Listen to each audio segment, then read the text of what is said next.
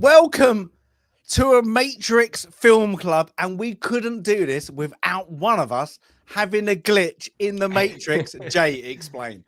Yeah, I wish I could. Honestly, I have no idea what just happened. My PC was completely bugging out. I blame Agent Smith. I don't think he likes us talking about the Matrix today. That is brilliant. Like you couldn't time that. Yeah. Literally, we've not had anybody who's had technical issue after 8 p.m. like our time, of course. It's been it was quite amusing, and it literally I like to understand, like the only way I could understand. Sandy, what did we hear? We heard a waterfall. Was a machine gun and a waterfall. That's what it sounded like. That is what it was. So it and was I couldn't hear anything, so I have no idea what that was. it was like first time, and then almost kind of like that sound that you hear when you that they play for like the Matrix, that electrical buzzing sound. Yeah, it was. Yes. Yes. Yeah. So yeah. Well, there you go. So we are doing the Matrix. We had a glitch. So that was funny. It was like we were like, okay, me and Sandy are just gonna talk. Do we have to do this like live on myself? And it was quite funny because nobody saw this, of course, backstage, but Jay kept on popping in, but like, hi Jay, and then popping out. Like, popping in. So yeah, it was a true glitch. But the Matrix. Now I looked on it, Sandy. This was your pick, but we all gave it the top rating. Oh yeah, our film club rating score. So I think this is one of the ones that I think we've had. I can't remember which other one we've had. That we all gave ones. Godfather. Godfather, yeah. Yep, that's another one. And Star Wars. So, okay, yeah, okay, yeah. Yep, so this is our third, yeah. This is our third. So this is now I'm guessing there isn't it's 1999. I'm guessing, guys, if you're a bit of a film geek, even if you're not, people have watched this. I'm guessing so we can do high spoilers, everything. I've got a lot of yeah. Now, when I was doing as I do normally, I've got the screenshots, blah blah blah. There's so many iconic shots. There's a lot of iconic shots, and I mean that like it's very well filmed. Let's say that I like as we can go, we'll go into it, of course. But I was like surprised, like when of course I've seen it so many times, like both of you, is when I had to actually I'm going to take the clips, and I was like, oh, that's a clip. That's leading up to that clip. That's leading up to that scene. And you're like, it's so like, you're like, oh, that's a gift. That's a meme. It's like, iconic, right? Yeah. It's iconic. Not just the scenes, the we'll talk about words and, actions and moves and techniques used in the film. This was really a landmark, and it holds up. So I think as we talk about the film, this is 1999. All the effects were 1999. This holds up much better than so many other films made at the same time. Well, you look at this. This is a point in time where we're for film. This is still green screen coming into. They're just developing digital. So this isn't digital as like 5 years digital going on for like this is still. Practical. Raw, practical with green screens have to be done afterwards. And then, so this is like when I watched it, I was like, oh, it's a bit shady. Let's say that some of the things, but does it take you out of the environment of the film? No, it doesn't. You expect more because we've been like kind of lucky that we've gone through the digital age, of course. What I think this is a very good movie. Sandy, that you might probably agree, and Jay, is like, this is like 1999 is probably the end of analog. This Yeah. is now 2000, you know, with the scares and all that, like Y2K. Now we're going into the digital, and I like that.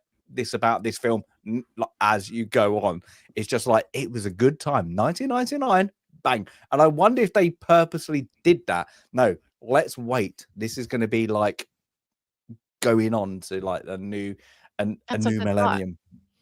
Since the book was written in 1984, shockingly.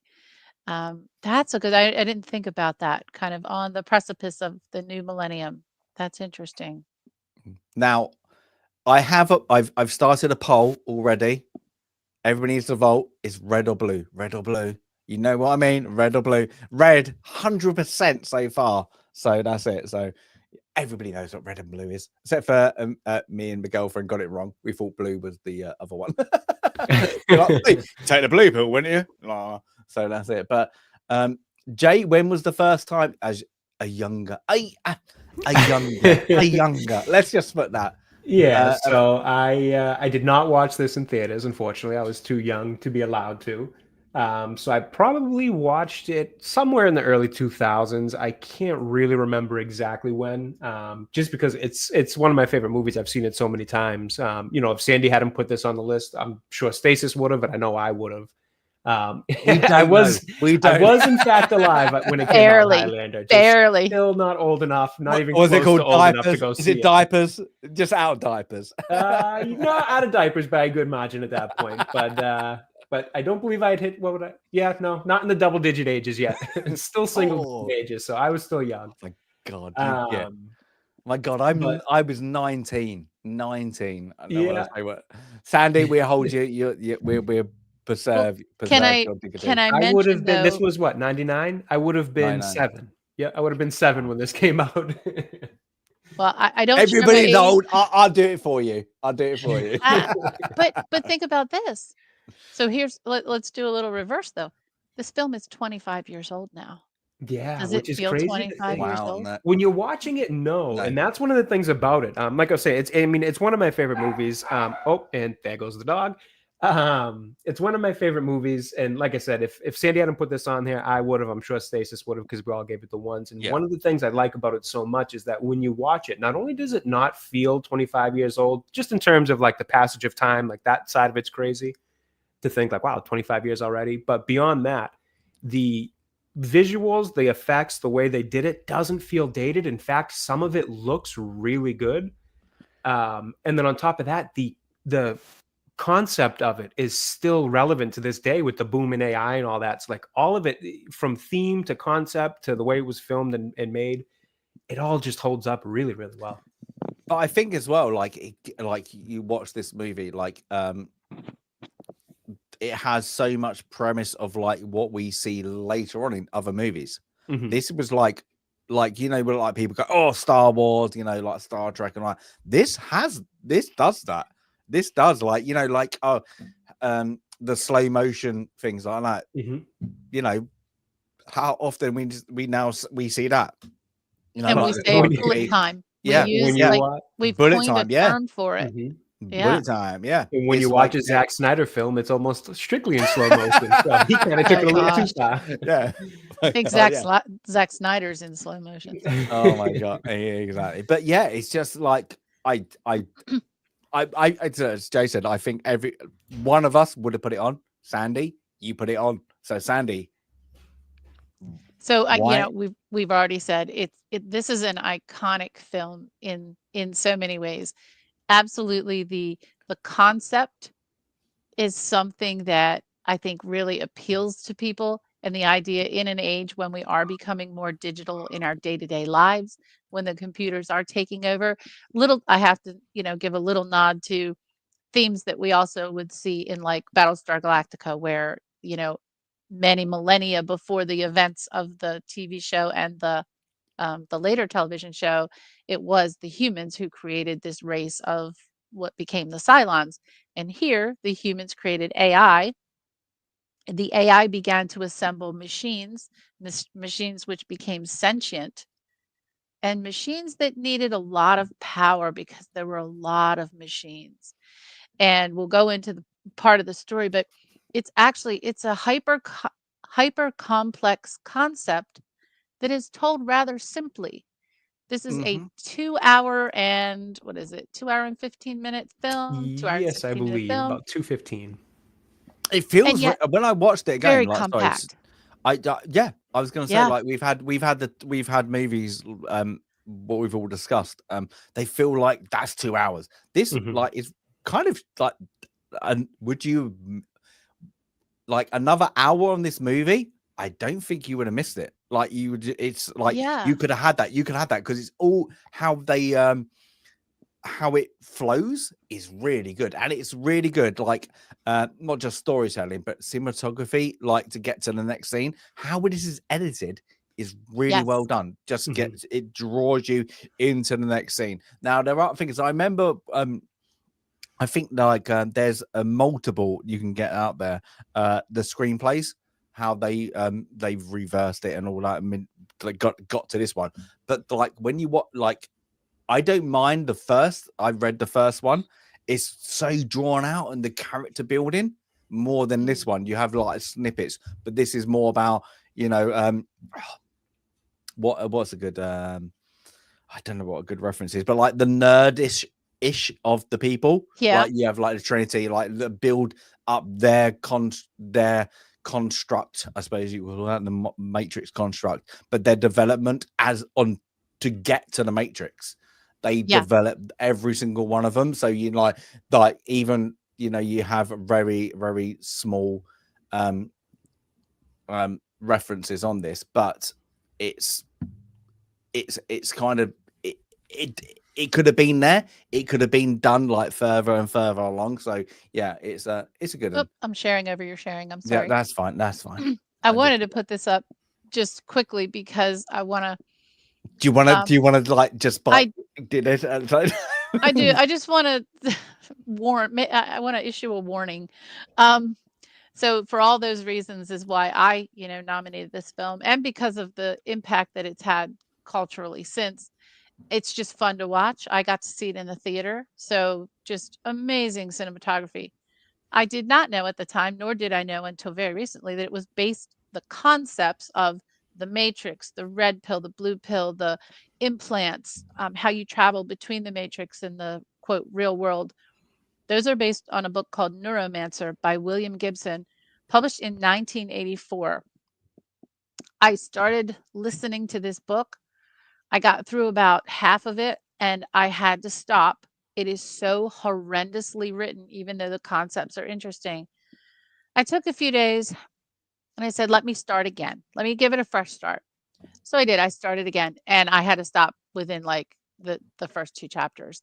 Um, this is what I'm amazed that whoever picked up this book, whether it was the Wachowskis or someone else that said, hey, these are great concepts, I'm amazed that this was found because it is so bad. It's just poorly written. It's all this choppy dialogue between characters. It is not the story of Neo and Trinity and Morpheus and the Oracle. It's not that story about the one. It's a different story set in the same setting of the Matrix and the entire concept of what the matrix is and how it is and all the terminologies in this book. I do not recommend this book, but for those who are super hyper matrix nerds, I suppose you need to know about this book to know where it came from. And yeah, Abe, there are other sources that did play into what evolved into the matrix, and the Wachowskis made the cast read all of them, I was including about to say that Jade came up with that fact today. Like she yeah. actually, so yeah, like, and then I think it was Laurence Fishburne read it and Carrie and Moss went, no. Just Like, just and there go, was I some don't. philosophy book that had Mm. to be read and something on AI, and, so they really did kinda dig into it, and, um, but again, the result, I'm even more amazed at what the writers, directors, cinematographers could do with the material because it's a heavy concept, and I give the film so much credit for being able to take that concept that maybe everyone, not everyone, but maybe some had in the back of their mind, like what would happen if the computers took over? What if this isn't real? What if this is all a holodeck, right? What if we're all on the holodeck? It's hard to It's very convey boring that. holodeck for us. Yeah, Most people yeah. it, It's hard to convey that, and they did it, and they did it Yeah. so well that it impacts our entire culture. I thought the performances, and now this is what I say about these performances. These are interesting performances. I like Keanu Reeves, but Keanu Reeves his acting is always very wooden to me. And he wasn't their first choice. Oh, so who was the first choice? Will Smith. Oh my you gosh. know, that's right, because just recently I saw some tweet or something going around that might have been from him where they were where it was something along the lines of like Matrix style writing, where they were kind of describing that, where it's like, oh, back in whenever it was the Wachowskis wanted Will Smith and something. So it is almost alluding to the idea that maybe they're doing something else with it that will finally have Will Smith. Okay, but this is going to be even. This is going to be a great chat. You have to get really involved now. So what they showed Will Smith, and this is my girlfriend giving this, but I knew what the movie was that he did to turn it down. Yeah, but apparently they did the floating kick scene or whatever like that, and that's we can do that. What then turned out to be Trinity doing it. But what was the movie that Will Smith did instead of the Matrix? Do we want Chad to try to answer it first? Yeah, I'm kind of we're giving a couple of seconds. I'm curious. Like I believe Sandy, I do you know? I could be wrong. Sandy, do you know? I don't, but now because you're saying it that way, maybe it was one of the bad. Maybe it was one of the bad ones. It's not one of the bad ones. Definitely wasn't a good one. I would say if anybody had to do it, it would be in their top. Probably top, because you're going to go for blockbusters. Probably top 30 of all really bad movies. It is really bad, but a great cast. That is the problem. It's a great cast. It's set in the West. Oh, it's not that terrible Ken Branagh film. That's the Ken Branagh film. Wild West. Wild West. Oh my! Well, he couldn't say no to Sir Ken. You know, you can't say no to Ken Branagh. Come on. Oh my God, that movie. And in theory, like you said, I can't understand why he took that instead. That's crazy. Because explaining this kind of theory of this movie would be tough to get by. And then, of course, good cast, blockbuster support behind it in terms of studio financials for Wild Wild West. I get it, but yeah. Like you look at the cast of Wild Wild West. That is great. That is a singing cast. That is a singing cast. You look at Matrix. You got, let's say, Will Smith, and then you got the other supporting cast. Like only Laurence Fishburne had kind of done bit parts. He's not what we know him as now. Like he was still a really kind of an unknown. The rest of them, they're gone. Then they're unknowns. Like Hugo, Carrie. They're not known what they're not. They're not. He's not an elf yet. She's not what here. I mean, Hugo was a stage actor, as most of the awesome British actors are, but not known here at all. Yeah, and then you've got like Kenneth Branagh, Will Smith, Salma Hayek, and and a giant medical mechanical spider. But it was like a good I hate to say it, like the concept of the Wild Wild West, beginning of that, I like it. Oh, they just went, we're just going to take a fart and then we're just going to put stuff. We'll forget about it. That is not on our will. It will never be on our will unless we did really, really bad movies. It is terrible. But then I look at Will Smith, like then the whoever, I think Warner Brothers wanted Warner Brothers, then Warner Brothers. Johnny Depp, Brad Pitt. No, see, that was the next two. So then I was like, "Oh, can I see that?" No, and then it finally got down that the what was Wachowskis? Let's call it the Wachowskis. At a moment, then they kind of went, "Let's go for somebody who is kind of a bit more dry acting, and they pushed for Keanu. And I like, as we said, Keanu Reeves, his acting ability is one to be one for the histories. It's limited. It's limited. It works in the right settings, but not great. This is like, but the thing is, like, it works in this setting.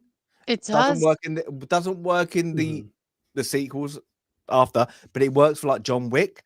Is where he's acting but not acting, if that makes sense. Because in this, he's not really acting. He's like experiencing what it's all in his mind. Yep. Yeah, it's experiencing what the audience experience. So if you had like Johnny Depp, would be awful. He would have been awful.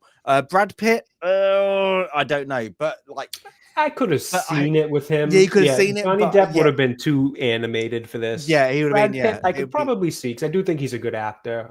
But yeah, something about Keanu's, like you said, it is a bit wooden, but in a movie based off AI, and I mean the rest of the cast is fairly wooden as well. Like it's it's not like Laurence, and I think that's the direction the Wachowskis must have wanted, because Carrie-Anne Moss's character, the only one who shows a lot of like kind of character to their emotion is really, to me, I think Tank and Mouse. They're the only two that really have a little extra. And even the guy who portrays him, I can't remember the actor's name. Cypher, Joe Pantoliano. Cypher. Oh yes, Cypher as well. Yes, but he's probably because they're of the only ones that have much kind of animation to their acting. The rest, Carrie-Anne Moss is very, very wooden. But again, I think that's by design, given that the nature. But also by you look at what the story is with the portrayal. I know we're going to jump in forward chat, but with the portrayal that happens, you've only got really the portrayal between three, like the brothers and then Cypher. So they actually have to act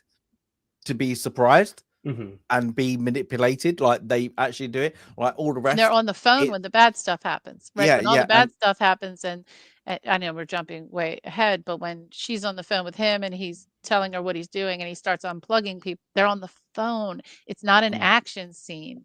So it is all the action is awesome and overwhelming, but those important character scenes are all very subdued for a reason. So I do get it. I get, why their acting is the way it is. Obviously, and Hugo Weaving is probably the most subdued. He talks in the same time. I can't. Yeah, but his acting's really good. It's like he does get the intimidating. Yeah, he gets all that across.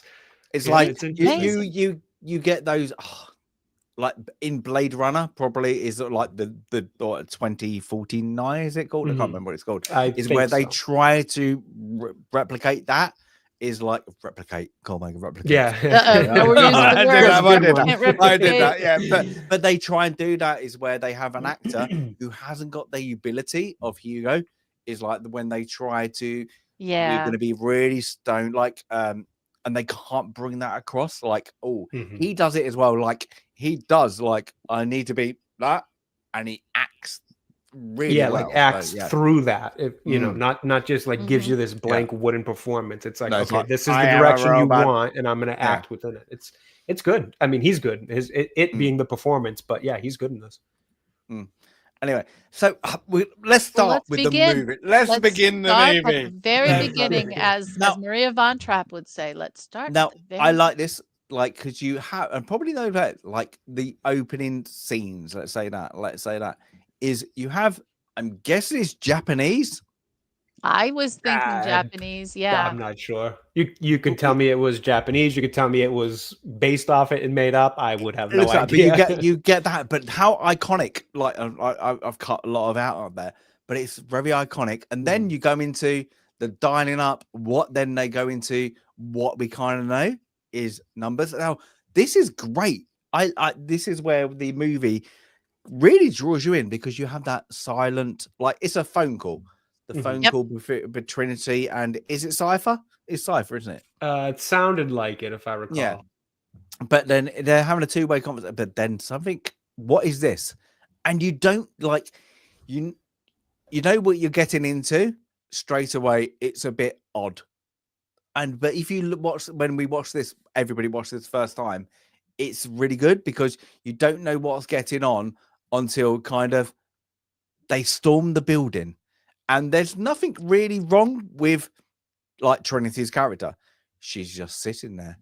What is wrong? Like, and if you actually even go further into it, it's one woman against a whole, let's say, SWAT team. And I kind of like that because you build up, like, even to like, they all storm in, there's a building, you've had this insight onto it, and like, you're like, but she's not going to be called trouble. And even then you get to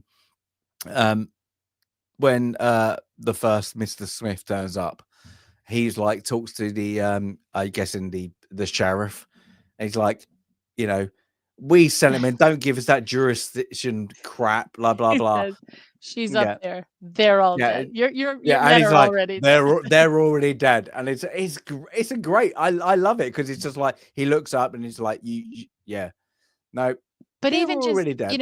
the camera pans Mm, outside the building and back yeah, in, and the combination of the darkness, but just some neon signs on the buildings, and then that green filter that this whole yeah, movie is in, it kind of like it's kind of a noir, like, there's so little color except the neon signs are popping. It's so sharp, like, I don't know how to describe, like, it is very and I got to see it in the theater, yay. It's just so visually appealing. It just sucks you but that's in it. Like the right filters away. between the real world, what we're going to later, the real world, and the Matrix world. They do, Mhm. the filters are great because they give like, say, like green color, but it's not green, a lot, and then a lifeless color in the real world, like they're really pale. It's like it's Mhm. clever. It's another, like, just a really put a filter on it. Filled Now, up. this is one thing that may age just slightly. So perhaps for Jay and some of the folks in chat, perhaps they don't know what a original green screen was. Mm, And in the old computer terminals, not that I ever used or saw one, letting you know, like that my mom would have used in her job because she was a programmer. You would sit at a terminal that had oh, yeah. they were all the letters that's why the letters and numbers Mm. Mhm. in the matrix But you trickling down, that's why they're green, but people don't remember those old Well, you get that in terminals. a moment. You get that later. Like, I did take a screenshot because I think it's funny. Like, we're going to like the computer age as it is what what we see, but then we kind of get like 88, like Carrie-Anne, they go up there and she kicks ass, and this is the first where you're like, that's not normal. And I think when you first watched it, you're like, what's going on? Like, she does moves like this, like floating, and they like, um the pause, I suppose, like the slowdown, Yep. the matrix, Stopping time in a way. yeah, it's slapping time. Like, so this is where it gets like, she kicks ass. Let's just go like quickly through it. She kicks ass, literally destroys it, all the policemen there, and then now she gets on the run. She has a whole over the roof scene to do this, and then Well, before like, she gets over the roof, though, when she's on the phone with Morpheus mm, and he says, "You're surrounded, there's yeah, agents," and something to her, she's like, "Ah, or damn it," or whatever. And Morpheus says, in the most calm way, "You can do it. You have to do it. Run fast." yeah, Now Morpheus, like, this is where you get that Morpheus leadership, which is somewhat a tiny bit like we've talked about Captain Sisko recently. Captain Sisko would be incredibly encouraging and calm, and in this moment, maybe Morpheus thought, "Oh, she's done for." But I have to tell her, "You can make it. You can get out of there. mm, Run fast. Be calm."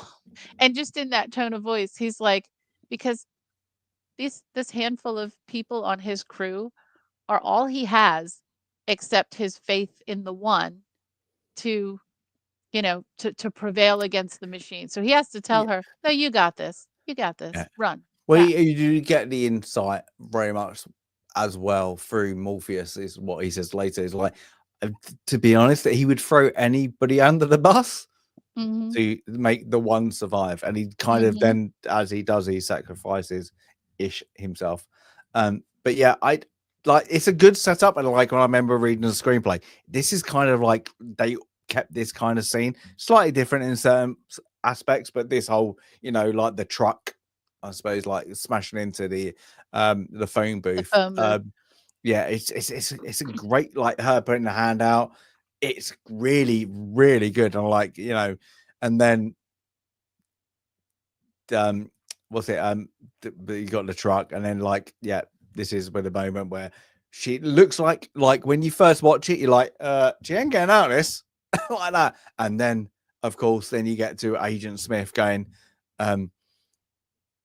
doesn't even contemplate, like never ever says, let's say this, like, oh, she's gone. It's just like the informant is correct. The informant is real.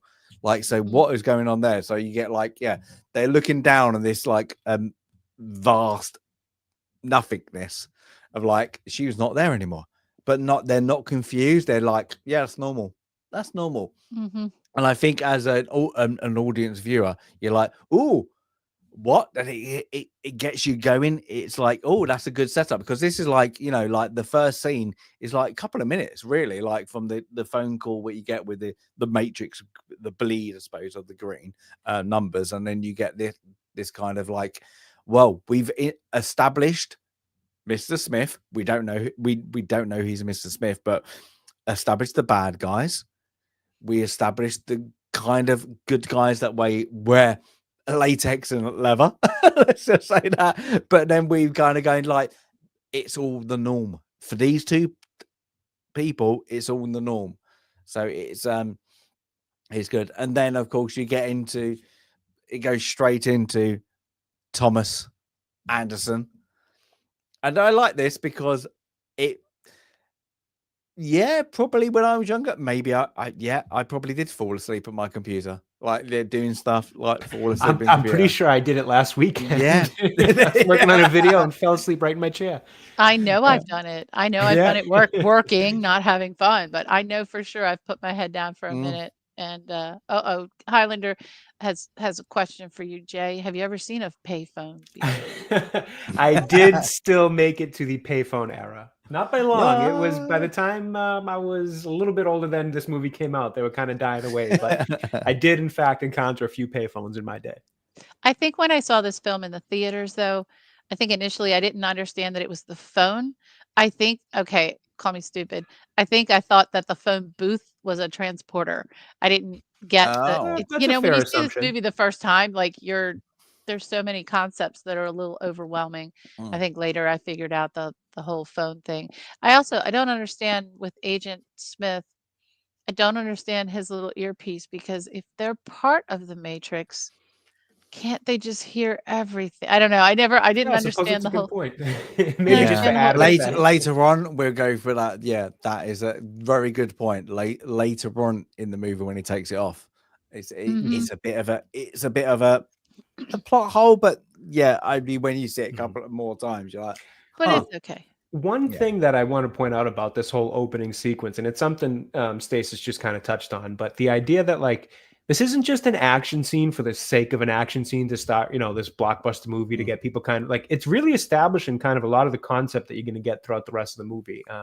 It's not going into it in great detail. It's leaving you with a little bit of audience kind of trying to figure out exactly why she can do these moves and what this phone booth meant. And like Sandy just said, I mean, is it the phone booth that teleported her? Like, what was it? Like, you're still trying to figure things out, but it does a pretty good job at being obviously a good action scene, but also just kind of laying the groundwork for the world, the lore, and what's coming next. So I never really noticed that before watching it this time around. Because in the past, you just kind of watch it for what it is, which is a great, fun movie to watch. But with an analytical eye, a little bit more open this time, it was interesting to see how like efficiently and well they were able to kind of set that stuff up while delivering a good action scene versus, some other movies nowadays, or even between then and now, that just kind of give you an action scene for the sake of, we need some explosions, we need some action, we got to get people, engaged into the movie just from that standpoint, versus like, no, we're going to actually do something with this action scene. So credit to them on that. It's just one of the many reasons why I love this movie. Every little nuance, I suppose, like literally every point was really good. I think I froze, haven't I? I'm seeing, yes, I am seeing a freeze. I'm waving my arm. Yep, Okay. we can hear you, but we Cannot can't see the arm waving. Let me see what happens. I'm telling you, the The Matrix Matrix does doesn't not like like us it. Oh my God, Yep. this is exposing them. Yep. Oh my God. The Matrix Okay. does not like I'm us talking about gonna this see movie what's today. yeah. Oh my God, this is literally a Matrix. Oh my God, what's going on? Okay, guys. I hope you're don't not having know. deja vu. Where's your, I where's know your this is tortoise? gonna be literally. Is it gonna Where's the walk black past you cat? twice? This is bizarre. Oh my God, what is going on? Okay, that is bizarre. Let me just see. Well, I hope you all enjoyed the very last episode of Film Club. Because the Matrix isn't enjoying this. Okay, I'm gonna leave for 2 seconds. I'm gonna come straight back. All right, we'll keep talking though. So you know, I agree. You know, this action scene is here for a reason, and it does so much. And you even get, you know, in that very first conversation on the phone, that one little line that Cypher says, "You like watching him, don't you?" You know, there's something there. You know, Yeah. there's going to be something there.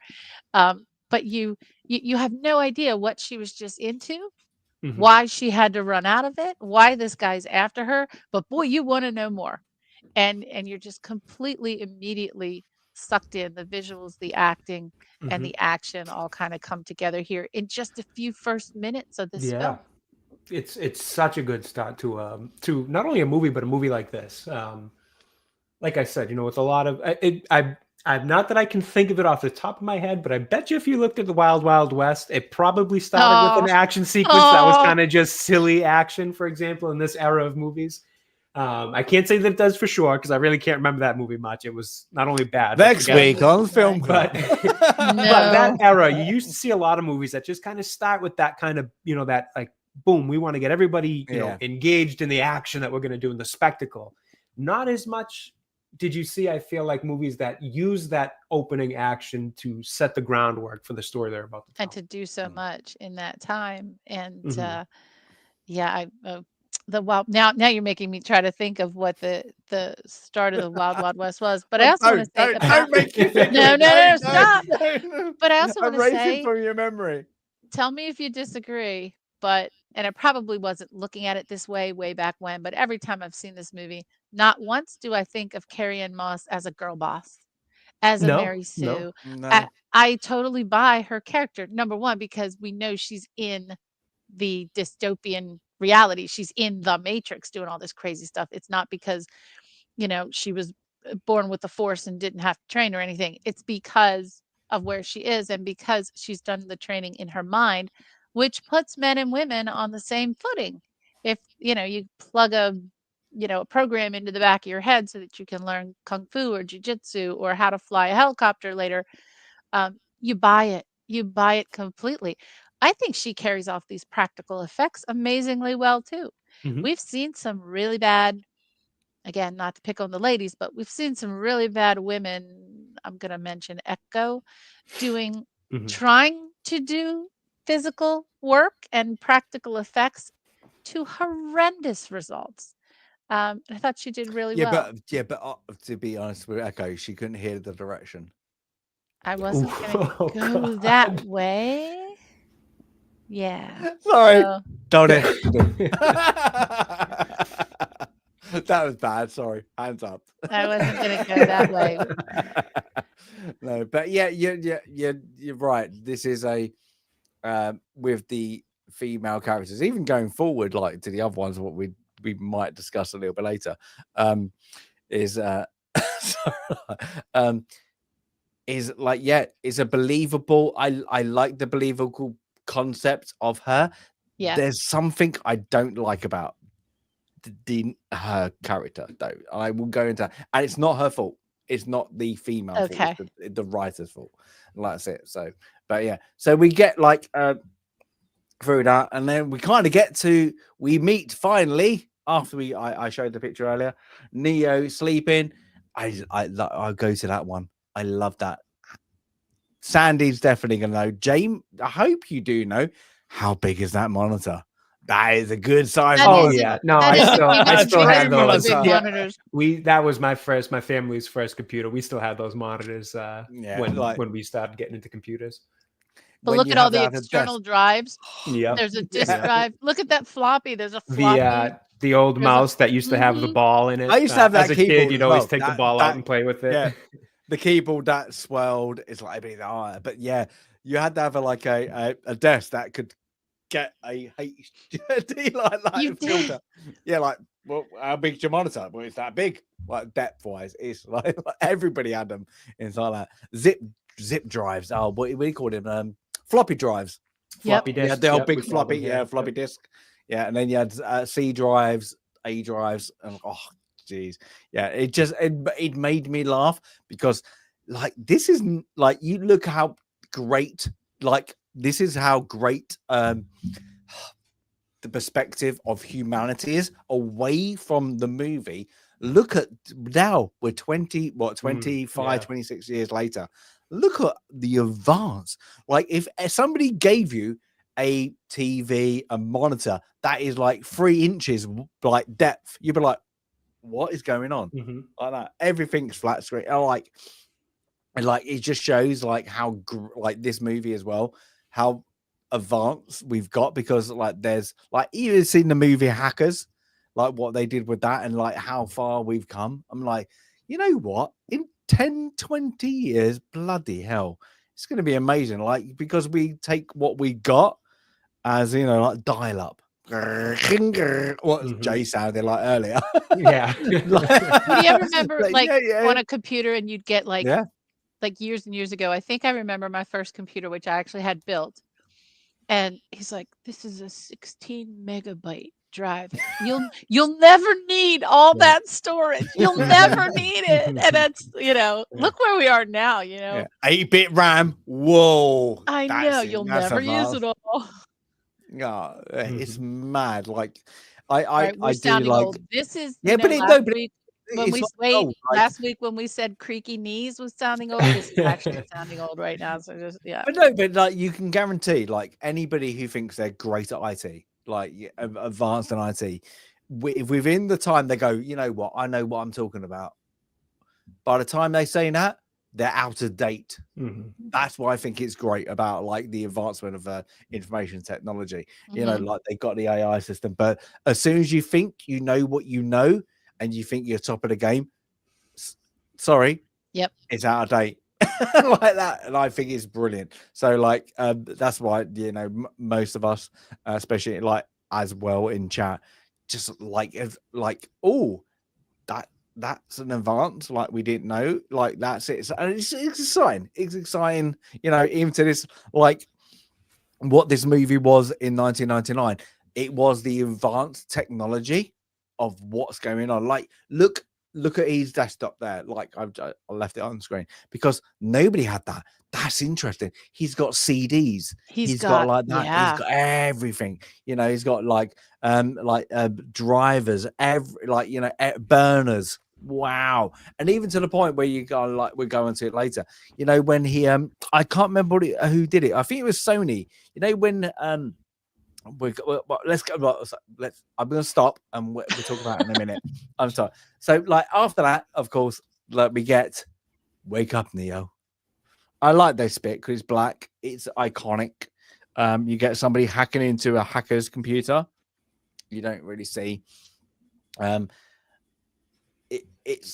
It's good like that. So you get like, and then of course the White Rabbit. But I'm just going to like pause for 1 second and actually say that. So what he gives him, like the mini discs, and this is a fouled thing. I'm sure it was Sony.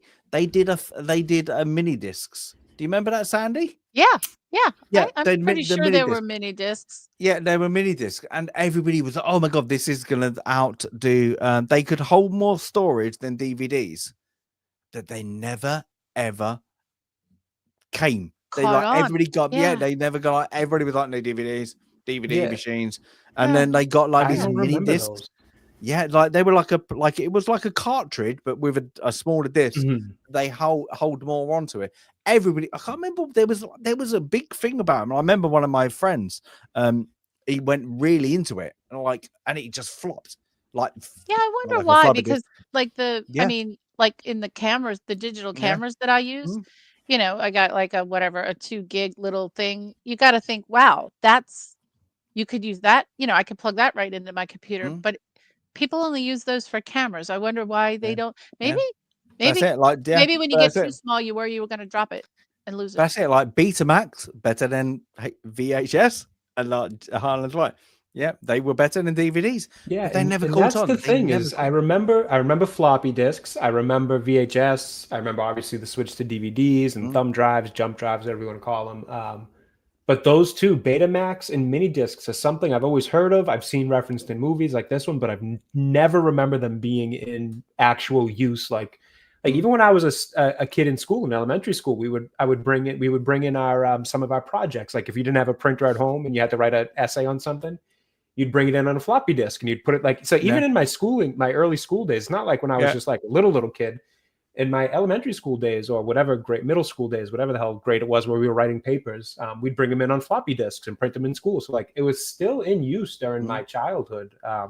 But things like the mini disc and Betamax, those I heard of them, know of them, but they never got into common use for me at least. It's very bizarre because they were the superior technology at the time. But I'm guessing what it was is like maybe they were superior, but the application to do it wasn't. I don't know. It's very bizarre because I remember like everybody, like my like everybody had it, like from my grandparents had a Betamax, and then my friend having mini discs. They were like, "Oh, that sounds better.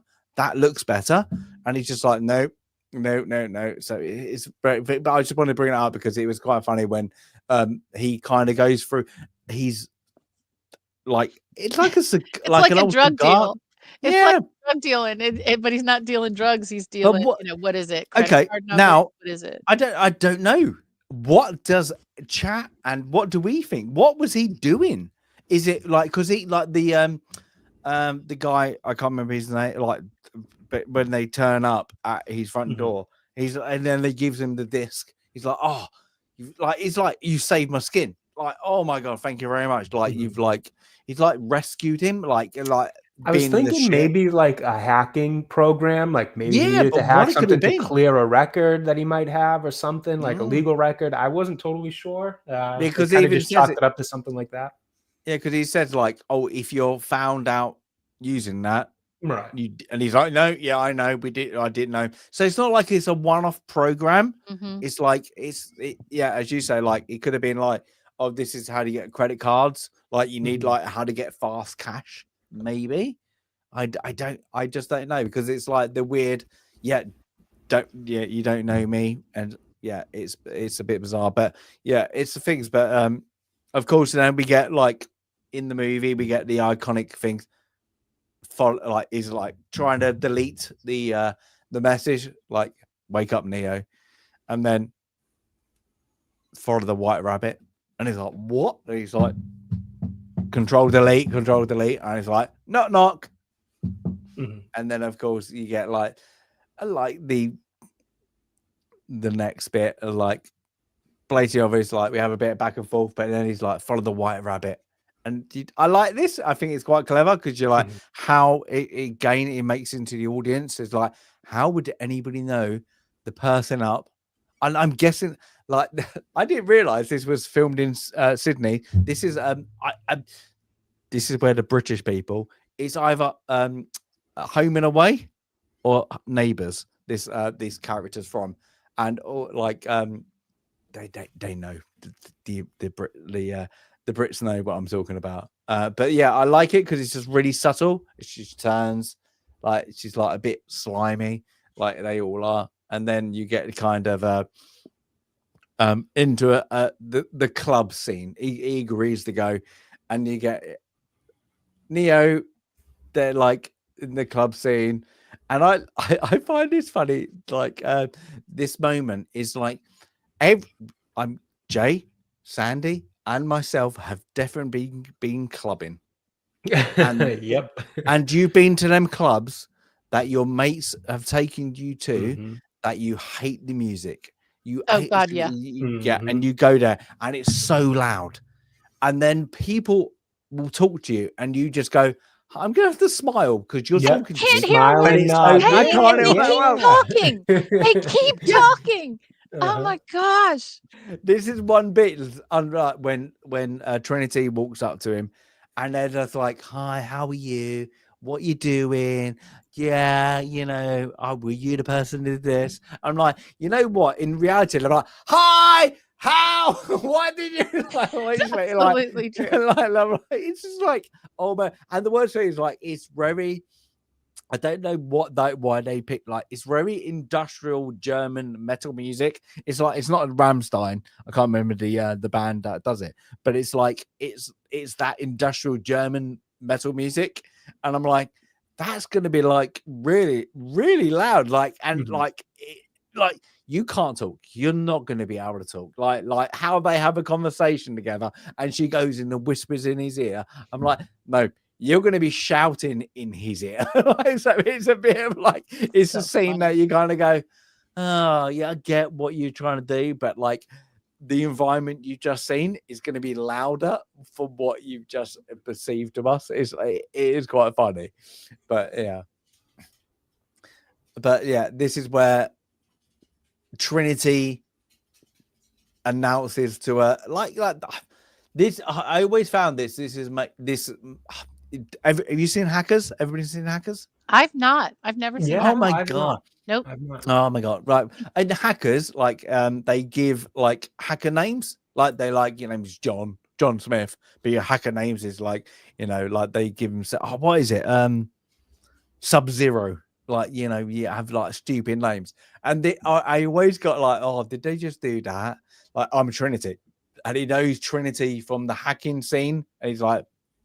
Is it IRS? I can't remember if she hacks, like something like that. And I'm like, and he goes, oh, I thought you were a guy. Most guys do. Yep, I like that. Like, yeah, yeah, it's like, yeah, it's a good saying. But then, of course, like, it then it's really abrupt. Like the Matrix has got you. It's very vague. I don't get at this point is where she just doesn't like. You need to come with me. I've been asking the question that you're asking. It's the question we're all asking. What's the question that we're asking? What is the Matrix? It's like, okay, can't you just speak English? Or just yeah. And it's like, well, even if she says that, like, you don't know what the Matrix is. The Matrix has got hold of you. But come with me now. Come with me now, and you will find out. No, we need you to have a good night's sleep. And then go back to your working environment. Go to work. Go to work in the morning. You know, one other bit, like who sets their alarm at 9:18? I looked at it many times. They're in like who has a job that's after 9 o'clock? I had assumed that was like he missed the first few alarms and was just snoozing. Snooze. I would say it was more unbelievable if I hadn't my own self snoozed for a couple hours before in my lifetime. Not for work, but on weekends and times when I don't really feel like getting up, but I'm like, oh, I'm gonna wake up at like 7 this morning to do this, that, the other thing. There's been some times I've snoozed all the way to 9 and just kind of like subconsciously without realizing it been hitting that snooze button. So I believe it or not, I could believe it. Yeah. It's just things. And then of course this I'm guessing this next scene is like to show that Thomas Anderson is, as we know him now, he's in a dead-end job. He's a slacker. He's a slacker and a hacker. He's a slacker because because he's in a software company that really don't appreciate him, and then they're like, even like, as you say, you're a slacker. Like the Back to the Future term is like he gets a bit of a reprimand from the boss, who's a bit of an absolute twat. Let's just be that's the politest way of it. It's like, you don't appreciate if you don't want to be, we'll sack you. And you're like, well, looks like he's really good at what coding is like. He's really underappreciated.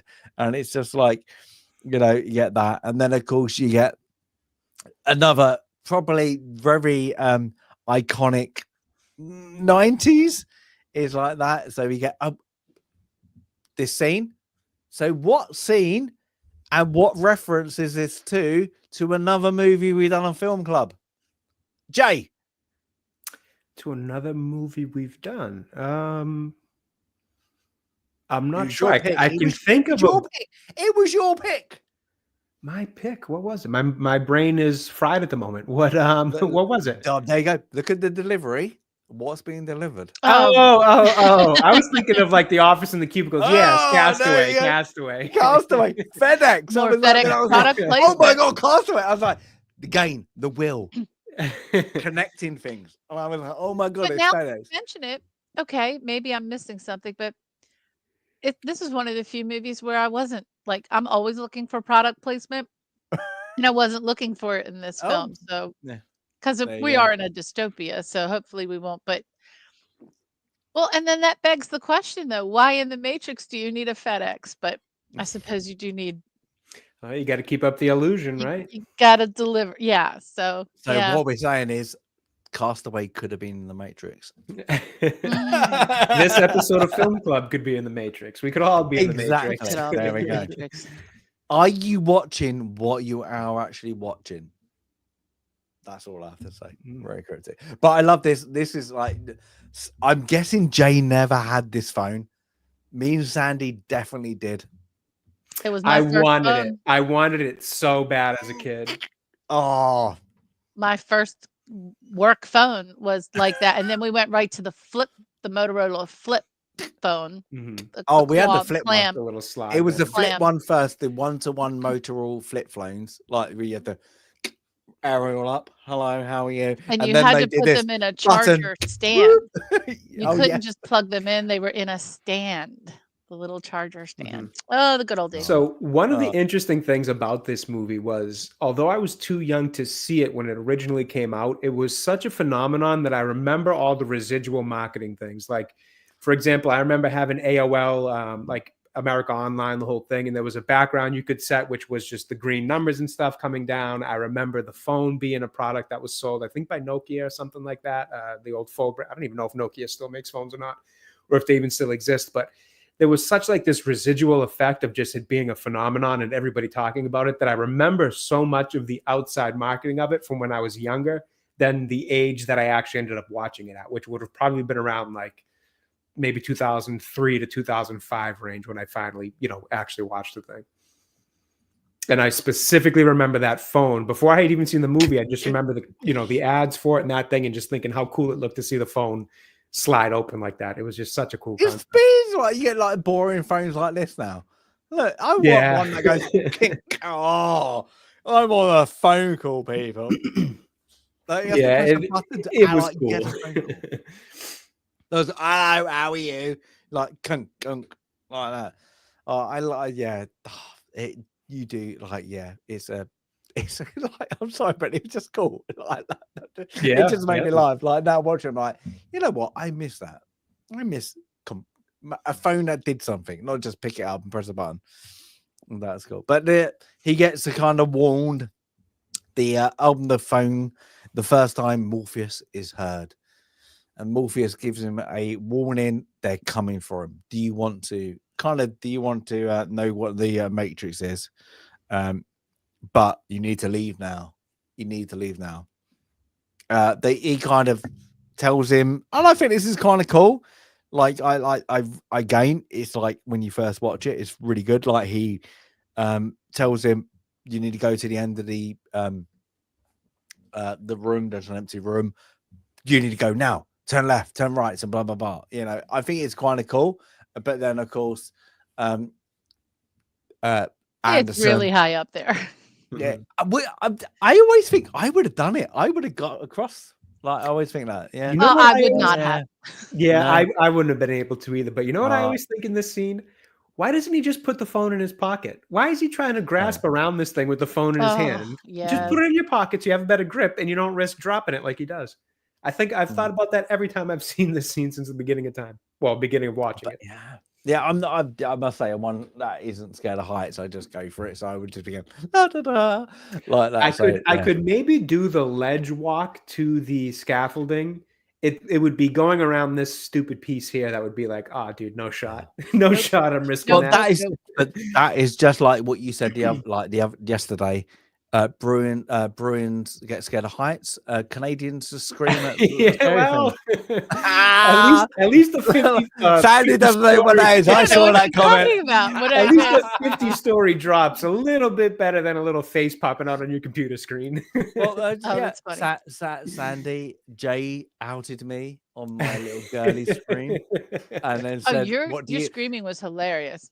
But he outed me and said, "That's what you expect. Somebody supports the Montreal Canadian Canadiens." fan. And Oh, I that's was great. like, "Ooh, Perfect.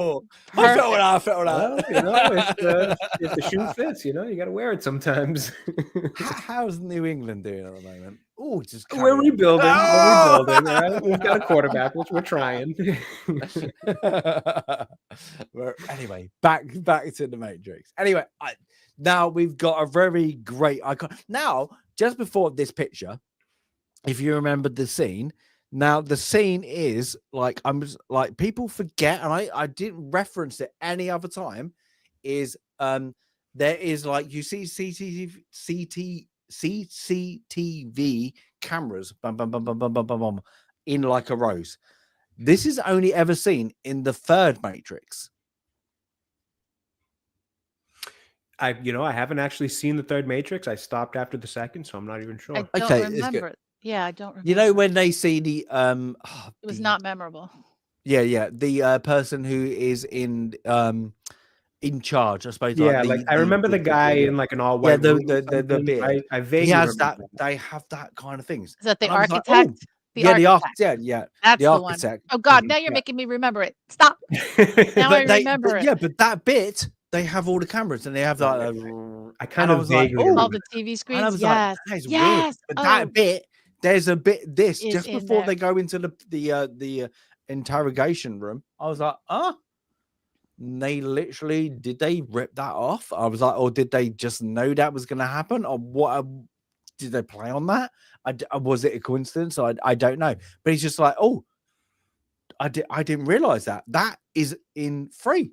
I was like, oh, that's weird. Mhm. Even though, yeah, please don't watch free. Oh God, What there do you goes think? Highlander again. I worry about Highlander. we always do. do. We think we believe every Saturday he's off his medication. So I really did. Well, I'm sure we'll talk about it at the end. I really didn't like 2, and 3 was just bleh. Like it was. we but talk about no, there's Yeah, only one Matrix. Did movie. either of you Mm. watch the fourth one, the one that was out in like 2021? Or No, we I couldn't even didn't remember bother. that there was one, did we? You did. I Jesus, you know. watched I it? watched 1/3 of it. Let's say that. Oh Yeah. gosh, That's how bad bless that you. was. Yeah. I just couldn't but even yeah. get into the second two, so I couldn't bother with the fourth. No. We'll talk about it at the end. We'll talk about that. It's that is the worst part of the. We'll talk about. Ugh. So yeah, I like. This is great because we get the Smiths come in, and we get the main Mr. Smith come in, and he's all like, "Mr. Anderson, we've been watching you," and he's just and it's just like, so hello, how are you today? Really boring, really like Mr. Anderson ties it off, does the paperwork and like that, and of course then there's like, I know my rights. Like he goes, we've been looking at you sometimes. And he's like, I'll give you the finger, and he's like, I want my phone call, and this is where it gets good. It's like, because we perceive what he's seeing now as the real world. Yeah. And it's like, what's the point of a phone call if you can't talk? And it's just like that moment when you get this, and it's just like the first time you watch it, went so creepy. So I actually forgot this image was in this movie. For some reason, my brain had me tying this to his Constantine movie because it looks so just creepy and kind of demonic. And when it happened in this, I'm like, oh my God, I totally forgot this. Like I remembered this interrogation scene, but his mouth closing like that, I totally forgot was in this, and would have sworn if you asked me to put my life savings on it, I would have said it was in Constantine. So thankfully nobody did, because I would have lost my life savings apparently in this one. Yeah, but it's great. I love this because it's just like you go freaking out. I always went when I was younger. I was like, oh, can you imagine this actually happened? Oh Like, yeah. oh, this is horrid. Absolutely. When you think, oh my god, like your mouth is like elastic, and then like you can breathe, but you can't call for help. That's the best thing. And then of course you get the tracker. And this whole scene, I've given this picture because it was the only scene probably and it was just like that crawling, and it turns into like a. Now, where do we think this inspiration came from? It's got to be Wrath of Khan. Battlestar. Wrath of Wrath of Khan, when they put it in the ear. Remember when they put I forget about that. The thing in the ear, and then they kind of take over their mind, and it's when Khan. Do you know what? I had nightmares after that. Oh, absolutely. Wrath of Khan, literally. Absolutely. Oh my god! Oh. And Jay's like, "What are you talking about?" Yep, never seen it. It's horrid. Never seen it.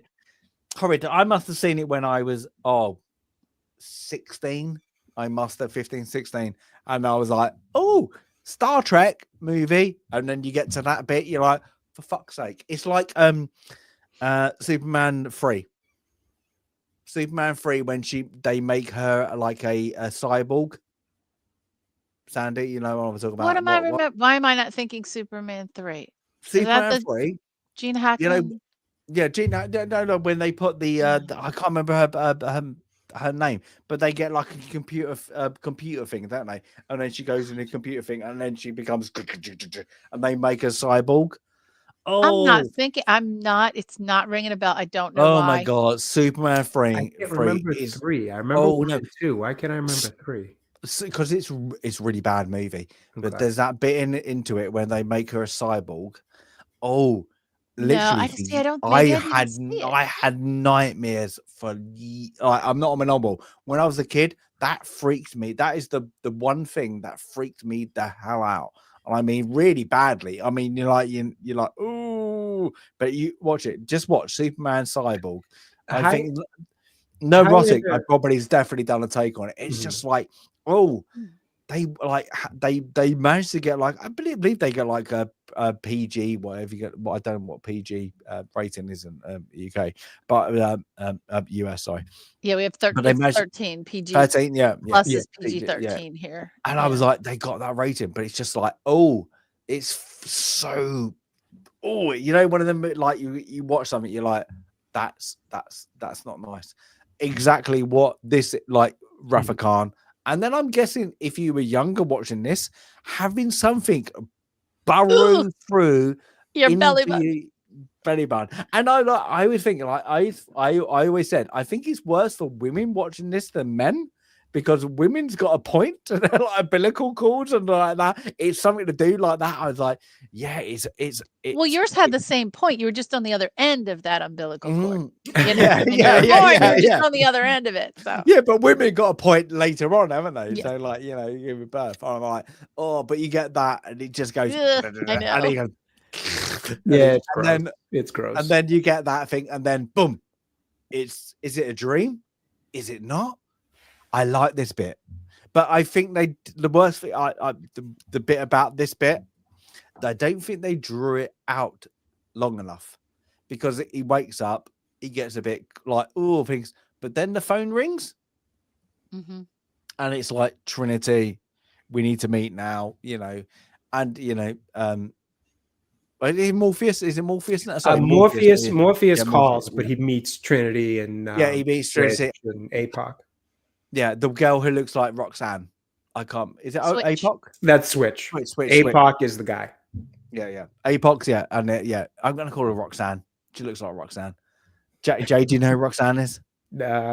Outside of stinging the police, no, not sure. Oh,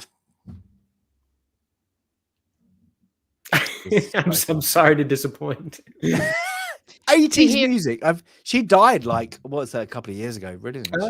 What's her song? I might know the song. I'm just not familiar with the artist. Oh, you got the look. You got the look.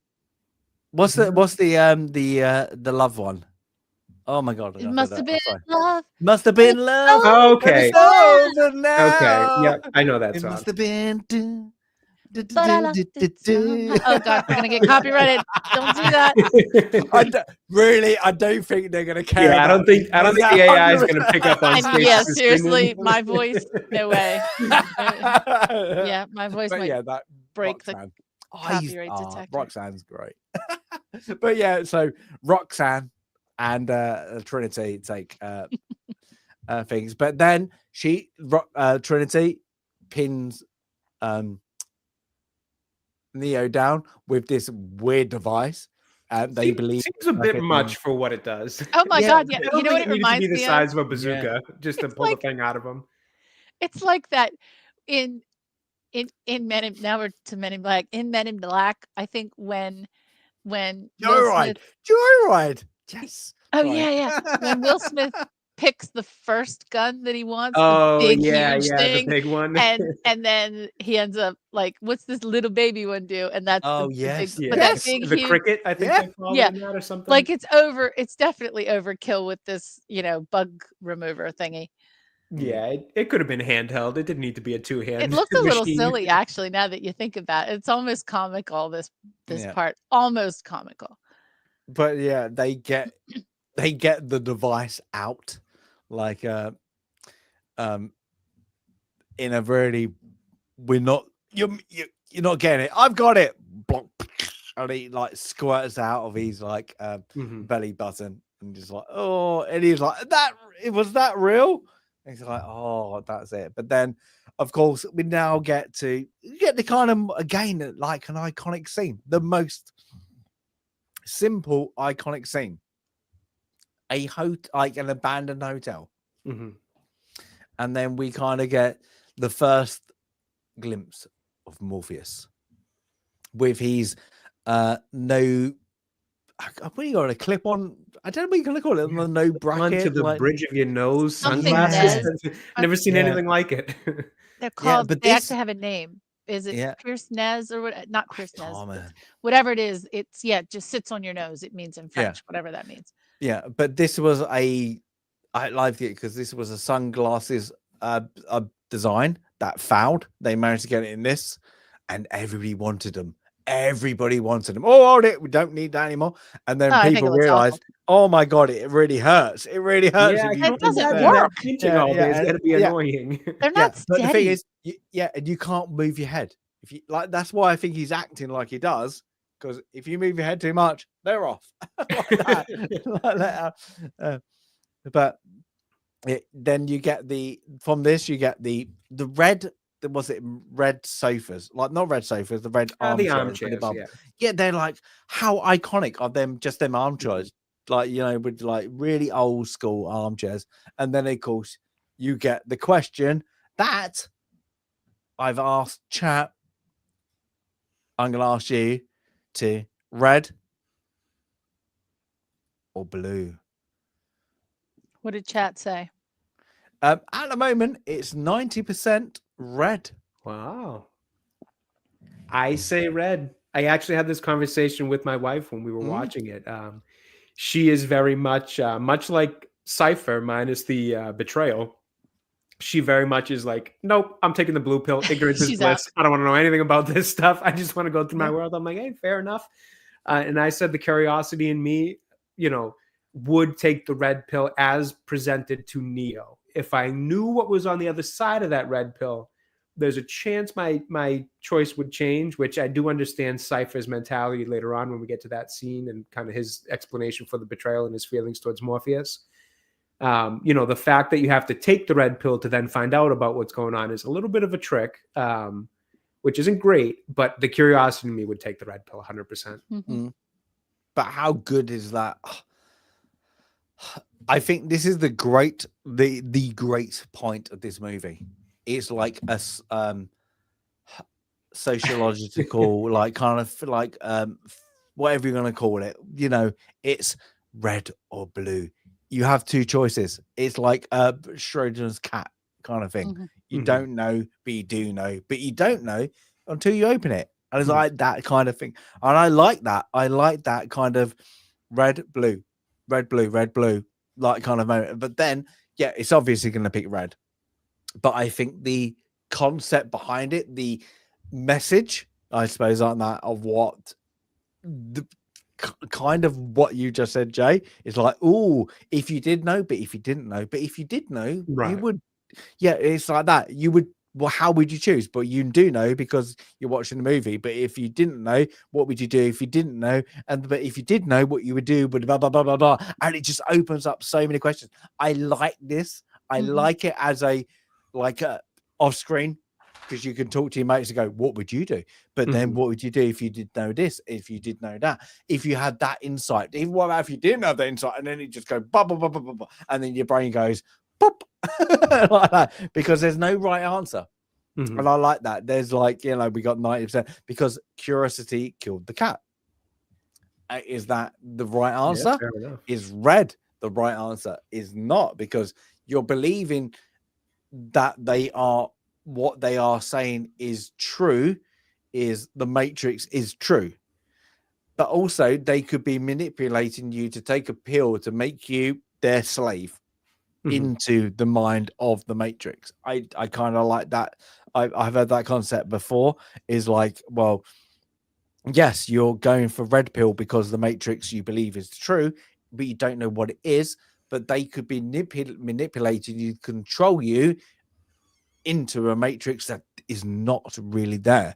They're just kind of a what the best way. Or they could be killing you. Like, why would you even trust this guy? Right? Yeah. But they could be doing like a Waco kind of thing. Like they could just be a cult of nutters. It's like it's like it's a great little ooh. And I like this because if you cut the movie now, oh, that's great. If you think about that and you cut it onto there, what is the movie? And I like that is to the movie. If you cut it, there's a lot of movies you go, oh, but what happens if what it is? So you get that, like, I like it. I just like that kind of make you gonna think. And I think this is great about this movie, is what it makes you go, hold it, what would I do? How would I perceive? And I think this is the cliffhanger for everybody who's watched this movie. You go, what would you do? And everybody's asked it. Everybody, red and blue, red and blue. And everybody now knows, is it red? Is it blue? Is it red or blue? So I think that is, it's a great question. It's a really good concept. Question. Yeah, but it's a simple question. I'm going to give you two options, just two options. And that's it. Carry on down the rabbit hole, or you leave. And everybody knows what the rabbit hole is. And I like that. They made it really great of like most people probably not have read Alice in Wonderland, but everybody knows, oh, if I say rabbit hole, you know what I'm talking about. Right. So yeah, I like it. I like it. It's just like, ooh, I like it.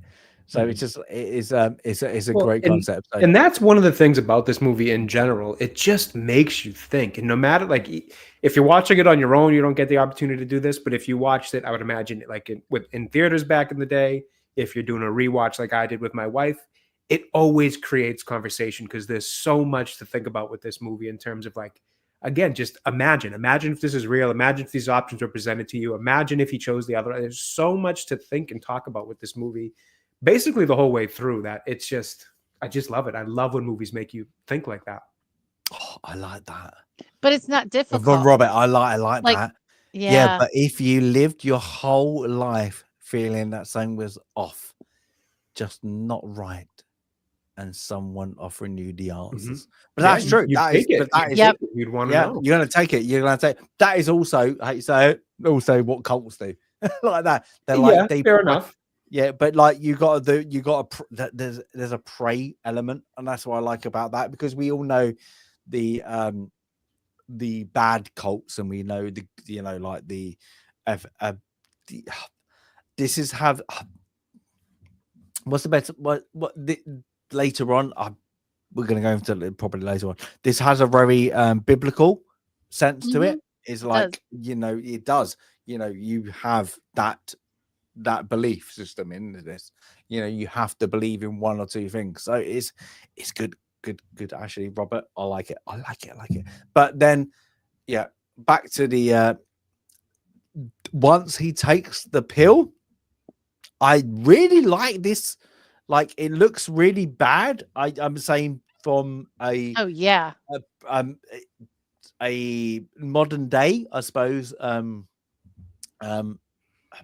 CGI effect, like with the mirror, blub, blub, blub, blub, blub, and he puts his finger in. It looks, and I was like, oh, it's the only part of. There was one other part, and it was so subtle, I didn't really care about. But this is probably the bit I was like, oh, it looks a bit. It did look a bit aged. It did. It did look a bit like it. Like they all going through, and then you got the kind of, I suppose you call it glass, like when he touched it and he's like, oh, what's going on?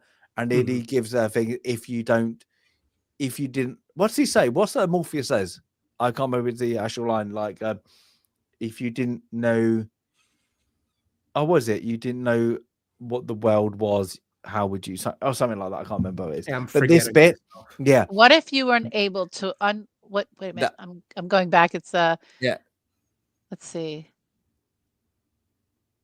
Yeah. Saying, okay. if you didn't I'm know looking reality, at I'm looking at the, what do you call if it? you didn't, if you didn't know what dreams they, yeah. Yeah. And I'm like, yeah, okay, you got that. But this, okay, this is the one bit of the movie I liked when I was like, now I'm like, oh, it's a bit aged. It's a bit aged. It looks a bit tacky like that. But I don't get this scene with the glass. I must say that, like, they could have did it a different way. I don't get the glass scene because you don't get it anywhere else, because the perception is they are in the reality of the Matrix, and he does that, like push his fingers through, and then that happens, but they don't. So I kind of got like he was kind of starting to be removed from the Matrix. Yeah. Right, because you can only go back into the Matrix now if you're plugged in, and so he's going to be unplugged soon. So I kind of thought maybe this is how you start to be removed from the Matrix, because he's going to be physically unplugged from the power supply in a second. So reality isn't the perceived reality he knows, so he can manipulate at that point. If that makes sense. I think this is the beginning of him figuring out he can manipulate things within the Matrix. But it also, I don't know, it does seem a little weird the way it takes over his own body. It almost, and it may not have been this, it almost feels a little bit like a display of kind of technology, in terms of like, this was something that they wanted to do because they thought it was a cool effect, but they didn't know really where to fit it. So we just wanted to kind of get it in here, type of thing. That's totally. It reminds me a lot of Terminator 2. Yeah, like that's kind of what I was thinking. I'm like, is this something they wanted to just show off in terms? Because like I don't know that it really does much for telling any of the process. The best I can come up with is agreeing with Sandy, where I do think this is his like waking up process and realizing can manipulate things within this world or whatever. But the way it just kind of almost seems to kind of attack him because he's in like pain and screaming and all this, I don't know. It was odd. I kind of just thought maybe this was just an effect that they wanted to show off, and they kind of just maybe it was like when this is where they put it. The pain and the thing is just more of like, what is going on? Right. I just couldn't understand. Or maybe there's like a mirror and perspective of reality type of kind of artsy thing they were going for. And I couldn't quite get it. Maybe it was just over my head, or maybe they had some real point to it, but it does feel a little kind of random. Yeah. But then you get the next bit. I like this because it's the interesting bit. You get the first glimpses of the real world. So you kind of get like he gets woken up in a murky pod.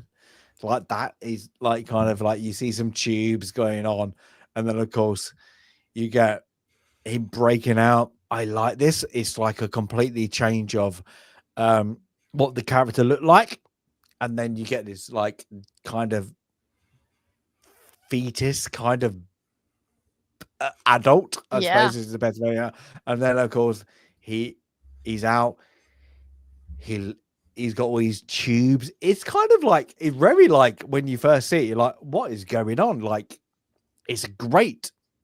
again, it's a great what's happened in this movie is a great another. Oh, click, let's go to the next scene. But this one's great because you go like, oh, hold it, this is not Keanu Reeves that we just saw a second ago. What is this? He's bald.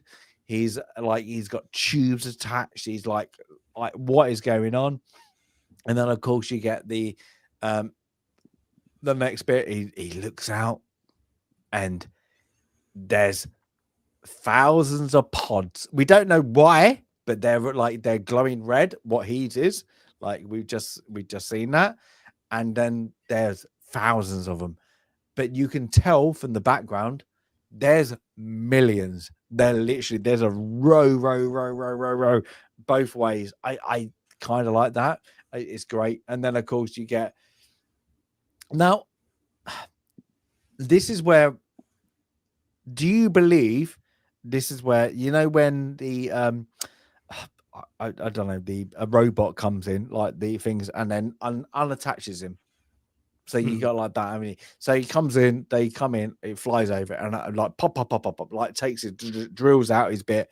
But why did they do that and then not try and reinsert him? Do you think that once you're disconnected, they can't reinsert you? Yeah, this is something I've never been sure of. I've always tried to figure out, like, is this robot potentially hacked by Morpheus and his crew, and that's who comes and releases him? Is this a robot that's standard protocol who sees, somebody woke up from their tube, this battery essentially, well, we'll find out that they're batteries, but this one's essentially no longer useless to us, cut it free, flush it so that we can, refill it with a different, human to put in as a battery. And that maybe the fact, because the whole point of this is they're trying to figure out where he is, like in that whole mirror scene when the mirror got, they're trying to figure out where he is in these battery towers so that they can get him. So then I'm like, maybe they're understanding that if he's in this section, if he gets flushed, he'll come out at this spot because that's where they pick him up. Like maybe they're more trying to figure out where he is in terms of where the flush will come out versus where his actual pod is to save him. I've never really been able to make up my mind on what exactly is taking place with that robot. Yeah, 100%, I thought that the robot it belongs to this, this big mechanism.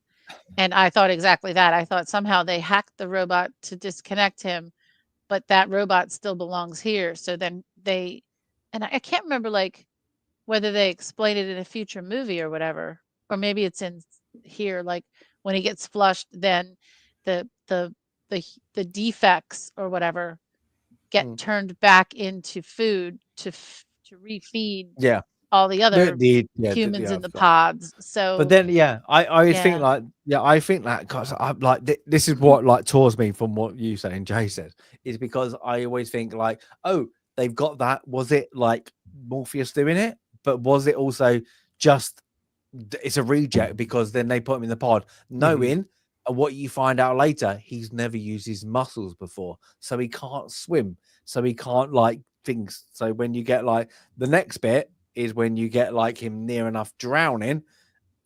Did they know that? So they know, it's an unworthy element to the battery supply.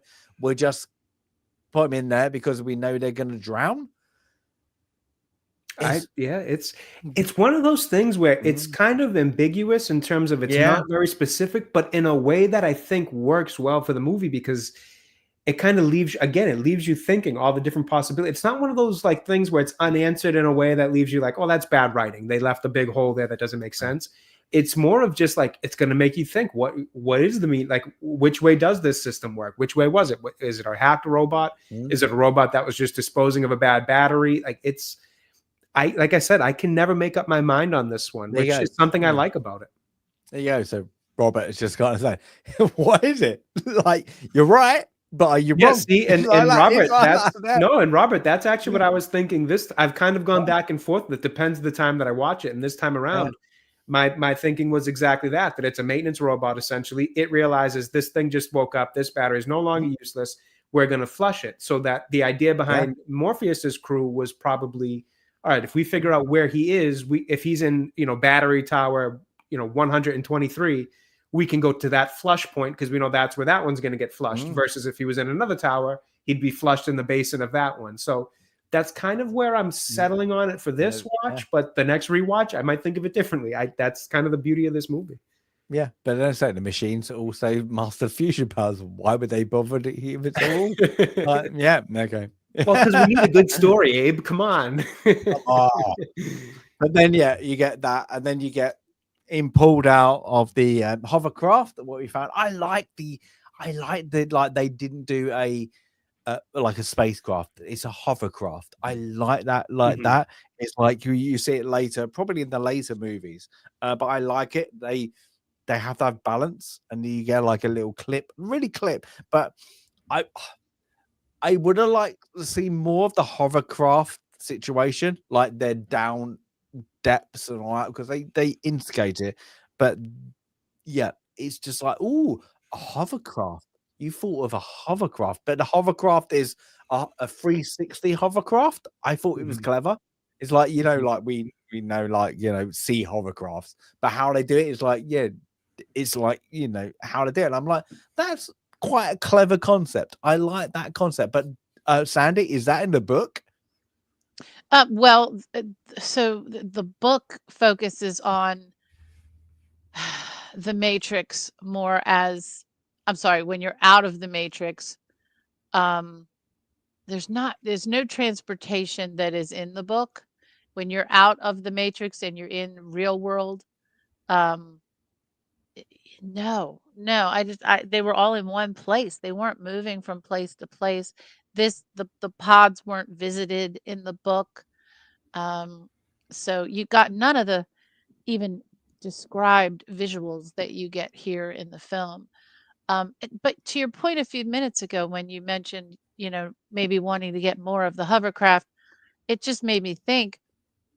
I didn't look in to see what might have been cut out of, the, the all the film that might have been left on the editing floor to get it down to this really tight 2-hour and 15-minute film. Maybe there were more scenes. Maybe there was a little more in this area where the pods are, but maybe it was cut because I think, and we'll talk later about all the awards that this won, but editing is certainly one that it won several awards for.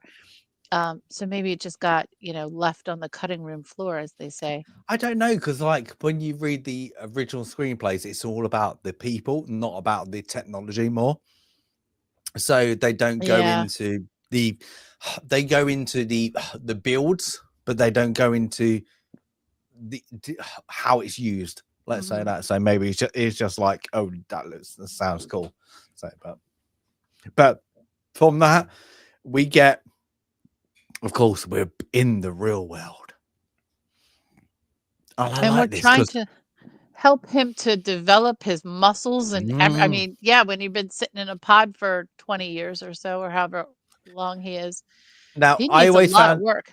I always found it because, like, I this is the bit, like, again, like, okay, I get what you're saying, but there's a bit where he's like he's doing this, is an infusion, I can't remember call it, like, whatever they call it, and he's like, why is my eyes hurt? And he's like, Morphe says, because you've never used them before. And I'm like, but you just did, and you can see everything around you. It's just like, oh, you kind of missed that point, didn't you? But I like it.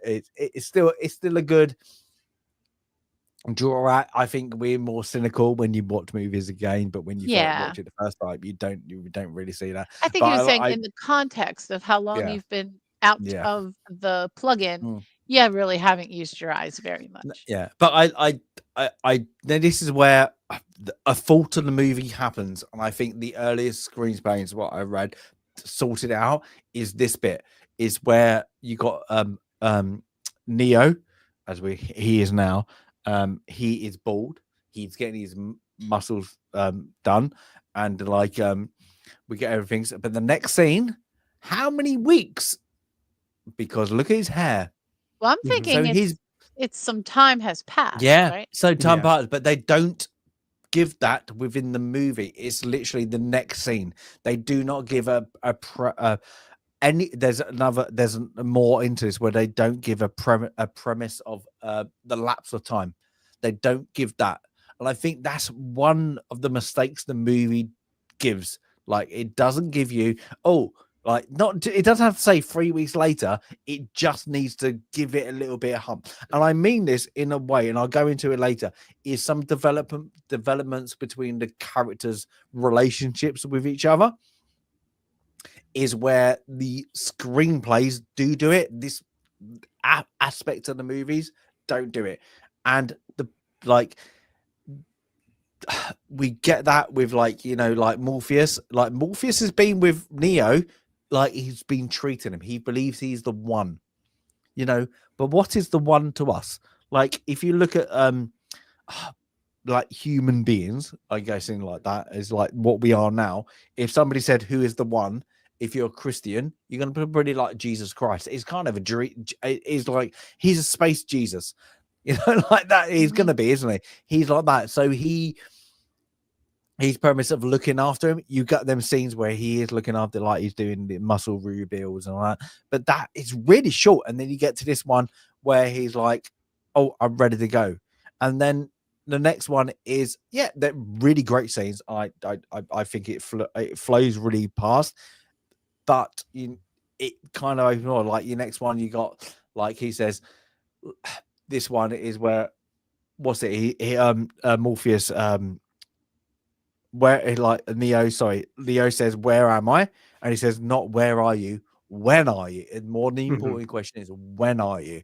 And he goes, you believe you're in the was it the late part of the 20th century, but we believe we're in the late part of the 22nd century, I think is, but we don't know when. We don't know. Something like it's 1999. You're closer to like 2199. Yeah. So we get that, and then they go into like, let's go into the program, and you get like more of like the Matrix like set. And now I'm gonna disrule any new concept about this. I don't think we need to talk about it. If you know about what the concept, some idiots have forgot about this. No. Because what does Morpheus says? Morpheus says it is your mental image or mental perception of yourself. Now, I'm going to quickly go over this, and we will not discuss it any further. This was directed by the Wachowskis. Oh, I see. Yeah, I gotcha. Wachowski's brothers. Now they are the Wachowski sisters. And this is now apparently not to them, but people. Let's be things. This is a trans allegory, like a perceived thing. I didn't see it, and I will never see it as that. I if you believe it, if you're reading into it, I think you can read a lot into this movie. I just don't see it. I don't see that is like you can perceive yourself as something else that much, because why do all the women have short hair like that and still have short hair? Like it's a modern in the day military or in an activity like this, it's easier. So I'm sure that like any woman would keep their hair short in this kind of situation. It's just easier to deal with. Yeah, you don't want to get grabbed and get the crap out. But to be I honest, I didn't see the allegory there. I kind of just was in the world of Matrix technology, AI. So I didn't see the allegory. If it was, so be it. If you see that, so be it. All the power to you. I don't. I don't say. I get out of movies. 100%. I 100%. I see this as a great sci-fi movie. Putting that label on it, I'm sorry, it's a great sci-fi movie, and that's what I think it should rely on. If you want to put politics to it, oh no, sorry, I'm watching it as a sci-fi movie. And I think that's what I got out of it. You know, so. And I think like me and Sandy have watched Star Trek J. I have not started yet. It's been a busy week. It's been a busy week. But like me and Sandy would like, people think they're like original and like, oh, amazing. Star Trek have been doing it for years. So like, and that was from the 70s and 60s, like probably later on in Next Generation where they tried there. But like bringing that like, you're making a tick box into a tick box. I was like, nope, I don't see it. I never see it. Yeah. And it was one of those, it was one of those. It was one of those. We believe it is that because of the transitions of the directors. No, they made a movie and they made a good movie. Does their sexual reality or concept or who they are now disingenerate the movie? No. Do you know what? I still like this bloody movie. Do you know why? Because they're still human beings. And I still bloody like the movie, and that's all that matters. No matter who or how they see themselves, they wrote a fantastic movie. There's no two ways about it. Directed it. They made a despite brilliant the horrible book. Exactly. I give them double credit for turning that book into again. What a mess it could have been, because it is a very difficult I'm sorry, something's beeping. Fire alarm. It's the Matrix. It's at it again. It just does not want us doing this film club. No, it's my printer for some reason just decided to come alive and tell me it is part of the Matrix. To tell me there's something wrong. But yeah, what a difficult and complex concept. Again, to not just get into a film, to get into a very compact film. Where people understand and can make their own interpretations of the whole concept, but what a job they did. I just can't imagine again reading that book and plucking out the good stuff and turning it into an absolute landmark film. And you know what else I found out, because I did not realize they wrote this movie that I'm about to say. This is total sidetrack, just about the Wachowskis. Another fantastic film that they wrote that I had no idea they wrote, V for Vendetta, which is one I put on the list because I love that movie. I had no idea the Wachowskis wrote that movie. Another brilliant movie that they wrote. Also starring Hugo Weaving, I believe, as V himself. So there you go. That is a great film. I love that movie. I mean, if we're going to talk about Hugo, he's got. We're going to have some talks about that one then. There's a lot. We'll have a whole Hugo special right after we have our Sam Neill special and our Ken Branagh special. We'll have our Hugo. Oh my god! Sorry, I'm just going to completely go a sidetrack. Like, I've started TikTok again after a while, and then I didn't realize Sam Neill has a TikTok. No way! Oh my god! Yep. And he's a proper farmer. He's a proper, literally a New Zealand farmer. And I was like, a winemaker. Oh my god, Renaissance man. That's awesome. During COVID, he was making these little comedy skits in his own home just to entertain himself and other people. Then he started doing cooking with Sam. And he was just doing it. You don't think of him as a comic actor, but he was just doing it to entertain people during COVID. Then, unfortunately, he was diagnosed with stage 4 cancer and beat it. Yeah. And just recently really got back to full recovery. Is it like year and a half? He I think we were thinking he wouldn't still be here. Bless him. But yeah, farmer he names all of his animals. Like, he gives them all weird names. And then his wine is like the way he finds time for all this is just amazing. But a true Renaissance man. Sorry, we've gone off on the Sam Neill. Okay, I'm okay. We have to explain now, and I will explain to Jay just in case of that. Jay, have you got a celebrity crush that isn't normal? Like, you go, people wouldn't put it in a top 5. Sandy. We call it our weird, we call it a weird crush. Sam Neill, weird. Like He's the Sam Neill. Okay, yeah. Okay, I guess I have one that probably isn't in most people's but before you do this, so I'm gonna get in trouble. Okay, my girlfriend's got one. Oh God. I hope Jade's not listening. Don't listen. Jade, I need to know. Okay, it's a, let's just say his name has a bacon element into it. There's nothing wrong with that. There is nothing wrong with that. Fair. I feel like Kevin Bacon had a pretty good run of being on top. Yeah, but if you go, Tash, okay, every joking manner, whatever, every couple's always had. If you did, and I gave you one out, who would it be? Kevin Bacon. You'd never come up with that. I'm like, and I went, yeah, you can have that. I don't feel threatened by Kevin Bacon. Kevin Bacon, go. I let you do it now. Like Kevin Bacon. But Sam Neill was a weird one. Sam Neill it's was weird a because Sam of Neill's the a little age. unorthodox in terms of your. There are some life. older men who. Okay. Yes. I actually He want is to know. suave AF. Highlander. Oh my God, Highlander and I agree on something. Oh, I'm like, no. We knew we'd find something. Who knew it would be Yeah. Kevin Bacon? Okay, Jay. I'm just really So curious. mine that is not. It's not like a. I don't think it's a crazy one or anything. I just don't think people put her in their kind of like top 5, top 10s, and it's very recent because we've just been watching Daredevil. My wife and I. We've been watching Daredevil, and she actually got a little annoyed with me today because I kept saying how pretty and how much I like Rosario Dawson. I think Rosario Dawson is very pretty. I've always loved her. And I kept mentioning it today while we were watching the last couple episodes of the first season. She's like, all right, I think I've heard enough about Rosario Dawson. oh my gosh. Like, all right, fair enough. But in fairness, she got me back yesterday because her celebrity crush is Jason Tatum from the Boston Celtics. And as we were watching the Celtics yesterday, the Boston Celtics star player, Jason Tatum. What's the name? Jason Tatum. Jason.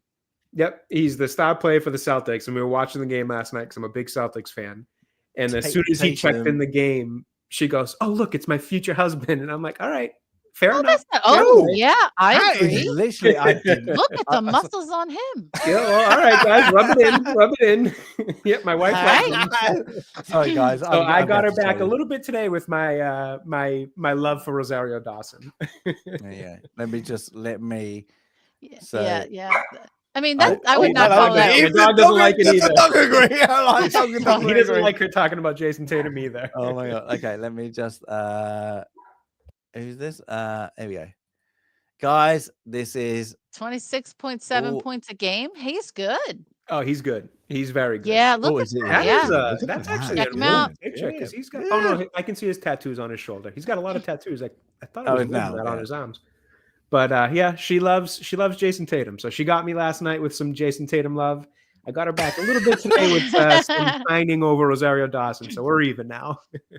Oh my God. Okay, who's yours? Salma Hayek. Oh yeah, that's a good one. Yeah. That's not like usually it's someone who looks a little odd or someone who's a big age gap. No. Like if either of you would have said like Betty White, like that's a weird crush, right? Although, God bless her, R.I.P. Betty White. But yeah. No, it's Salma. It wouldn't be Keanu though. That would be a weird crush. Who? I said it would not be Keanu. That would be a weird crush. Yeah, mine is Carla. Anyway. I'll say Abe is always in chat. Abe's is Carla. It's got to be. But can I just one thing? Like, how can you say V for Vendetta is a good movie once you read this statement?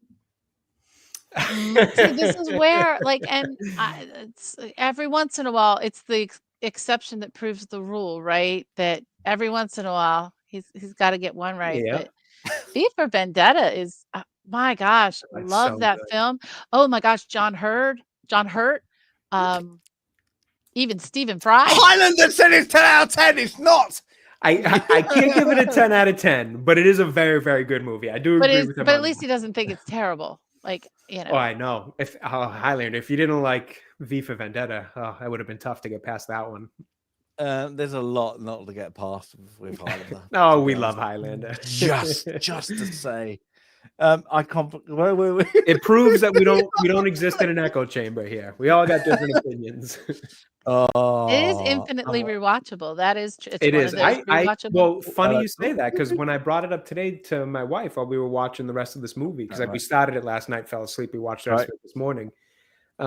She was the one who pointed out the Wachowskis wrote that movie, and she was like, we should really watch that. It's a great movie. I'm like, dude, I watch that literally like once a year because I think it's such a good movie, and it's so easy to read. Yep. I watched that probably it's one of my movies that's in circulation or rotation. It's one of your go to chill out. Yep, 100%. Oh, really? Mm-hmm. Yeah, I don't know why. I've just always really loved that movie. Good story. That is good. That is timeless story. Mm-hmm. That's going to be interesting. That's going to be a fun episode. That's going to be interesting because I think the topic. 2 versus 1. It seems like it's gonna be. It's like Oh, Oh, interesting. yeah, it's gonna be 2 uh-oh. versus 1. Yeah, I Maybe think the it's gonna recap be. conversation will change your mind, like some of Yeah, our it other will. conversations Yeah, have changed other but we've minds. had it before. We've had it I hated before. Castaway, but you guys, Yeah, changed my yeah. mind. Yeah, Okay. but that is it. The thing with Castaway, I think when I remember Castaway, I don't like the movie. When I watch Castaway, I like the movie. Yeah. Weird. It's really weird. I like it. Like, so we've had the movies where you go, huh, you know what? I disagree what I said, but then I think I've had ones where I appreciate the movies, and and you just go, I appreciate the movie. I don't know why, I just don't like it. Like that, and Yeah. we get that. And you know what? That is Film Club. But Mm-hmm. I think we're gonna probably be kind with this movie. I think Yeah. so. Yeah. So we get It's training Neo time. kind of going in with haircut new mode 2.0. Morpheus has just said, but when he takes him into the Matrix where he can't, well, not the Matrix, a training Platform or whatever. training, yeah, something like that. And then he kind of tells him, this is what the world was. This is New York, I'm guessing. Come on. I'm never great with skylines, to be honest with you. I kind of assumed that. Yeah, I assumed they were going for New York. I think it's but not exactly. a generic city, because it's not New York, because down at the end of, that would be Battery Park. And in 1999, you would have the World Trade Centers, and none of these buildings are New York buildings. Oh, yeah, they don't. I say that because you got this next one. Look at that. You can just about see it. Is that supposed to be the World Trade? I don't think so. I always say, you look at their picture, they are two indications. Yeah, like 1999. I mean, they're standing fairly close together, a little bit more than I think just two separate sized skyscrapers would, but yeah.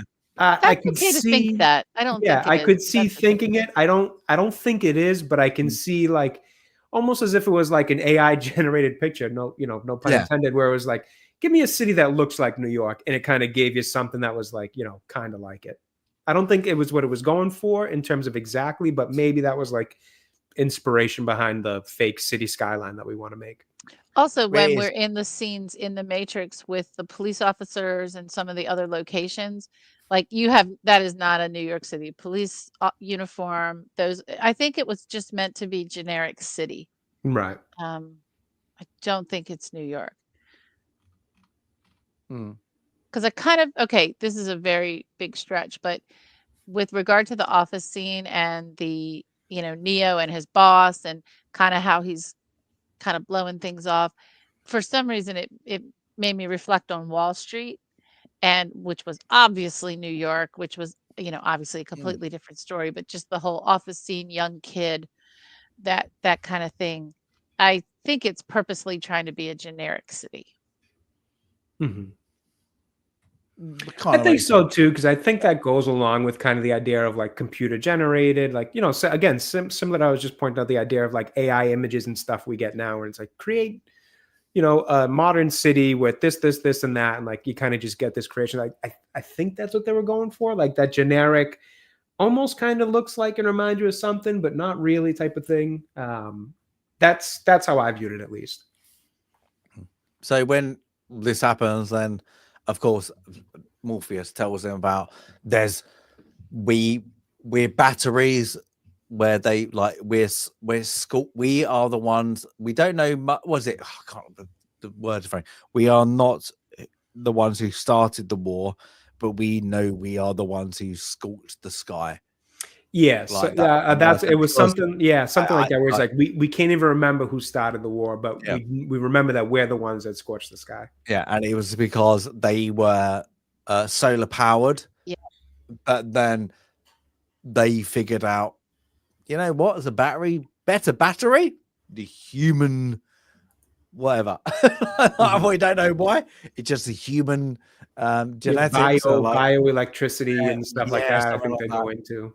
And he's like, I didn't believe the stories at first until I saw the fields where we humans aren't born anymore; they're grown. And I do like this scene. It is an Yeah, I interesting do. concept. I It's like it. It's interesting. like, It's eerie. It's creepy, and yes, it just feels in a weird way possible, if that makes sense. It's like, yeah, it's a distant dystopian future, but again, when you look at, and it's one of the things that this movie is a little bit ahead of its time in terms of what it was kind of dealing with, story wise, but like the idea of, like we were saying at the beginning of the episode, look at how far we've jumped in just the 25 or 20, however long it's been since this movie came out.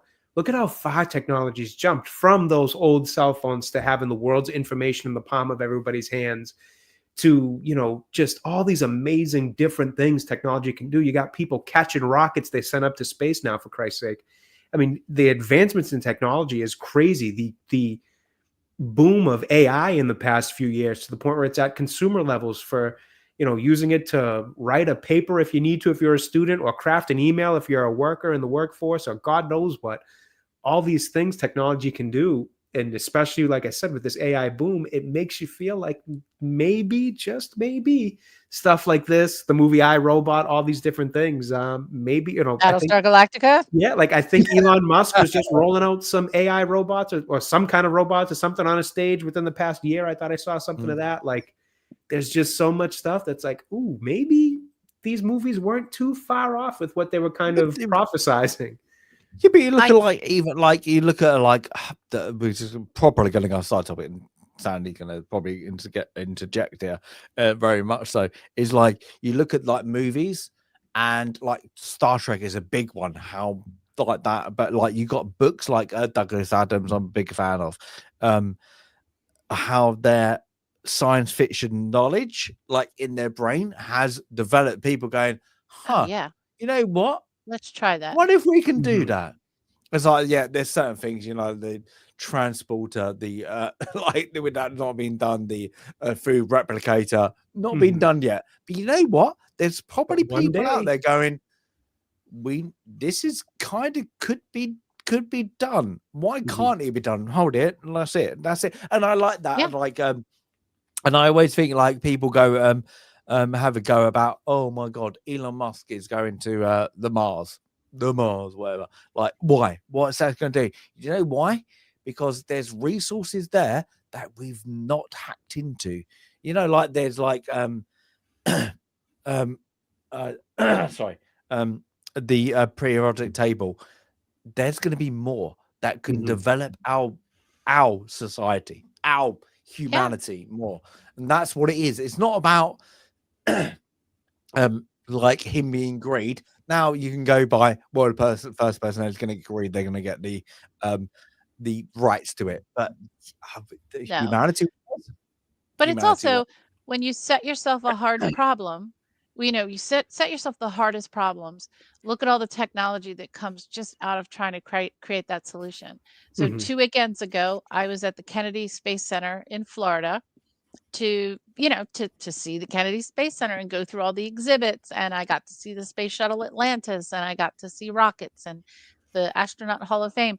But in the different presentations and exhibits, it was always about all of the technology and better ways and more efficient ways of doing things, because we had a hard problem to solve. And the exhibit on, landing on the moon, all of the hard problems we had to solve to get there. Things like, okay, not just blasting off and landing, but problems like, how do you use a pen in space? There needs to be gravity for a ballpoint pen to work. So a pen company, and heaven forbid, they did a whole presentation on this pen company, and I'm so sorry I can't remember the name of the pen company. But the pen that now it's a vacuum pen, so that could write in space. Velcro. But there is sorry, Sandy, just to get there, because there is also the Russian side of that. Take a pencil. Yeah, take a pencil. Take a pencil. But then, then but yeah, I can understand Velcro the knowledge. Yeah, and the freeze-dried food, and preservation of stuff, and all of the different fabrics that we had to reduce weight. So you had to make the strongest materials that weighed the least, and all of that research that went in, to put men on the moon, was also benefits God bless Velcro. Thank goodness I have Velcro today. Thank goodness I have, all these amazing things that came out of that. And so the challenge to get to Mars will present even more problems that, hey, when we figure it out, we'll all benefit from that. And yes, from Star Trek, that little communicator, who would have thought back then? Because, we know what the phones were back then. Who would have thought that little communicator, we would have one of those, or a tricorder? Our phone is also a tricorder now, a scanner, all of these things. Even look at the Apple Watch. Like, I remember growing up with the Power Rangers, and I know it predates me. I think, Oh my was it gosh, Dick yeah. Tracy that used to have a wristwatch you could talk to? And I've Electro heard, Woman and Dyna Girl had it too. Yeah, Yes, like Power Rangers used to always talking to their watch as a kid in the 90s, like, oh my God, that would be so cool, blah, blah, blah. And we got that. Like, there was actually, back when the MCU was good, they would always have these one little lines that would stick out in all their movies to me that were always just really well written and brilliant when you thought about them. And one that I loved from the original Thor movie, or the first Thor movie, was Natalie Portman's character, where she says something to the effect of, science fiction is a precursor to science fact. I don't know if that's an actual quote or one that was just made up for the movie. I've forgotten to look it up many times over. I think it's science fiction is an inspiration to science fiction. Right. And yeah, that whole concept, like, it's such a good quote. And again, if it's a real quote, forgive me for not knowing who said it. And if it was one just from the movie, well done by the writers, because it's such a good quote, because it's true. Science fiction really does inspire what comes later with science fact. And we've seen it time and time again. But also, just for the fact, that fact, inspiration, also science fiction has a warning.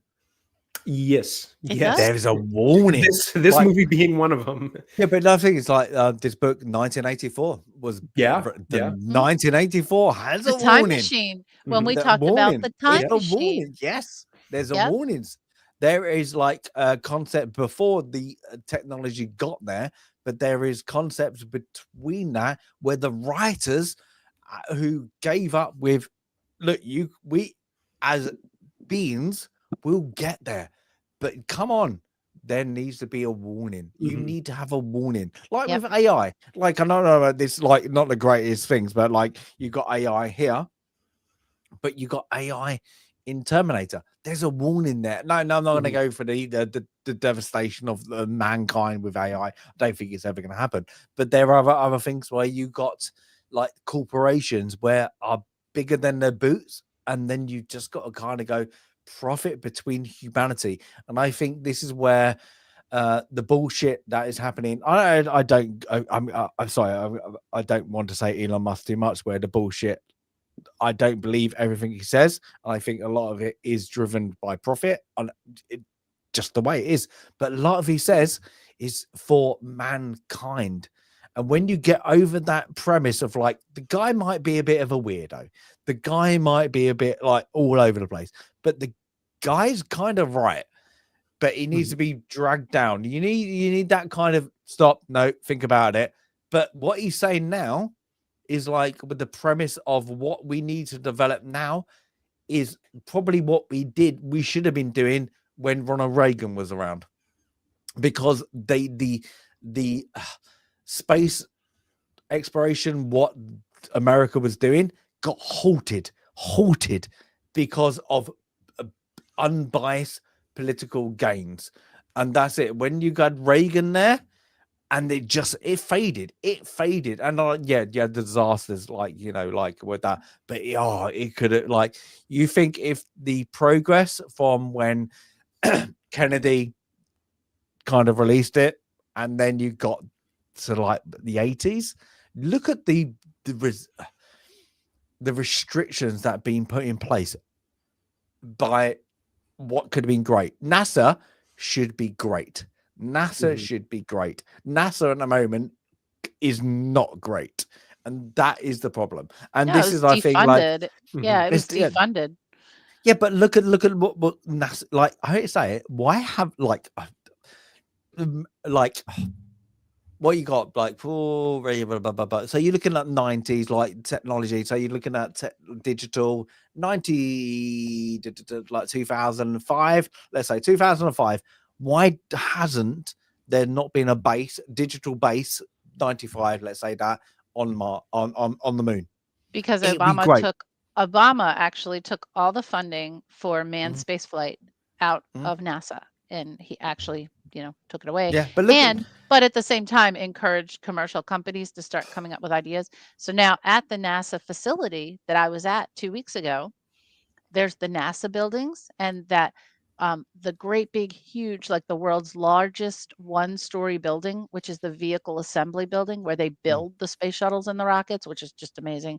Right next to it is Blue Horizon building, and then there's also SpaceX. So Mhm. the commercial companies have actually even moved into the space because NASA's not funded. There's no. no money. It's But I sad. would It love is very I sad. would love like this is not going to happen in probably our lifetime because it is a very Star Trek concept. Is like get your finger out your pocket, out your back side, and actually work together. Like you got China, you got Yeah. Europe, you got great minds, you got American great minds We rely who on have Russia to Russia. Like yeah, but like supply the space station. if you had like Russia, China, Europe, like them great minds, America coming together to do like I'm going to call it like SpaceX, whatever. Like you had that. Oh, can you imagine the capability of mankind? It would be Like those amazing. great. Oh my God! Like just literally look. We do not give about political bias or whatever's going on, blah blah blah, and then just go. Let's go for science and actually had that science meaning going there, and actually like how much is it going to cost? You know what? Every country is going to zero the cost because you have the people going, oh, how much iron costs or whatever, like to build it, like the carbon fiber. You know what? If the country just went, you know what? If these people want to make profit of it, we'll do it at zero cost. Why?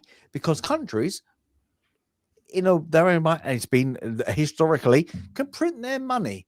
If they want to get out of debt, you know what? They just print more money, and that's it. Like they can reduce their equity and increase their equity, and it's just like like for science there has to be something because like everybody knows now like this like we're going off this tangent because of this movie, but it is frustrating because you even see it now where NASA can't even get two of their own people back and they've had to go to a subcontractor like that, and like it's great for it's great for political reasons, but it should never have happened. Like NASA, like everybody as a kid, and even Jay, you're probably gonna like, what do you want to be? It's like you want to be like a fireman, a fighter pilot, of whatever.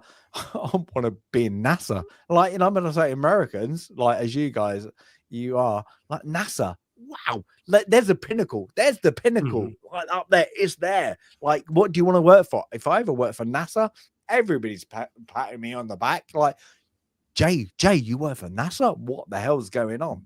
It's like, this is where Jay goes, I do work for NASA. Yeah. Little do you guys know. He's sitting in a jumpsuit. I just want to tell you. Yeah, I'm full astronaut suit right now. You guys just can't see it. Well, sorry, I'm orbiting the Earth. That's why I'm cutting out. That's why I was cutting out. Yeah, that was exactly. We ran into a solar flare, messed up my signal. But I like these discussions because this is where this movie was in front of its time, like Sandy, like even the book, sorry, the novel, what the book of novel, I don't really want to call it, is really, really terrible, like as you said. But it was ahead of its time. It's like Dune. Are way ahead of its time. Well, Dune. I hate Dune. I hate the movies. I kind of get. I just don't like. I just don't get.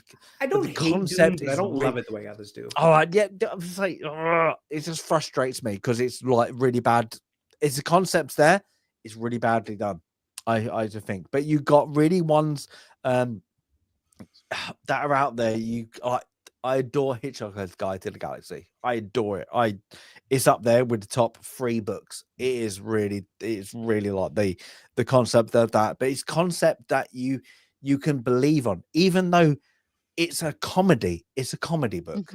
Like it's the novel is supposed to be comedy, but the actual science, that's actually believable, and that's why I think it's things. So where we got something in 1999, they take it out. The Matrix is unbelievable, but it's kind of it makes your brain go.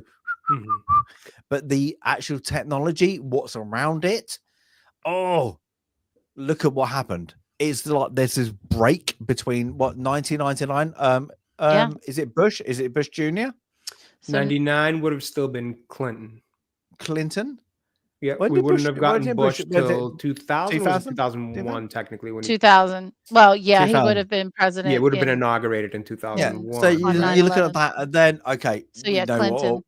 Yeah, so we got kind of Clinton. Okay, so you got Bush coming in Junior. What I'm guessing was a given, like what was things like that, and then circumstances. We won't go into it, but like the development, I'd say like of the science, is pharmaceuticals took the piss. Pharmaceuticals took the piss, but like oh my, and I like as a Brit, and I think even in European, everybody else, we look towards America to that standpoint of like what's next, like you had Microsoft, you have Apple, you know that, and now we're looking towards anomaly. We're looking for like a South African, like a Singaporean, you know, like, it's just like anybody else. It's like oh, like the driving force should be towards technology because you've already got the standpoint there. It should be America. And I just want it to go back there because one, we shouldn't be jealous. We should be supporting it. And that is the problem with the world at the moment. Like it's okay. Let's just say as a Great Britain, we're Great Britain. And it's amazing what we did, but we're a little island. But look what we did. Well, look what we did. Who we got to now go forward? Well, one of our colonies is what you have achieved, and what you can achieve is going to be absolutely epic.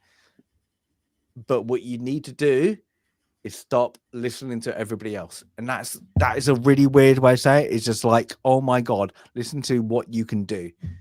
Because I hate to say it, and I'm going to go a little political. Oh my God, look what some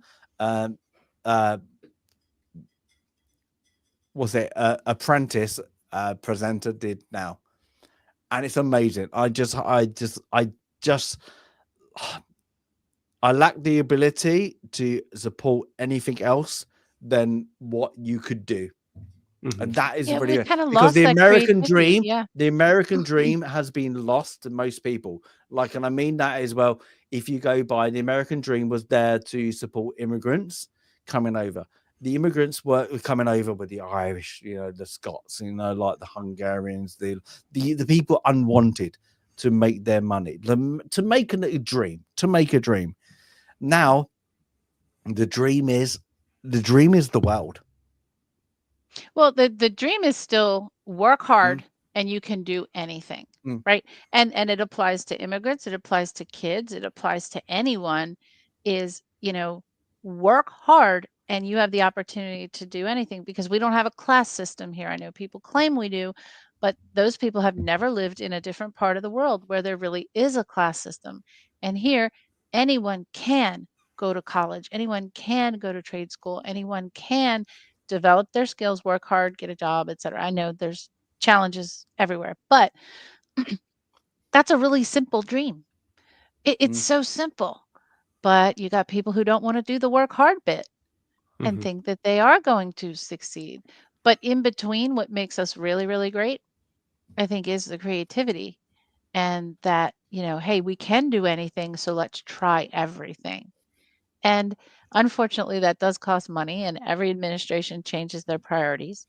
And, you know, again, it was Obama administration that said that they were prioritizing healthcare over space. And well, and that's noble. You know, there are only so many dollars.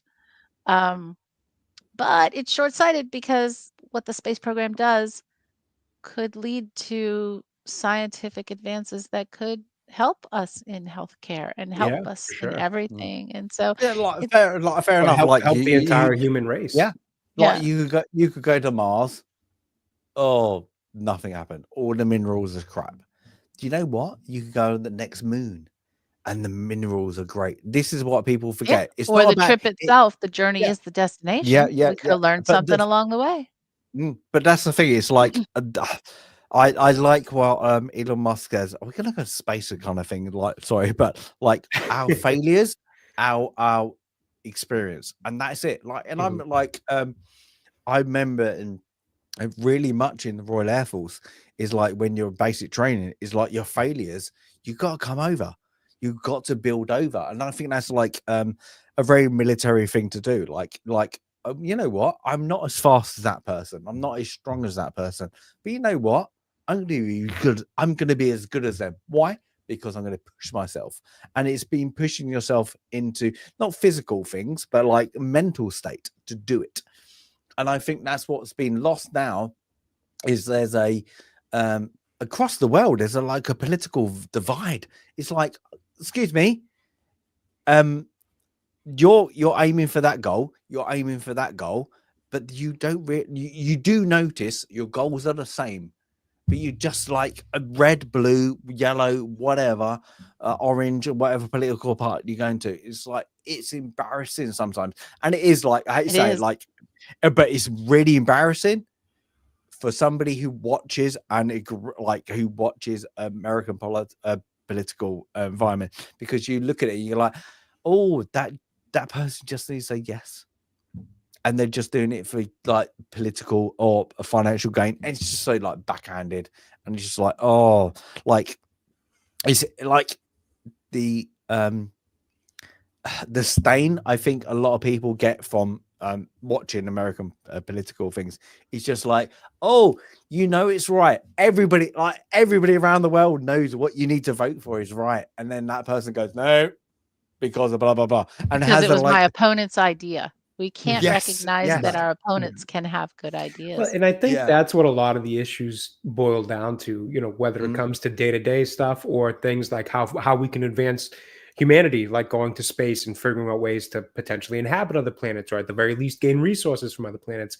You get this feeling of just wasted time and potential because people are squabbling over a political landscape that's been turned into, as I always, you know, use as a metaphor, Red Sox Yankees, or, you know, for stasis, I'll use Manchester City versus Manchester United. It's turned into athletic rivalries, essentially, or what's boiled down to the equivalent. Give me in London. Look at me in London. Well, you know, what are you going to do? I can only go for so many rivalries. I'm not familiar with all of them. You can go for Queen's Park Rangers, Chelsea. Let's go. Okay, we'll go with that one then.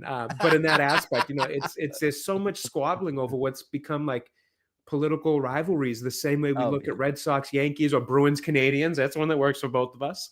As opposed to, and within all that squabbling is nothing but wasted time and potential that could get us so much further if we would just stop arguing over nonsense, somehow figure out a way to say, hey, look, you know what? I may not like you, may not like this, but what you have is a good idea. We'll work with it. But that's the whole thing with the, I suppose, the political thing. And most people would agree, like Russia, United States. There's politically, there's a divide, like 100%. There's always been that. Like, you can say there's no Cold War. You can say there's a minor Cold War going on, but everybody else gets drawn into it. But one thing, the technology they both derive from, and the scientists, they don't share. Can you imagine everybody just shared? That's the problem. That's the one thing I think reasoning you get from like these movies, kind of where you go like Deep Space Nine, like Star Trek, like Farscape, Matrix. You get from a Blade Runner. You get like a Terminator, Star Trek, Star Wars, whatever it is. You kind of get like, you get frustrated because you go, you know what? We're that close. We could have done that by now. And it's like it's like when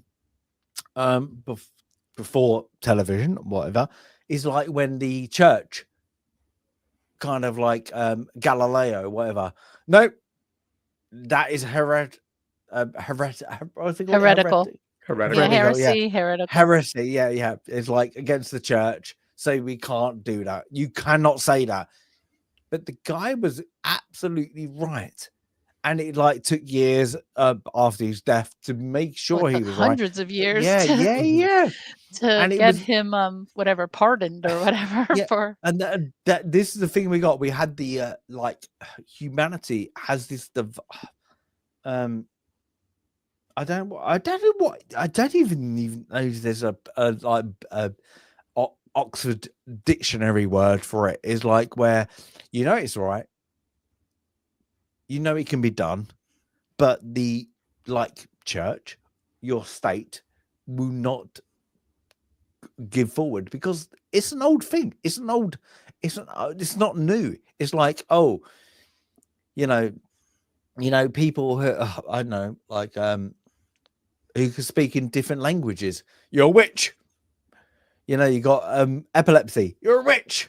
It's just like it's by times, like go forward. It's just like it frustrates We don't me. learn our lessons, is what No, we yeah, don't learn our lessons from and history. yeah, That's why and history I is think, so Well, important. stubbornness never goes away from humans. That's for No. sure. It's about as old as time. that's Do it. you But it's realize? I was going to say, like what the way history repeats itself over. You mentioned the witch trials when people are being accused of things Yeah, they right didn't over do, here in Salem, not far from me. and yeah, and then it was are you a echoed wizard? in it Are was you echoed in Jay? McCarthyism. Are you a wizard? Echoed in McCarthyism later, when people were being accused of being a communist, and now people get canceled on the internet. It's just that part of it is just going to be human nature forever. We Mhm.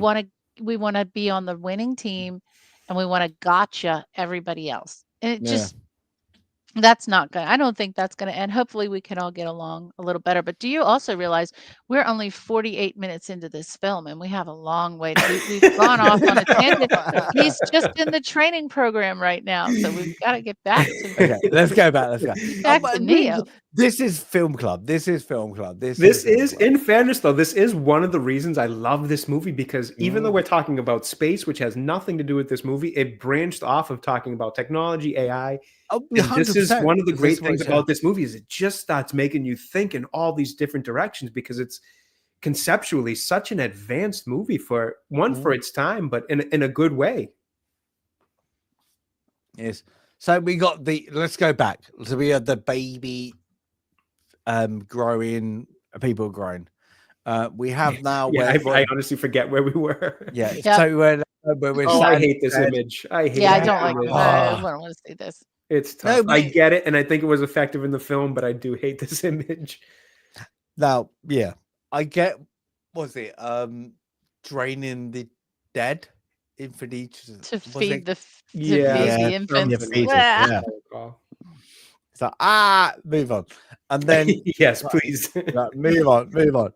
That's it. But then you get like straight foot. Let's train Neo, and then he kind of gets. Was it? I'm supposed to You want to know start with these Taekwondo? I know basic trainings. They're boring. Blah blah blah. throw them on the floor. Oh my god! Oh my god! Every person after this, we were like, "How great would that be?"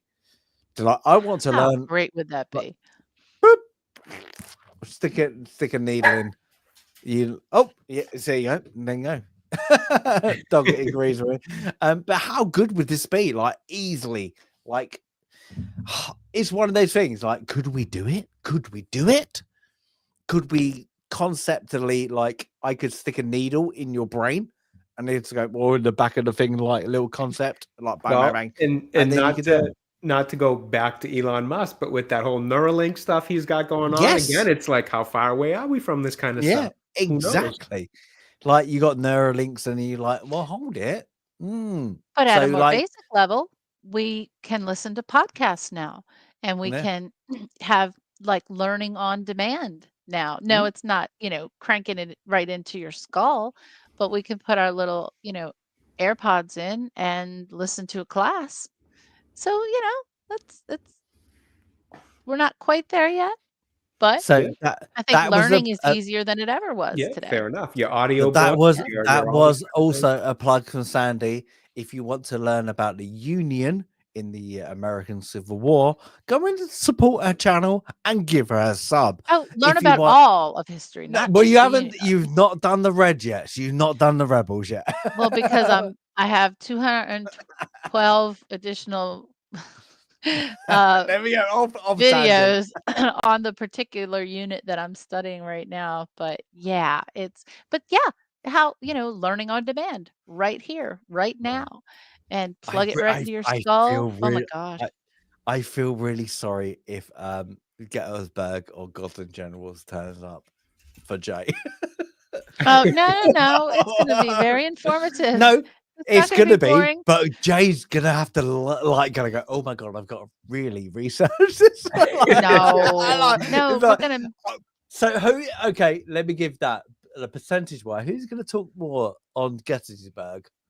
Well, I'd like to talk a lot, but sometimes it's hard to get a word in edgewise. I'm just Fair kidding. enough. Damn it, you damn it.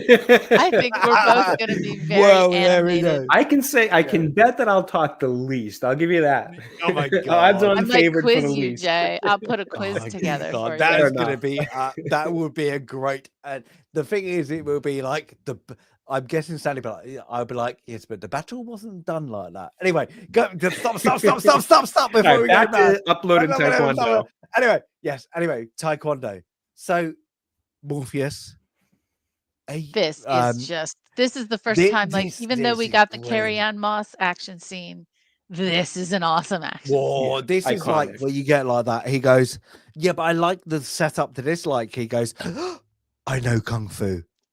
And he's like so proud of himself. He's like, yeah, and he's like, I know kung fu. show, and he's like, show me. And it's like, yeah, it's like, I know kung fu. But this is great. This is, is this, I'm gonna say this is the most iconic. Like you have iconic, but this literally scene is absolutely amazing. Mm-hmm. Like just because it's so iconic, it's like the fight scene is so choreographed of like two people who are computerized, not who know their skill. I think that's the best way to do it. It's brilliant. That's a good way to put it.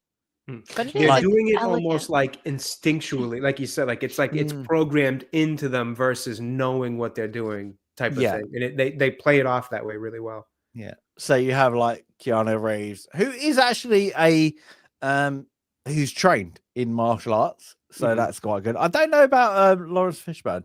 I'm not sure. If he's not, he did a fantastic job at pulling this stuff off. His form, everything looked great. I mean, I'm not a martial arts expert, but it looked great to me.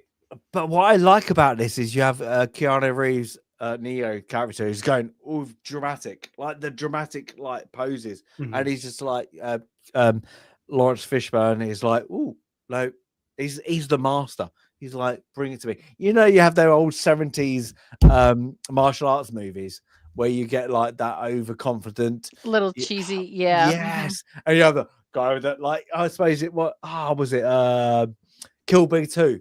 You have the long beard, like no way. It's that, isn't it? It is that, but you get them. But this, like, I'm everybody's watched this. Everybody's like, this is memed. Everything. It's a great scene. It's so greatly done. It's like I can't explain how good it is, like in words, but like the flips, the tone, the slowdowns, like just being in like a I whatever the room is, I'm sorry, not really sure. Dojo, yeah, that's it. Thank you very much. You watch Cobra Kai. I do watch Cobra Kai. In fairness, who doesn't like Cobra Kai? You may call me sensei.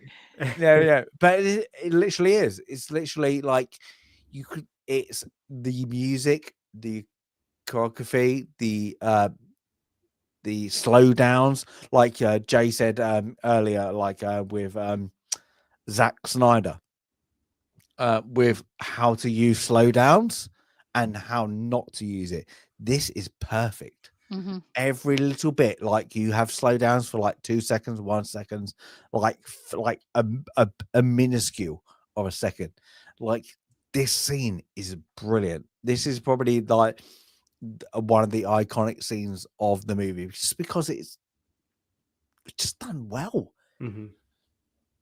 It No, it is. is. It's. Oh, sorry. Go ahead, Sandy. No, go ahead, Jay. No, I was just going to say it. Beyond the scene itself being iconic, the one of the things I like about this movie is like so many little things, even within the scenes, become iconic on their own. Like you get Laurence Fishburne's little hand motion with like the "bring it, come on" kind of thing. That Neo will end up doing later. That becomes like a very famous thing. The flying kick from Trinity earlier. Again, the slow motion usage, the song that's played during the kind of shootout scene with Trinity and Neo at the end with the security guards and all that. There's so many other, just the white rabbit, the red pill, blue pill. So many little things, even within just this movie, became pop culture iconic kind of status, which is it's just impressive, honestly. I thought so. Just brought up Highlander thing. You think that air, yeah, I like just great, and it's just like, and that little rise of the eyebrow, so subtle, great. It's like, yeah, you're right. That's not air, and it's just like you don't expect him to say that, but when he says it, you're like, huh, yeah, you're right. And then just like the like you realize the fight isn't in our world, I suppose, like that. But it's just so. And that's one of the things the movie does really well, is that it keeps reminding the audience member that the Matrix isn't real. Like with those little bits of things that like you keep forgetting. Like later on when we see Cypher eat the steak and he's describing how like it's really just the Matrix. You're like, yeah, you're right. That would be fake if this was real type of thing. Well, I know that's a very confusing way to say that sentence, but if the Matrix was real, that steak would be fake type of thing. And again, the breathing the air, all of that, and like it continues to remind you throughout it, because as just a normal, human watching a movie, you kind of, it's not that you forget, you just kind of forget the depth of how fake the Matrix would really be. So the way they keep subtly reminding you with these little quotes and little examples, I think is really well done, because it's not like, it doesn't feel like over explaining or like exposition dumps or anything here and there. It's just very subtle. Like, oh, you think that's air you're breathing? Oh shit. Yeah, you're right. It wouldn't be air. Or, like I said, with the steak and all these different things, it just kind of is a really nice way they did it to remind you, like, yeah, this is all simulation. Yeah, but it also reminds the audience to go, remember what you're watching? Remember what you're watching? Right, exactly. Right, exactly. It's simple. It's great. I found it kind of, It keeps you engaged in the concept of the story in a very subtle way. It doesn't let you forget, that the concept is this is a simulation. It isn't real. Now, James, I had sent you on Discord a photo. I don't know if you saw me send it. I did. I can't upload it a while back. But what I wanted to point out about this scene and several other scenes we're going to see is a reminder that this is not largely CGI. These are practical effects. These are green screen effects. And so the actors were suspended on wires. And not only were they using the wires to do the extended kicks and flips and to be suspended in the air longer, but they were also suspended still. So for every part of a move, let's pretend we're talking about someone jumping forward, they would be suspended, staying still, not leaping through the jump, and be moved incrementally into each phase of the move so that photography could happen 360 around them.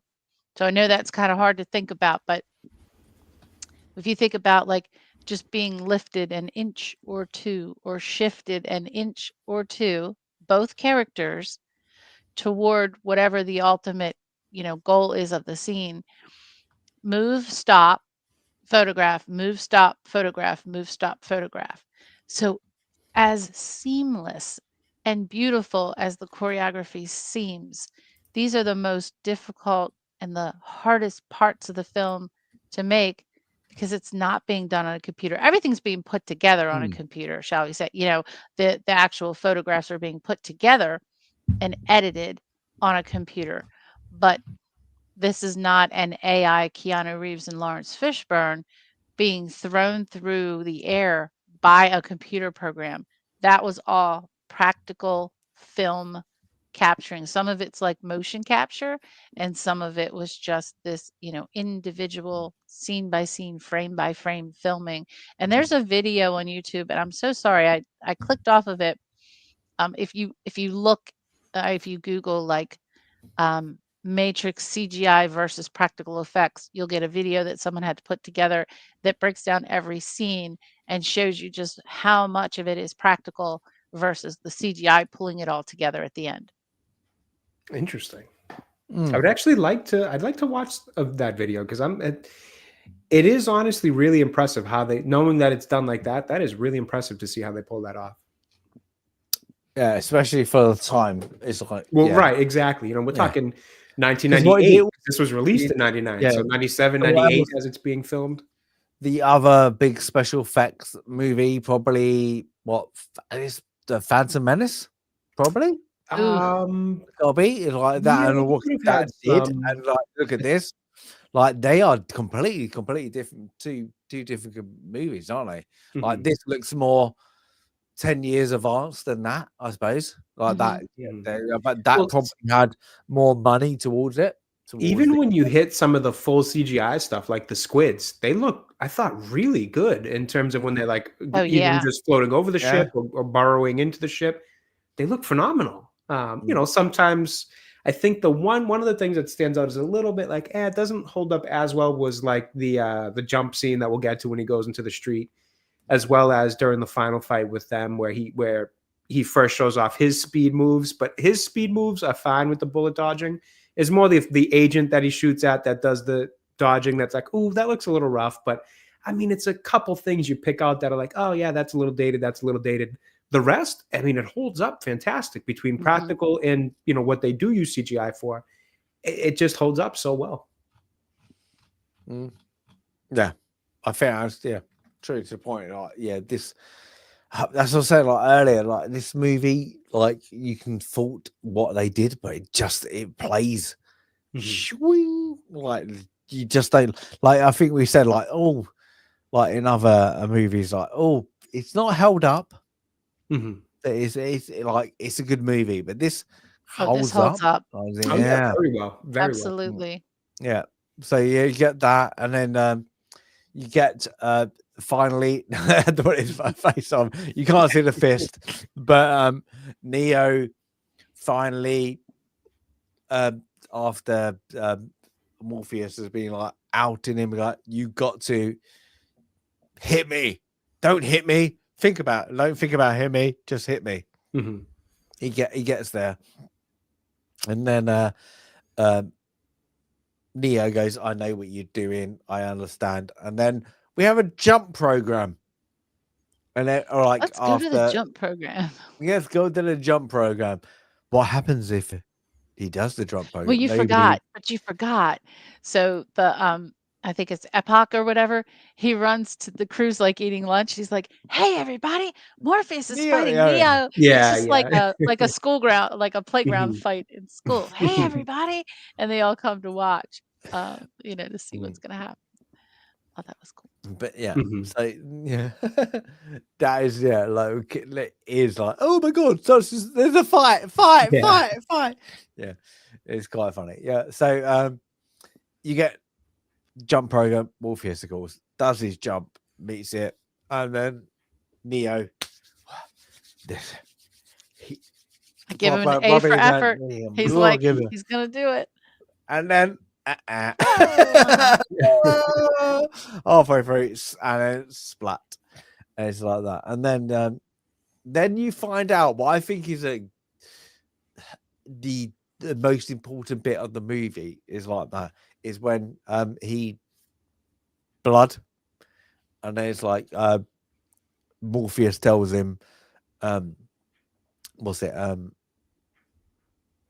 I think he asked. Yeah, he asks, so if you die there, if you die there, do you die here? And Morpheus responds with, the body can't live without the mind, of course. Yeah, that's it, buddy. Yeah, and that's like, I think this is a good like concept. Like, it opens up the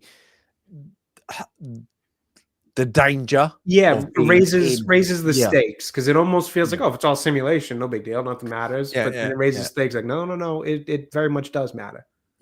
Yeah, if you die, you die. And then we get like the next scene is like the another training exercise. What he doesn't know about, but he sees the woman in the red dress, and of course it's like, were you watching me?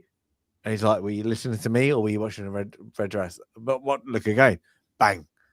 And this is the first time you kind of realize, yeah, we've seen Mr. Smith, but you don't realize who Mr. Smith is. And this is where Morpheus tells them they're agents. They're kind of the enforcers of the anonymies that they are. It's like, I like this bit because it's just really subtle, like really like Hugo can't move. He's just like, oh, gun out. Like, I think it's a good little again, like what we just got is just like, oh, you can die in the Matrix, but also these are the baddies. These are the people you need to run from. Like, these are the people we're afraid of. Because like, you can manipulate the Matrix, you can't manipulate them. Well, I and like this.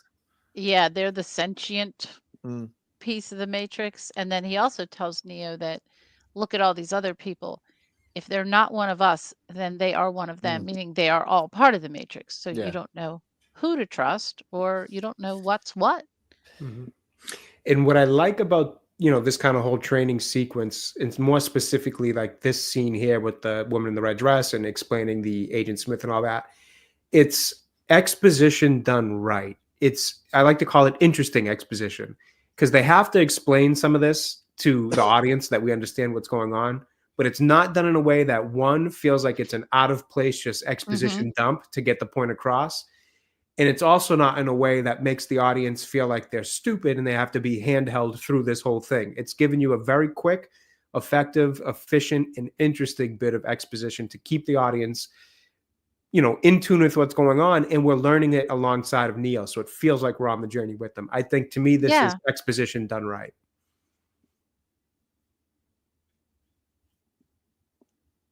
Yeah. Did we lose Stasis? Okay, I thought we lost Stasis there again. No. I'm still there. Absolutely. And I like Robert's comment about how the scene is designed and the use of color with the black and blue, and then the woman in the red dress automatically kind of catches your eye. But they do that without the movie. They do this whole like color system. I think it's great. I do too. Between the Matrix, between the good, the bad, who's going up, they give this like really simple filter that, like, because it's analog at this time, but they give this really great filter over like what green, and like the bluesy colors when they go on the ship. It's like there's two distinguishing features, and then there's the distinguishing features early on in the movie. It's like it's easy to do that, to make sure that you know where you are. Like, yeah, like I'm in the Matrix. I'm not in the Matrix. I'm in the Matrix. Like, the Matrix is green. But and it just gives you the idea too. They play on the idea of the mundane of daily life, the boring, dull nature of daily life, where nobody stands out. Everybody's just in their suit. It's a lot of grays and blacks and dark colors in terms, aside from the kind of greenish filter, but nobody's dressed in any kind of, if you were to walk in the streets of New York, you'd see people dressed in all kinds of outfits, colors, all that. Yeah. This is meant to play on the idea of the mundane, this is the repetitive, dull nature of daily life for, this is supposed to people be, and what would be in a simulation. What international people, myself, like, this is Wall Street. This is the boring. This is people going to work. I'm here for the money. What do you like your job? I'm money orientated. This is like people in suits literally going to their job, coming back from it. This is literally the international perception of Wall Street. Yeah, fair enough. Probably, yeah, you say, like, people, New York, that's the thing. Like, that is what I think that is good, nice, because they give a perception. New York is like this. Like, New York is not like that. If anybody's been to New York, it's not like that. But this is the international a card for New York. If somebody Perception, went, yeah. If somebody went, can you like, well, probably I say like 2000. If somebody went, draw me New York, you're gonna draw the tour 2 hours, and then loads of businessmen, and then probably like the gardens. That's it. That is it. That's not New York, but that is what they've perceived by their own undoing of what New York is. And it's like that. So, but yeah. Yeah. And therein lies the purpose of the Matrix itself. The Matrix itself. Sorry, I couldn't get that out. It is meant to just be a perception for these people's brains to be functioning and living in while they have, electricity is drained in the real world. Yeah. It's What do you think? More than just a perception of what I think, as Agent Smith will say later, or maybe Morpheus said this earlier. I'm kind of forgetting, but where he says, this, we chose this time and this period because we feel like this is, we feel like this was the peak of humanity for you guys, so we chose this as the perceived reality. That's it, yeah. But yeah, so yeah, from that you got. I like this bit. I like this. I think it's underutilized. I think I've said it before. Is like this the hovercraft moment, showing the ship, yeah, because you don't see enough of the ship. Like, and then we get that in the later movies, though. All of the between the Nebuchadnezzar and I know what's the other ship, the gal. I can't remember.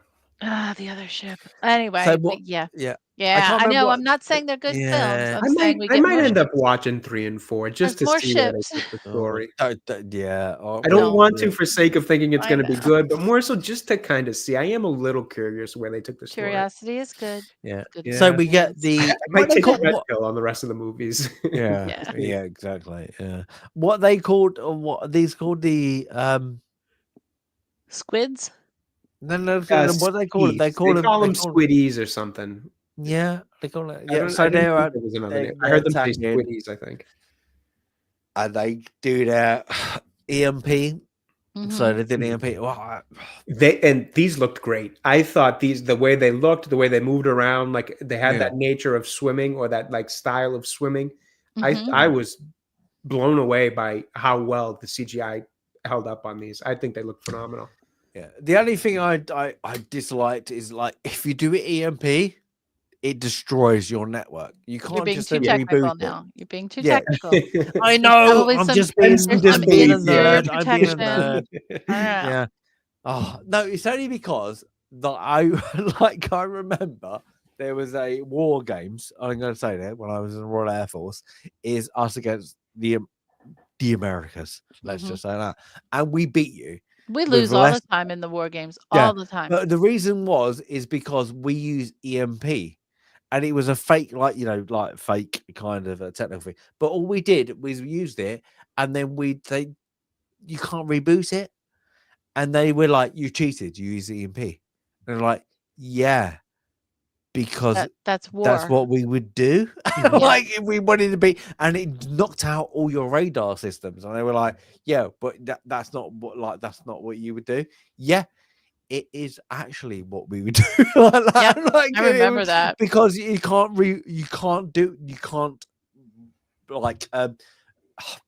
there can't be retract rules. it quickly. It's like the thing is like completely screwed. So like this point, like when they actually did EMP, I was like, oh yeah, but it's gonna take you months to get the equipment back up and running.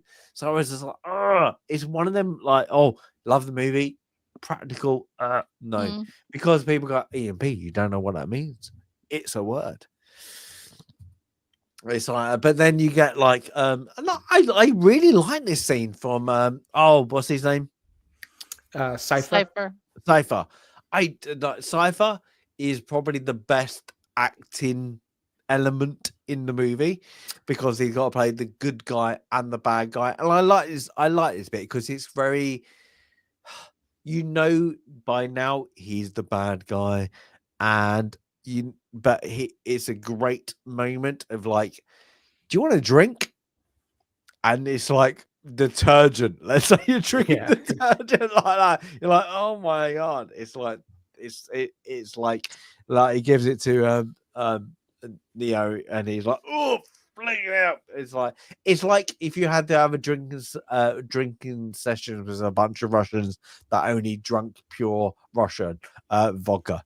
Well, it's good for breaking down the axle grease, and it's good to drink, is what he said. That is it. The actor Joe Pantoliano is he's been in a number of TV roles and I think on stage as well.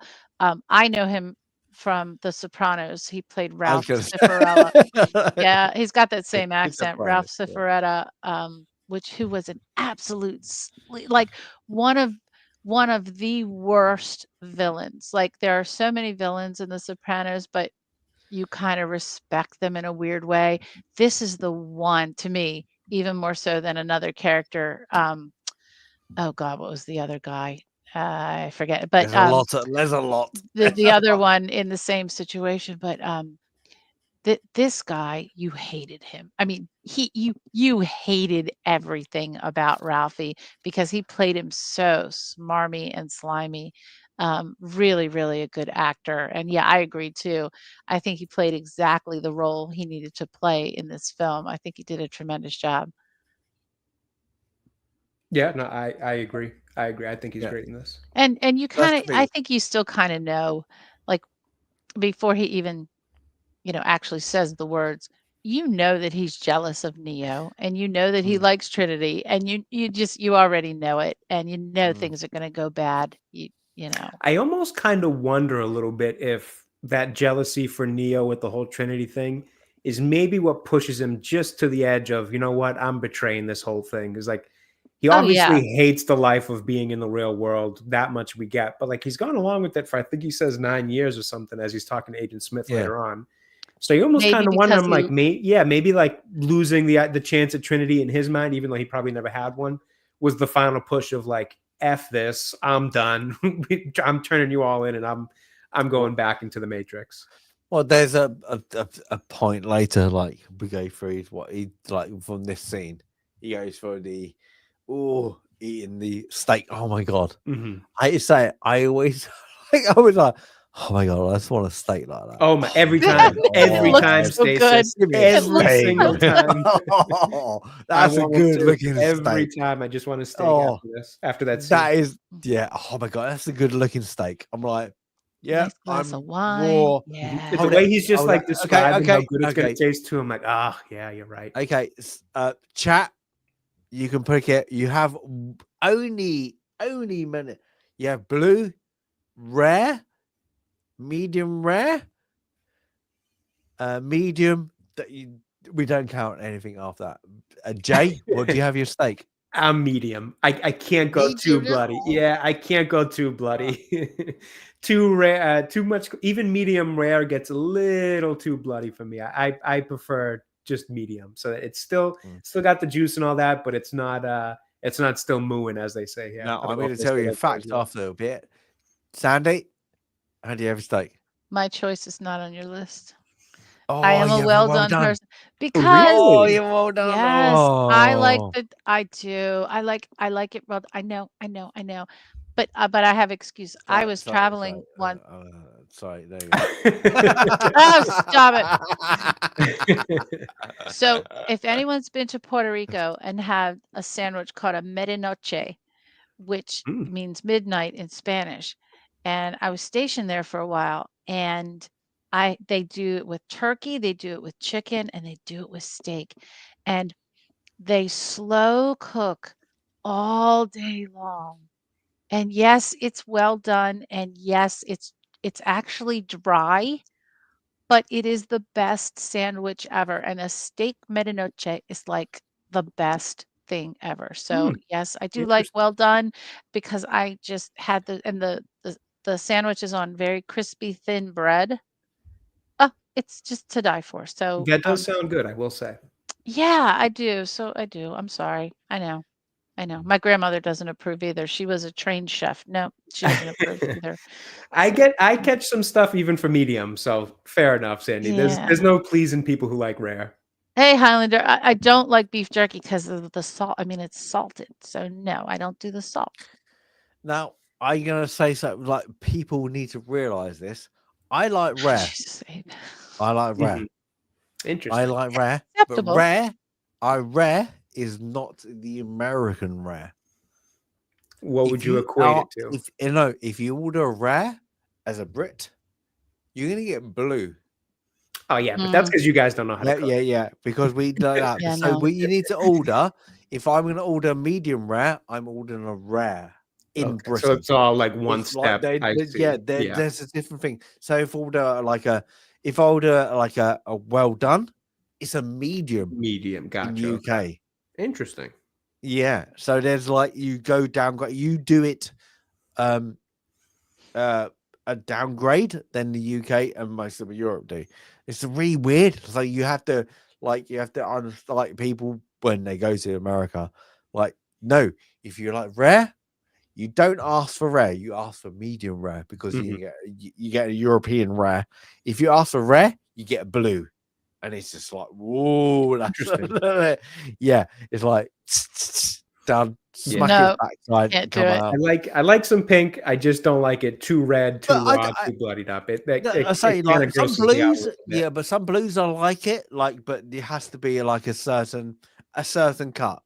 Like, yeah, like, but yeah. Abe, that's weird. Abe, you and I have had a meal together, by the way. I've watched you eat Chinese food. I'm just saying. I've witnessed. Hello. I've witnessed.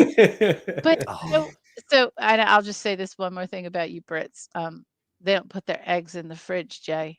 They don't. What? Because we don't have salmonella. You guys you go down in a grocery store. You go down the aisle. And the eggs are sitting on the shelf with what? Food that is insanity. Yes. Why don't you just put your milk next to it? That's insanity. So you don't refrigerate your eggs. You don't spice your food. What do you guys do? Well, no, because we don't have salmonella.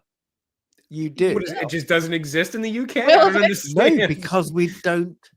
We have a standards for our chickens.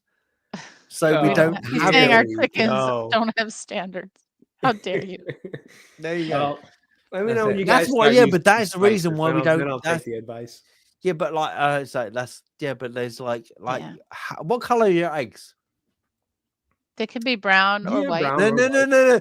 What is if you go into a store and bought 12-pack? Let's just say, what normal color are your eggs? It would be either. Yeah, you could get white or brown. You get to choose white or brown. I don't know what the difference is in taste. I've never felt the difference in taste. Okay, we only have one. You only have the brown. It's brown. Why? Because that's what comes out of the egg. Interesting. Like, white. You do have better cheese though, because you don't pasteurize your milk, and I do appreciate. I'll give you that. Stilton. Yeah, I'll give you that. That's fair. Your Stilton is awesome. You know what? Every person in the world, everybody in the world, takes the piss when somebody takes and has a little giggle, has a little thing when somebody says American cheese. Oh, I know. I will say American cheese is not good cheese. It's my least favorite. If the option is to have it or not have it on something, I'd rather not have it. Even like if it's a cheeseburger, I'd rather have it without cheese if the only option is American cheese. I think it's vile. Amen. I hate American cheese. It's fake. But okay, fake cheese. What is American cheese made out of? That's nobody. I don't even want to know, and I don't need to know because I don't eat it. It's disgusting. I hate it. Yeah, but it's like you know, in the burgers. Oh, I like American cheese, but but what is it made of? Like, why is there a thing called like cheddar? It's coagulated milk that's not aged. It's produced really fast, super fast. It's like the milk curd has been pressed and some orange dye has been put in it, and that's it. And the cheese is made. It's not aged at all. I like to think, or I like to hope at least that this isn't true, but I've always partially thought that some of the plastic they use to wrap the American Craft singles is actually part of like leftover from making the American cheese craft single. It's disgusting. I hate American cheese. I always love like you get them. Or even worse, it's in a can. Cheese in a can. Oh, God. Okay. Spray cheese. All right, now we've gone. How do we get to the Matrix? Everywhere today. I'm gonna go on proper Matrix tangent. Soda, orange drinks. Yeah. Orange Crush. Wait, what? Orange Crush. A soda. Yeah. Orange fizzy drinks. Yeah. but they're orange. Yeah, orange soda. Orange Crush, Yeah, orange orange soda. soda. Mhm. Yeah. You call it squash, right? No, orange soda. It's just orange soda. Like Mhm. we have something called Fanta. Yeah, we have Fanta here. Yeah, we have Fanta, but it's all Okay. different flavors. Okay. Can I ask one? This was a great Robert what's it? RFK Jr. thing. Is why does European Al Fanta has 6 ingredients and you have 20? Oh, it's Because insane. we Yeah, want it to stay on the shelf forever. yeah, it needs to be able to stand the test of time. No, But that's actually have the you seen amount of preservatives and things in our have food you is seen crazy. those programs? Like people were like, "Oh my Yeah. god, this tastes like orange juice. This tastes like sugar." Mhm. Yeah, Oh my god. No, absolutely. that is Okay, one thing I'll give Brits in Europe is they're and the rest of the world, honestly, because so much of the world bans chemicals that are okay, in our food. It's Like insane what's in our margarine. food. Like most okay. countries have banned margarine, and we still use it. Yeah, it's Yeah, well, nuts it's to look at the things that are in our food that shouldn't be. okay. We're going to completely off tangent, completely major. Would you both agree that the rest of the world are right? I would agree that the rest of the world is Oh, right in 100%. terms of banning all that stuff Yeah. out of Would food. you 100%. like to? Okay, Sandy, you've done it because would you like to walk into a supermarket and the first thing you see is the fresh vegetables? Now ours are like that. We do see the fresh vegetables when we, at least mine are, when we go Yeah, in. yeah, We that's go into standard. the fresh, but there are more fresh foods. Like, so I do love, like, where I stay Tell in Jay, tell London Jay, is tell right. Jay. Yeah, it's like a few blocks from a Sainsbury's, and I absolutely love, like, after a day out in London, coming back, running into Sainsbury's, and you can just pick up fresh food. Like, I would get a little container of some fresh green beans and some fresh tomatoes and a little sandwich and some sushi. Oh, we have that in some places, but there's just, most of your grocery stores are the fresh food, not the prepared food, and that's just No, so cool. that I think that's where the UK differ to where America are much with food. You get so much canned food. Canned, prepared, processed, over Yeah, processed It's meats, really everything. weird. Like, yeah, but you get really weird stuff. Like, oh, why is that not fresh? Like, why is it not Yeah, we fresh? get Oh, yeah, pasta in cans. that's Yeah. definitely an issue for us. I'd pasta. like What to think, pasta? Or yeah, what? yeah, A Chef Boyardee? You've never yeah, like had a a Chef Chef Boyardee? Boyardee's, your SpaghettiOs, all that kind of stuff. Yeah, yeah. Yeah, but they're kids' foods, aren't they? Yeah, like There's they're kind of, ravioli, there's, yeah. Well, that's true too. in a Mm. pinch, They've I'll have kind some of Chef been, Boyardee. they've definitely been something, that get fed to kids a lot, which is a Dinty concern Moore in, beef in and of stew. itself, to think that like now Okay, let me have go been about eating that. this crappy food. What is the weirdest thing you've ever eaten out of a tin? Spam? Spam is one of the Oh, weirdest yeah. things. I did it once weird. just to try it. It's disgusting. Just canned meat. It's It's weird. One thing I've never tried that I saw recently is spam, egg and chips, spam and chips. my wife and I like to share videos of there's a woman on YouTube. I think she's on TikTok, but her stuff goes on to YouTube, who just like makes fun of people's like what they think is creative cooking stuff, but it's really just gross, disgusting stuff. It's always Americans, because it's almost always just like, we're gonna make this with Cheetos, or like just weird, gross things. And one of the ones we shared, I can't remember if I sent it to her, she sent it to me, but it was a woman who was making something with some kind of roasted chicken, but the chicken came in a can, and I didn't even know that was a thing. The God. entire, like, fully on the bone with the bones chicken. Yeah, my I'm God. talking a legitimate full chicken was in a can. In a big If you can. guys saw the And amount that's of why coagulated people say jelly, Americans are fucking dumb. it was awful. Oh, It was Jay. disgusting. Yeah. It pours out of the can. It looks like it's in a clear cranberry sauce. It's just this Oh. coagulated Like in jelly the that it's pods in the Yeah, Matrix. it was. See- Yeah, literally, it was one of the grossest things I've ever seen, and I didn't even know it existed. It was. See, It was this is the disgusting. problem. Like when people say Americans are dumb, that's why. That's why we're not all saying to all of you. It's like people go, "Yeah, Americans are the dumbest country in the world." Like Well, that. let's not get ahead of No, ourselves. but Yeah, We're also really, the come greatest on now. country. No, We no, are the no, no, greatest no, country. There's a little no, bit no, of no, no. We're the greatest You know, country in the world. yeah, but inferiority if- complex no, going on. Yeah, Yeah. no, but you know Yeah, what I'm right. saying? Is no, but you say like when people go, they had a chicken out of a can. Yeah, You're I like, will admit that those aren't great looks for us. Those are not It's- great looks for us. it's points. It's points. Yeah, it's Oh my like, God. why? Who needed to put a chicken Oh in my a can? God. And who thought that they would buy that for dinner for their family and post a video of them making it Oh. on YouTube? Yeah, it was. I'll have to see if I can find it and send it to you guys just so you can see Oh it. my It God. was disgusting. Watching it come out of the can with all that jelly and like Highlander said, that slurp noise that it made when it comes out was like, what, dude? How could you possibly sit there and eat that? Oh, yeah, exactly. It was, like I said, never knew it existed. So yeah, Yeah, Oh no, but my you God. guys have that's black one. pudding. Ugh. Yeah, Black pudding's think- yeah, but black pudding's a staple of Northern. It's blood. but at least it's like, as gross as it may be, at least it's Yeah, like it's fresh supposed. or Yeah, whatever. it's Like supposed. it's Yeah, but it's chemical supposed and to stuff be free. there. Yeah, Like I don't know what. it is disgusting. Cockle- Don't let me don't cockles- let me fool you cockles- there. It's definitely Yeah, gross. like gravy, cockle and eels. I'm guessing that'd be like Yeah, you have liqueur, the like jelly really deals. weird. Yeah, jelly eels, like really Yeah. weird.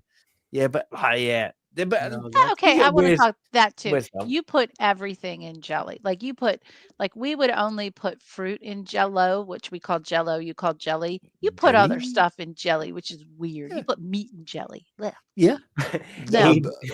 Abe has a nice little chat that says Americans Pork say pie. British food Pork is pie terrible. is really good. Pork pie is a great Pork pie? jelly. I don't think Pork I've No. pie. No, there's Pork Jello pie. in no. It's Pork. gross. A pork. Really. A It would really be fine nice if it pork. was pork, but A it's jelly. Jello. No. Yeah, no, but jelly. Like a Gross. jelly pork, and then you got Disgusting. pastry. Mm, How yeah, do you that not Put sounds, meat in that sounds Jello, gross. Jay. It's weird. Okay, so We this is from Abe here, and I will say, Abe, I'm not saying that our food isn't bad for us, but it tastes unbelievable. That's the difference. Your guys' food just tastes bad. Ours is bad for you, but it tastes great. Whoa! Oh! That's the distinct difference there, Abe. We know it's bad for us, but damn, does it taste good. Well, I'm with you there. I give it that. I've been to Britain. Now there are some good food, but yeah, by and large, there's like Yeah, we don't the go. mushy peas situation. Ugh, there's Ooh. no taste. There's no taste to mushy peas. Sorry, can I just? I'm gonna have to stop. What was that Jade? meat drink? I you were really trying to tell us apologize about? for what Sandy said. I really do. Do not disown her. I really don't, because somebody really likes mushy peas. I just want to say that. Mm. Oh my God, Northern Jade, I'm Midlanders. sorry if you love Oh my mushy God. That peas, starts Jade. with the name But mushy sounds Oh terrible. my God. Okay, she's the let only me one I say, care about. So. as a southerner, mushy peas are the worst thing in the world. They are vile. It's vile. It's literally like eating. Oh my God. It's like eating your own snot, but you know it's made out of peas. That is it. Oh my God. Mushy peas are terrible. No, I don't care. I do not care, Jay. I'm gonna name you and shame you. It's terrible. What was the meat-based drink that you were telling us about? I can't Bovril. remember. Oh, yeah, yeah. All right, so Look, you guys are the automatically. worst thing is, nope, we when don't I want to said hear it. Bovril, do you know who liked it? Abe. Yep. So Abe, you have discredited yourself from this point forth. I'm sorry. We love you, bud, but we can't be having somebody who drinks that give us food opinions. No, I'm not bonobo. Do you want like you get like okay? If you're a little bit ill, you feel a bit down. Like in the UK, it's either chicken soup. Have a bit of chicken soup. Nice chicken soup. Or a bit of chicken soup. Have a couple of paracetamols and have a chicken soup, or you feel better. In the north, it's have some Bovril. Why? We do not know. It's just like a paradox. They're in a paradox of the universe of like, you know what you want is like something that's meaty. No, I feel really ill. Have this really meaty, disgusting, like soup kind of thing. Oh no. I don't know. When you're ill, it's so gross you forget that you're actually sick. Yeah, you just it's focus like on how disgusting it is. Have you two had Marmite? Yes. No, I have not. Yeah, I have on toast, like very thin layer on toast. Okay, Sandy, can you explain Marmite to Jay? I'm forced. I was forced. Is it like Vegemite? It is. It is what is it made of? Yeast. It's like a yeasty. Yeah, it's yeast. Yeah. Sort of. It's not even a jelly. It's a spread. Okay, it's like a spread. It's like ground up, like yeast and I guess some veggies. I don't know. No, that's Vegemite. But Yeah. it's very in a very thin layer. It's just salty. And I think like, do you put butter down first and then the Marmite I over don't. it? I No. don't. So I was forced to try it. It was Ugh. okay. It wasn't bad, but I wouldn't choose Marmite on my toast. I wouldn't. Would you have it every Fair enough. morning? Every what? Every morning. I don't think I would. I mean, again, it wouldn't kill me, but I don't think I would. I would prefer like, by the way, your breakfasts are awesome. I love a good full English breakfast is the bomb. That's the bomb. I travel all the way to your country just for full Fair do enough. we do a good filling? Is mushrooms. To have mushrooms and tomatoes with breakfast is like, that's amazing.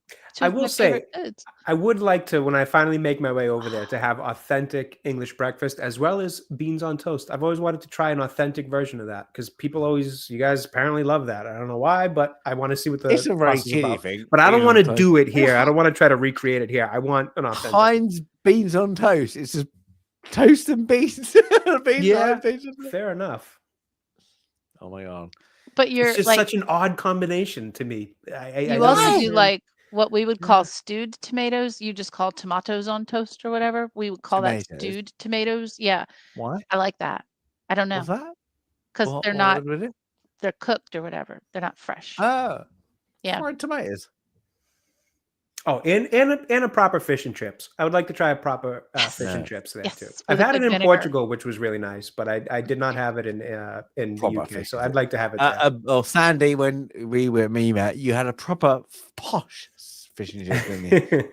I did. It was good. It was good. great. Yeah, it was good. We did have it. That was a good dinner. A good meal on a cold, rainy British night.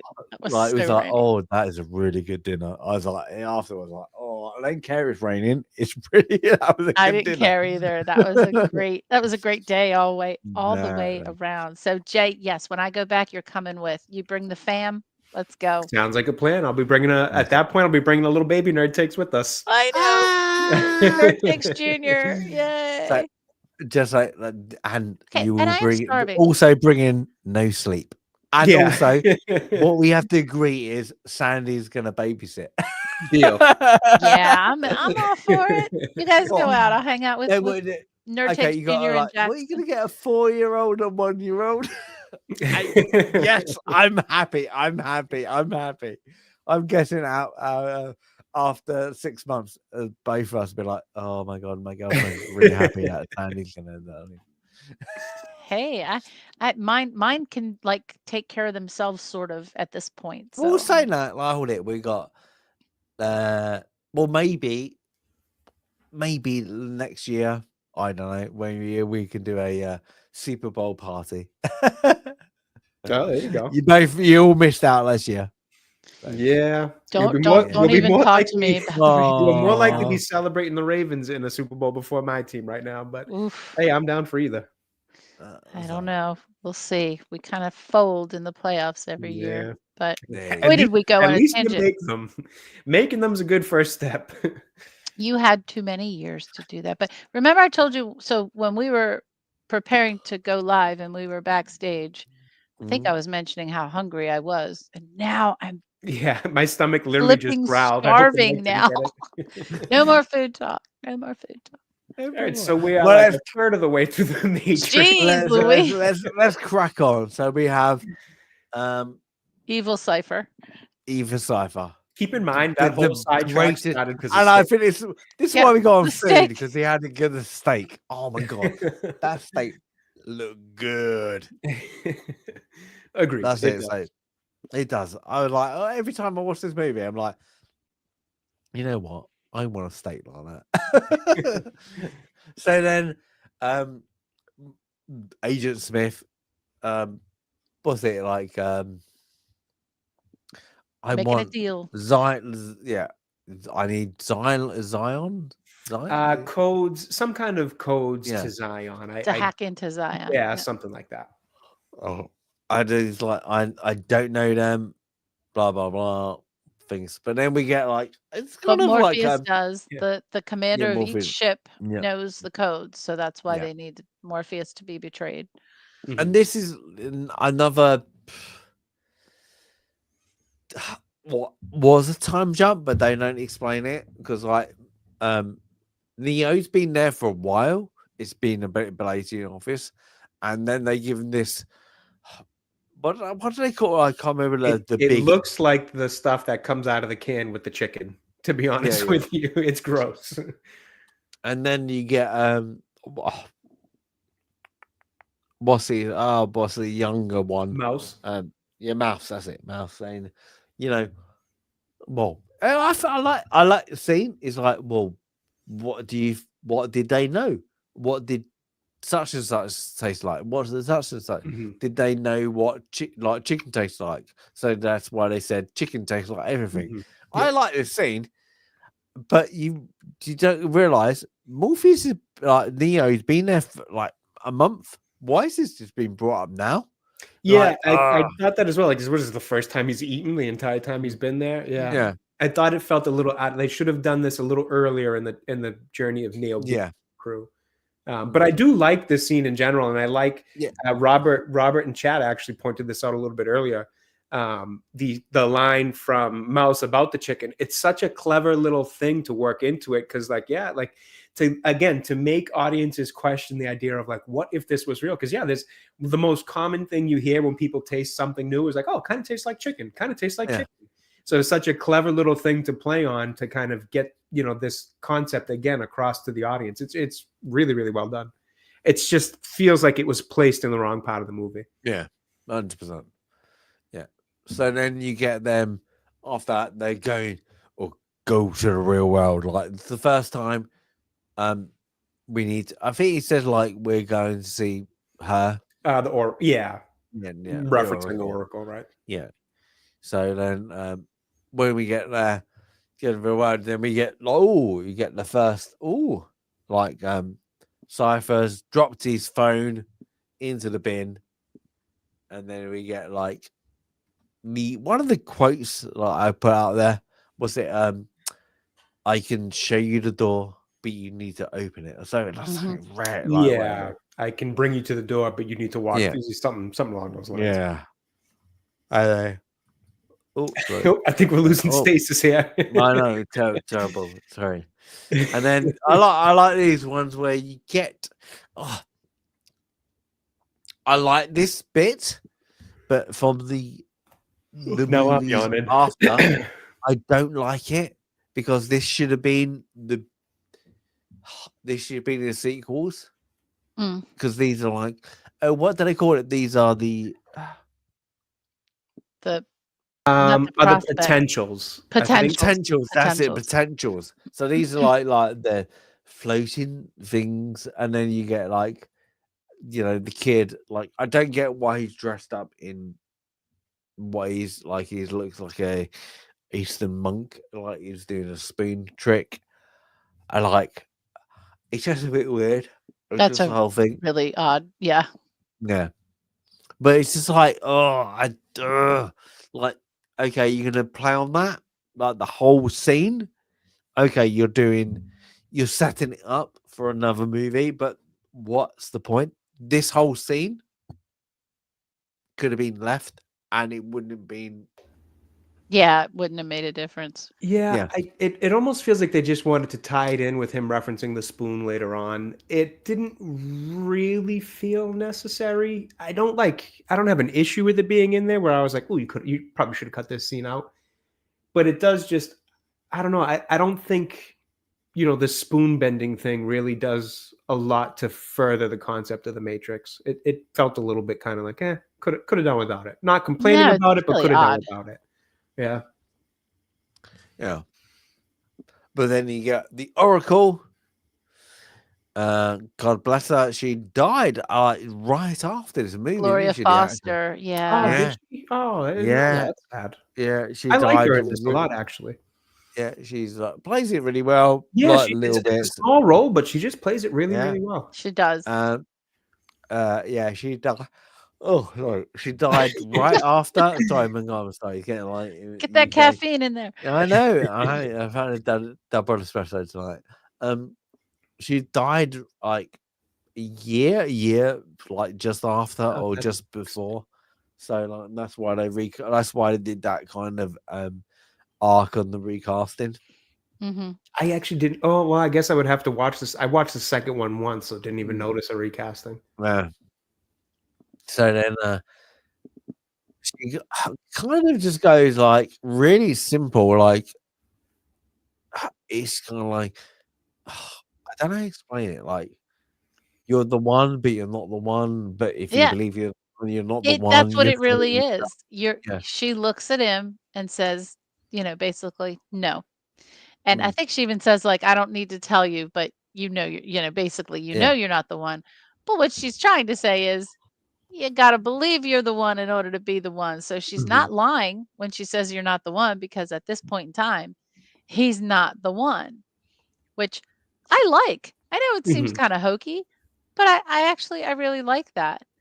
Um, it's funny because she's like, let me look in your eyes, let's stick out your tongue. Like, that's gonna have anything to Yeah, do with it, there's right? just gonna be a certain tongue imprint that means you're the one. yeah.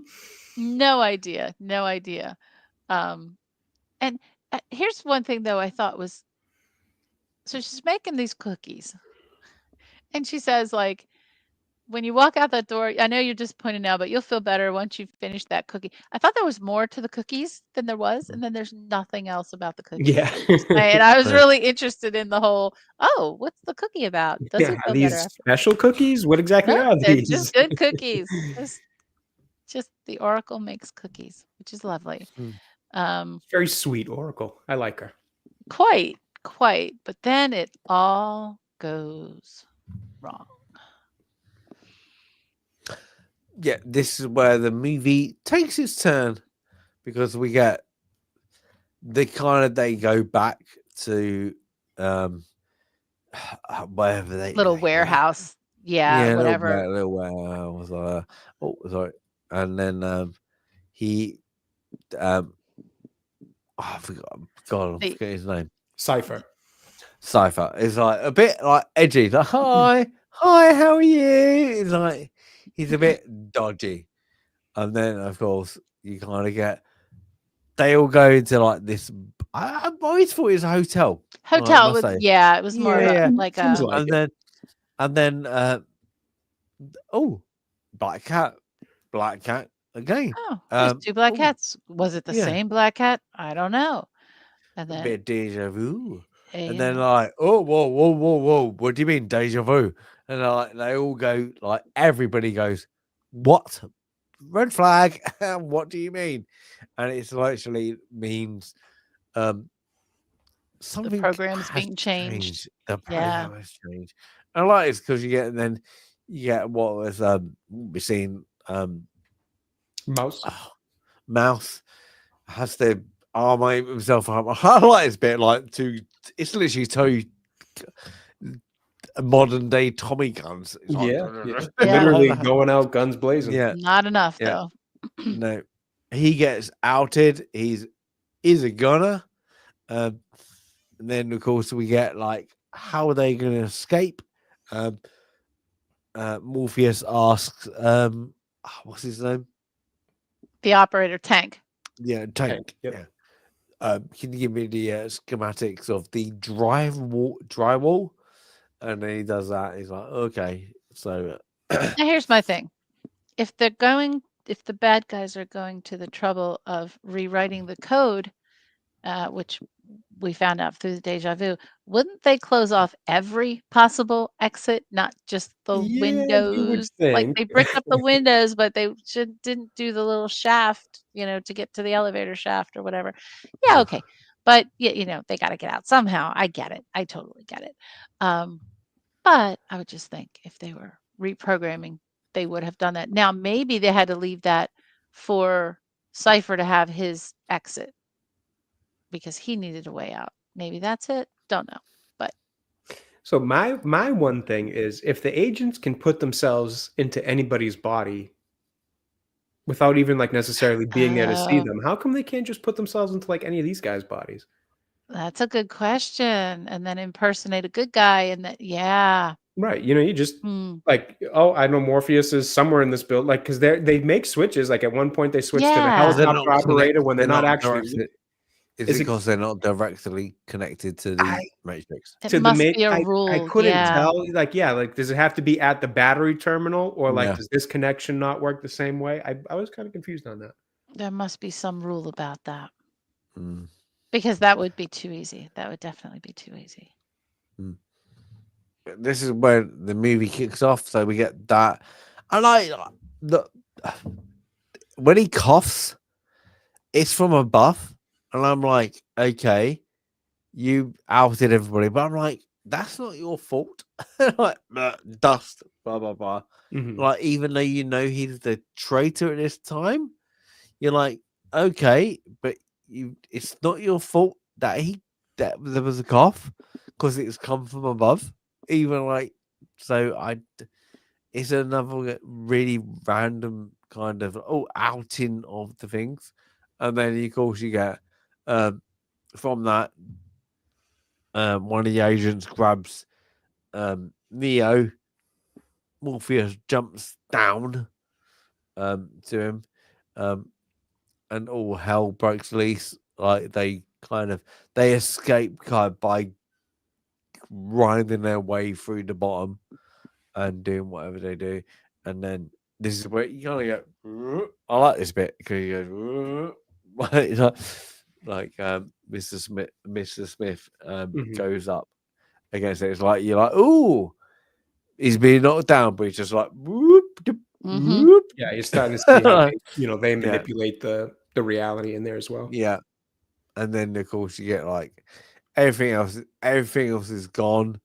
Ooh, the stuff hits the fan, and then you get like like what do you get in the bottom? Like everybody's kind of in trouble, and then He gets away fine. yeah. How did he get out? Where is he? He's Oh, like, but there's a fire, like there was a car explosion or something like that, or whatever it was. And then, that's fine. And then he gets back into the base. This is what's going on here? This is this could be he says, well, who got out? Nobody got out. You're the first come. They tell him to go back to the same place like everybody else, but then he double crosses everyone. oh yeah. Tank. He's like, I don't know what it's called. Like zapper. Yeah, The electrical zapper. gun. I don't know. I'm just gonna call it the zapper because That that works didn't for look me. too pleasant at all. Ugh. So he goes at Tank, and then Dozer. So he goes at him and kills Dozer. That's it. And then he goes into this weird, very weird. kind Basically of like confesses his love for Trinity. Yeah, just very odd. Molests her body just a bit. Not appropriate. Yeah, it's weird. I loved you. I've always loved you. Blah blah blah. Goes across the other ones. What happens if that? And he kills what's his there?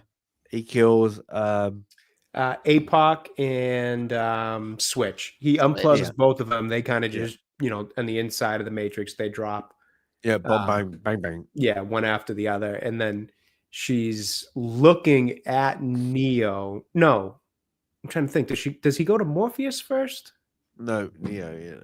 Yeah. I think she's looking. He threatens to take out Neo, or he like jumps on Morpheus where he's laying in the ship, and like has a little spat about how, telling Trinity how he tricked us. He never really told us what was on the other side of taking the red pill. All that kind of thing, which is a fair point. It's true, right? I think that's a fair point. Like, because you don't know exactly what's on the other side of the red pill until you've taken it. And I think if a lot of people knew exactly what you would be going to after taking that pill, you might reconsider.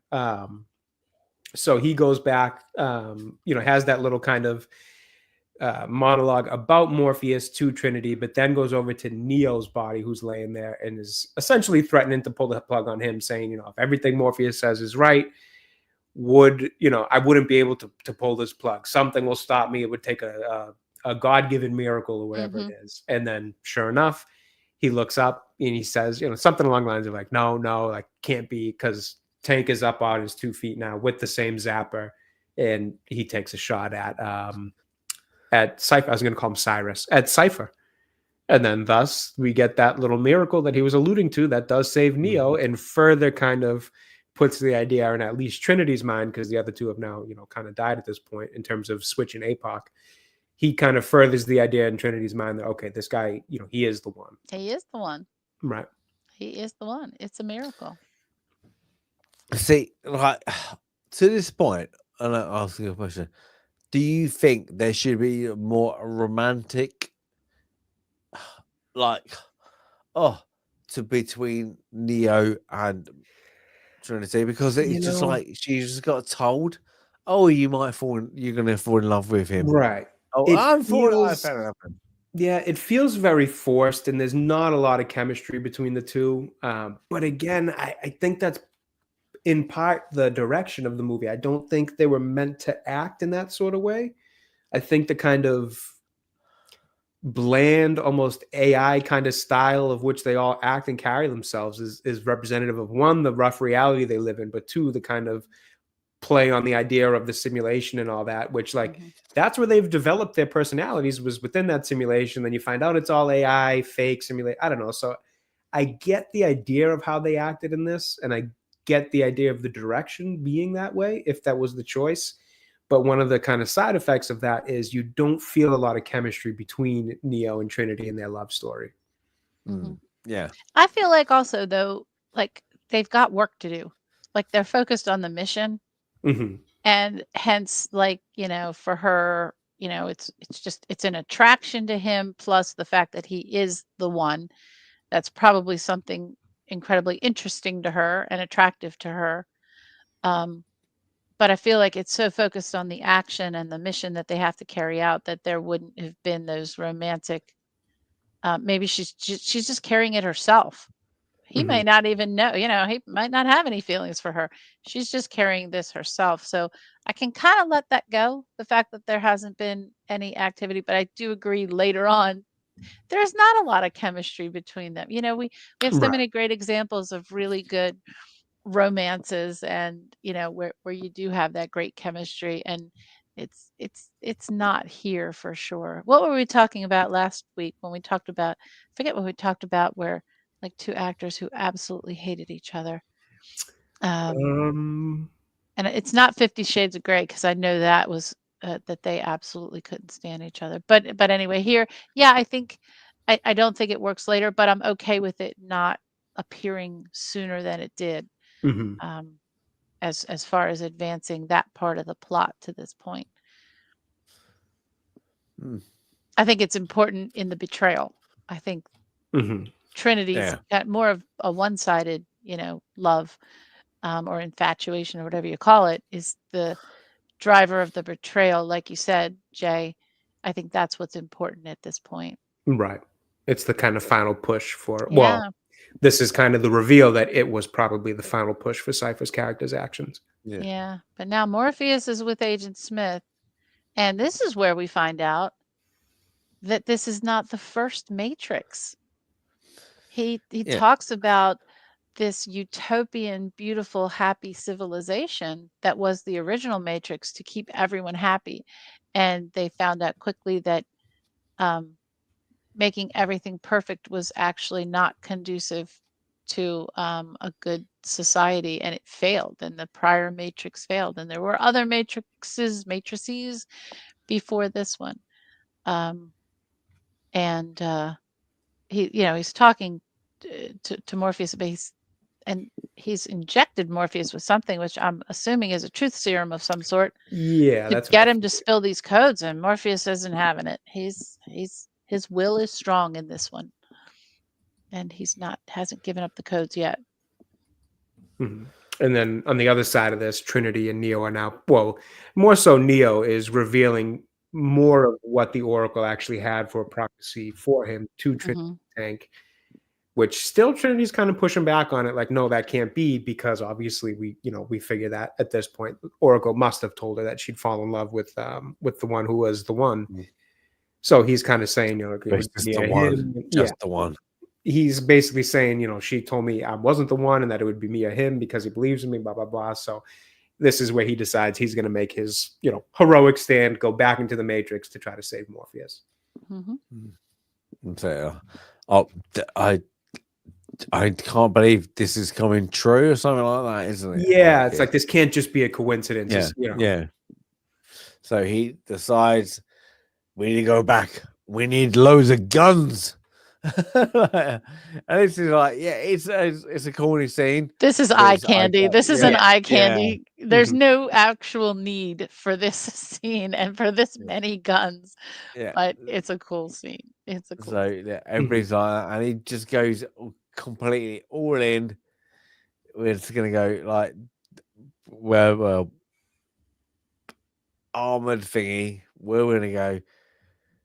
And he's even like, can you put your metallic items and keys into the thingy? And he's just like, and he's just loaded. The best. He's loaded as like what, loaded as anything. And then we get a phenomenal action scene that again is iconic. This is great. Like you get the latex and leather back out. You gotta like the look. You have to like the look. It's literally all in, all out. It's literally the music in this portion too. That kind of iconic Matrix music. There's just there's so much to like about this scene. It's just such a good action scene. It is, and of course, the building getting shot up, like all the marble and glass just getting blown up everywhere is just it's epic.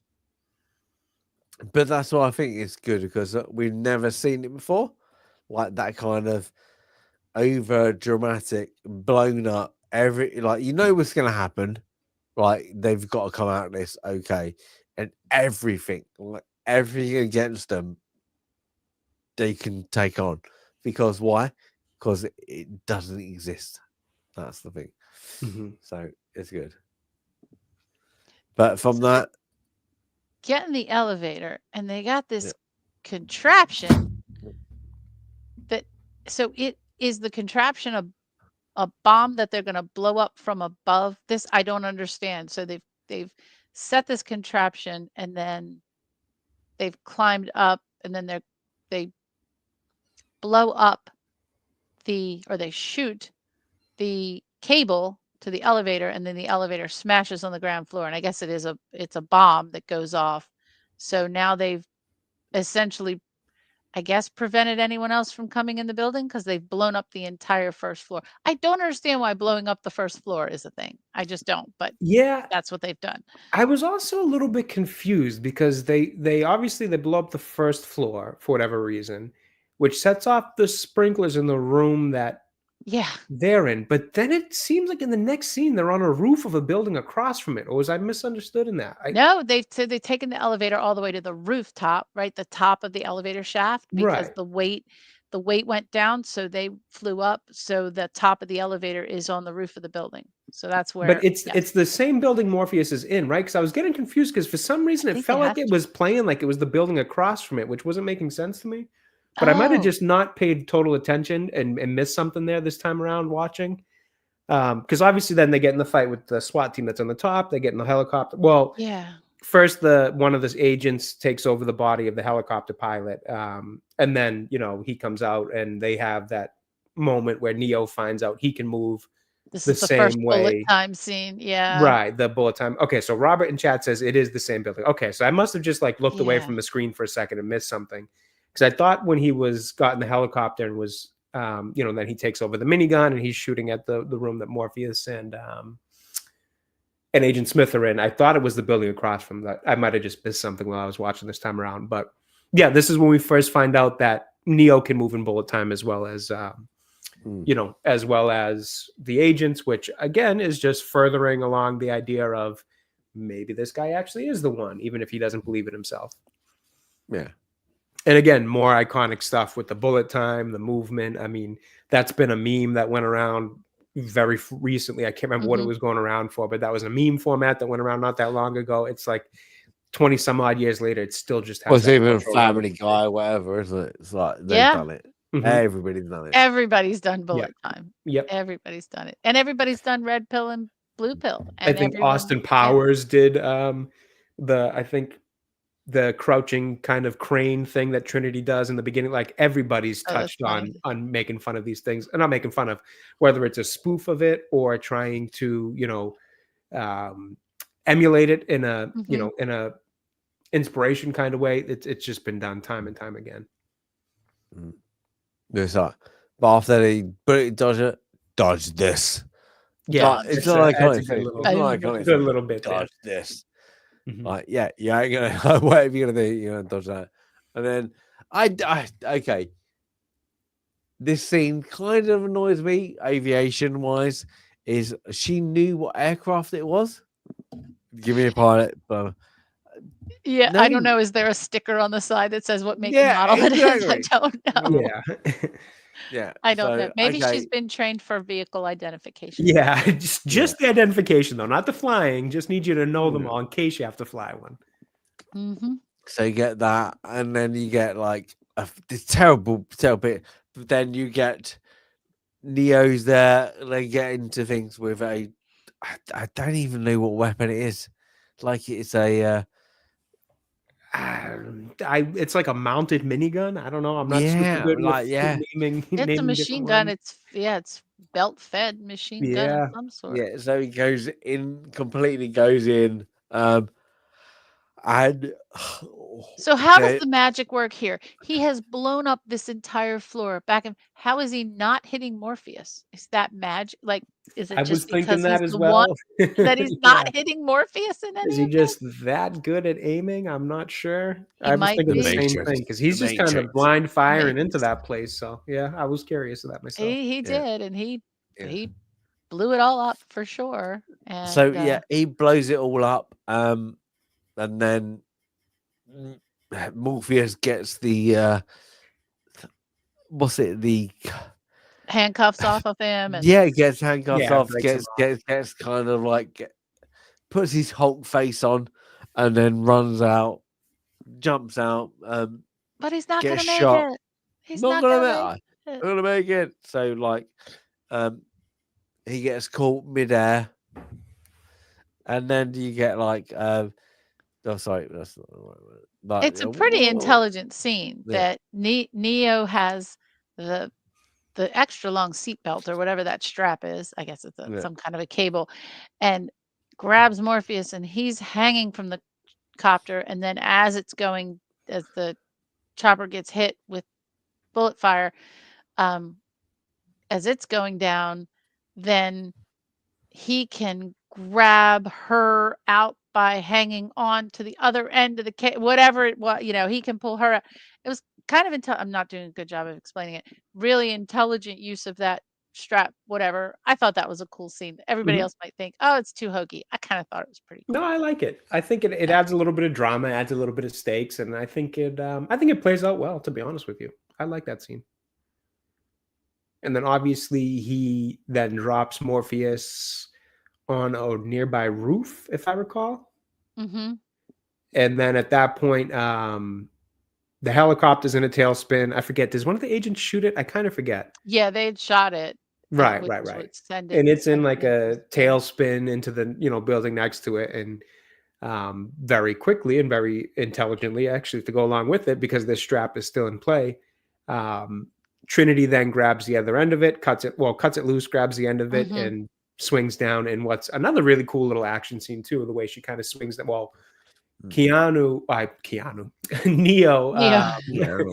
Neo is holding on to the strap as the helicopter is still attached to it, so he's kind of sliding towards the edge of the roof. But I'm assuming in some way he knows Trinity's smart enough to pull off the maneuver she does, because she then at the very last otherwise it would pull him over the right. Because I don't think he believes he can hold the helicopter. I'm pretty sure he doesn't.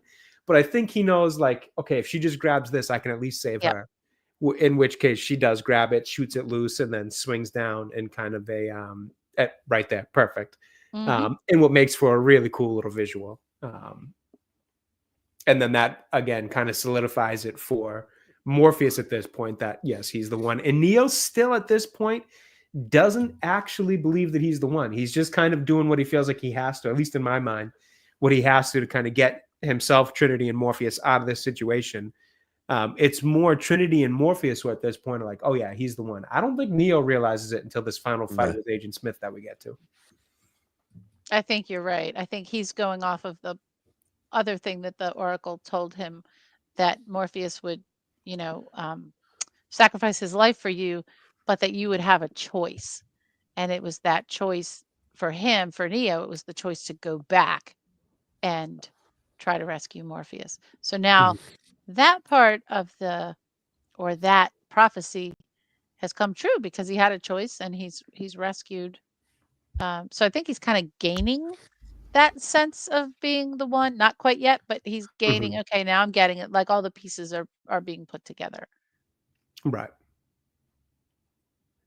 And then from here, I think we pretty much jump to the Agent Smith fight, right, with Neo. Am I missing a bit of a transition scene? So obviously we're in the Morpheus gets out, Trinity in the gets subway. Morpheus gets out. Yeah. Right. Yeah.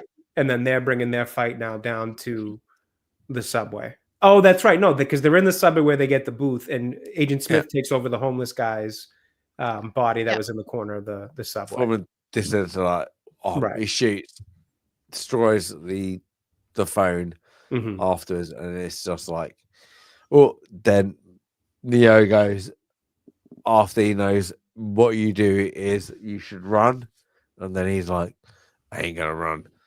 And that's it. Like, you get into it's terrible shot this is, but like they get into a full firefight kind of things until they get one. Well, you've run out of bullets. Yeah, so have you. It's such a good little action. But it's the first time probably Agent Smith, as we know him, has been hit, and he's like, oh, he's angry. You broke my sunglasses, damn you! And it's like that. So it's a good one. But then instantly, like when you think Neo has got the upper hand, no, he does not. Like, he's got blood, he's got a lot of things, and so like everything is like the reverse of what I suppose what you think the ending is, because he gets the crap kicked out of him. Right. You kind of expect that this is going to be Neo's point to flip the switch right out of the gate, and he's just going to kind of, beat up Agent Smith. But no, he takes his lumps first, and he kind of needs a little bit of, honestly, a little bit of a beating to realize, like, no, I kind of need to step up. It's him or me at this point. Like, there is no, I need to at least do enough to try to get myself out of the situation. It's him or me. It's life or death. So he gets onto the train tracks. I believe Agent Smith knocks him onto the train tracks, and they have this little spot where he's, kind of have him in this little bit of a oops, sorry, and the dog's barking.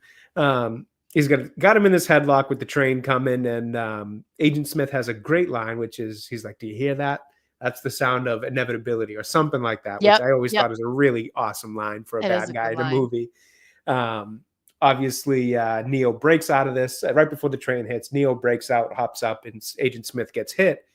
But almost immediately, similar to how Trinity kind of escaped the hit from the truck in the phone booth at the beginning of the movie, Agent Smith was able to miss this, transform himself onto somebody who was on the train, walks off, and at this point, Neo's kind of like, oh crap, I do have to just run, the same way he was told in the beginning of the film, which is run. Like, he almost felt like he was getting a win and might have destroyed or killed Agent Smith in this spot, but he realizes very quickly, like, no, that's not the case. I gotta move.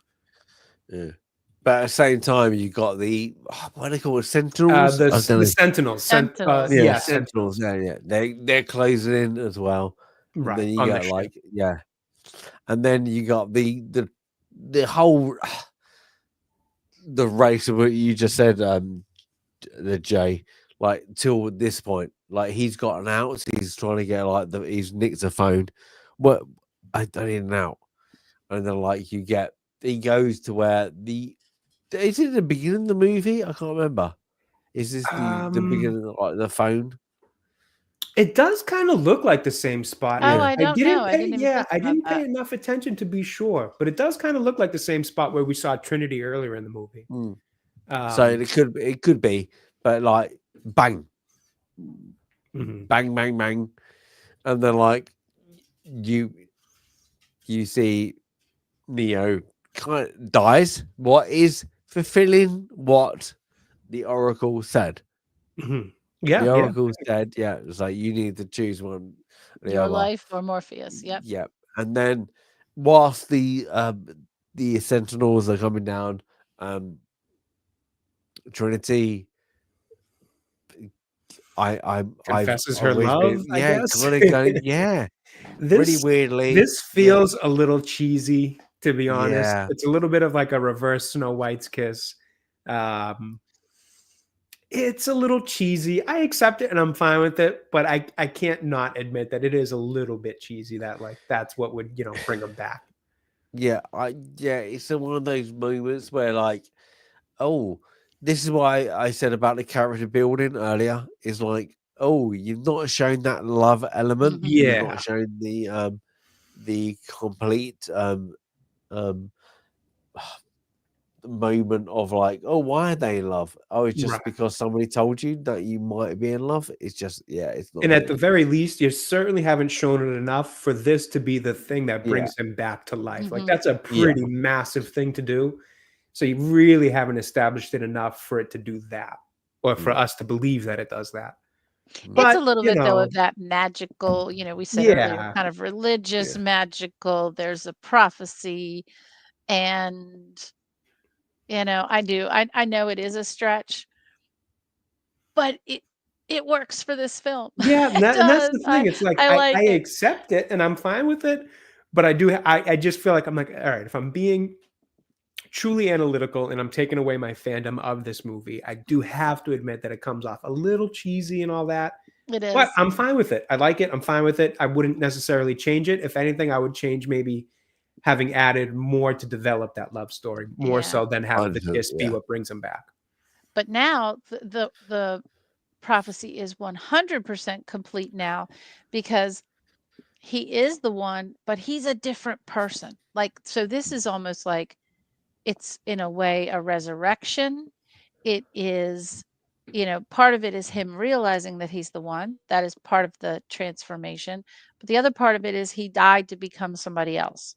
And I Mhm. feel like that is why she wasn't lying. He was not the one, Right. but now he is. He's the same body. He's the same personality. He's the same person, but he's now the one. And he's come back, and oh my gosh, has he come back, because now he's doing things that, he stops the bullets, not bullet time anymore. He stops the bullets in front Mhm. of him, and he invades Agent Smith's body, and he's doing things that we haven't seen, nor has probably anyone else before, because he is the one, and Right. that's his rebirth into being the one.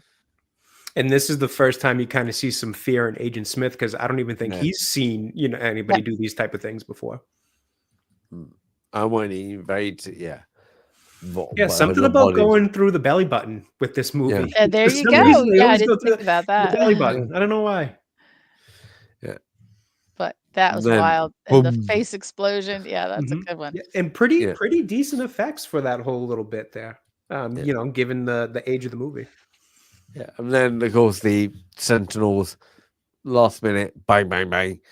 And then, well, Neo is the one, I guess you can say like that. And then you get like what you get at the beginning of the movie is the same things, but like he managed to go system failure, and he just like literally talking over it.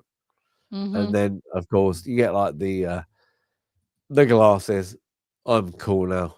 We need to sort this out. If you don't, kind of like I'm gonna destroy you. And then And I'm gonna show everyone what you don't want them to see. So Mhm. yeah, he's and he's gonna then make sure the world knows what the Matrix is, that everybody and knows. then what I I wish they didn't want anybody to see is this bit. Superman. Yeah, so he's stopped the bullets. He's gone through Agent Smith, and now he can fly. Yeah, whatever I think about the movie, I hate that last bit. I really hate that last bit. I really hate the flying bit. Oh, that's good. Oh, it does feel a little. I don't. It doesn't like. I'm trying to think. It doesn't really harm the movie for me in terms of my overall opinion of it, but it does seem a little odd that just out of nowhere he can fly. Like there was no build up to it. If you were to like bring that into maybe the second movie in kind of a slow thing where he's like figuring out more of his abilities as the one, it just felt a little bit odd, kind of randomly out of like, oh, again, he can fly now. Okay, didn't realize that. They fly now. Yeah, fly exactly. now. That's kind of what I thought of. now. I'm like, so I don't hate the idea that he would be able to fly in this reality. He can manipulate it, blah blah blah, all that. It's just it felt a little kind of like just very quickly like, oh, okay, didn't think that was going to be able to be possible. Could have maybe built up to it in the second one or something. Yeah. So Sandy, your movie? It was my movie. It was my movie, and let me. I do just want to share a little more information about. Let's see if my numbers can come up here. Okay, so we talked about the performance. Oh, why won't this go away? Make that screen go away. Stop it. Okay, share my screen now. Share my screen. So this film, it won the awards that we would expect it to win. It won awards for Oscars for sound editing, sound, editing, overall effects, and for special effects. And it was nominated for many, many other awards. It also won pretty much the same awards in the BAFTAs. It was made for a budget of $63 million, which is $121 million today. It made 460 million, which would be 886 million. Definitely a box office hit. It has, as we've been discussing, it's been universally praised for effects, design, and the mix of the practical and the CGI effects, which we talked about. And then all those things that we still hear today: bullet time, red pill, blue pill, the Matrix. We reference all of these things today. I think if there's one thing that we can certainly all agree on this film is it holds up. Yep. For a technological film, it most certainly holds up. It's one of those that, when it's on, I can't pass it up.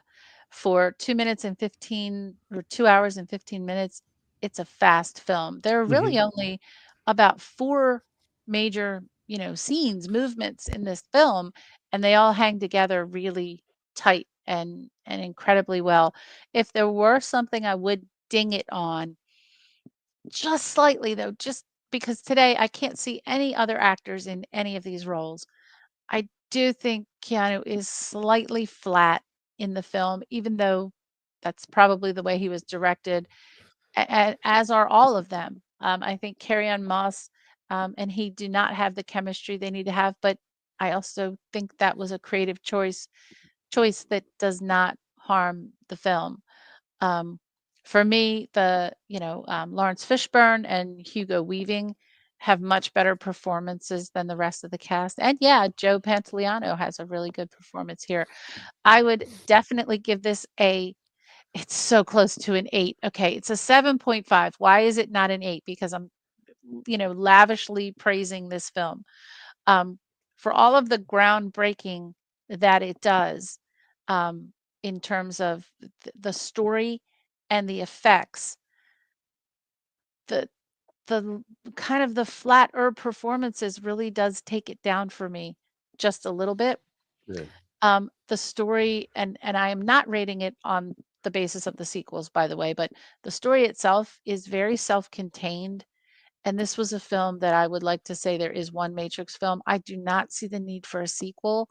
And I do see a few hints toward a sequel, especially in those scenes around the Oracle, that were not necessary. And so for what it chose to leave in, I give it a 7. It's so close to an 8. But it's a 7.5 and a high recommendation. Mm-hmm. Jay? So honestly, for me, I'll be quick and easy with this one. I love this movie. I think it's very, very good in terms of fundamental stuff, your cinematography, your acting, your script, screenplay, all that kind of stuff. Again, practical effects mixed with CGI, just very well done. Impressed with how well it still stands up to this day. And I think it's a movie that was, in a weird way, ahead of its time conceptually, but in a way that really benefits it because it's still so relevant to this day. But also, it wasn't ahead of its time in a way that hurt it during its theater release. Because sometimes a lot of things that are a bit ahead of their time don't really get the recognition they should in the time that they're released, and it's really later on that they do. But this one got its recognition that it deserved then, and it still gets it to this day. So being ahead of its time in a weird way really helped this movie stay relevant for all these years. I love it. I think it's, a good movie. It's got its flaws. A lot of the ones Sandy just pointed out, I agree with. So I won't, bore everybody with just repeating the same things, because I think those were really great points and really well said. So I don't have too much to add to the negatives because I do agree with those. It's just, I give it an 8 just because I just really, really enjoy this one. I totally understand the, the areas where Sandy took it back a half a point.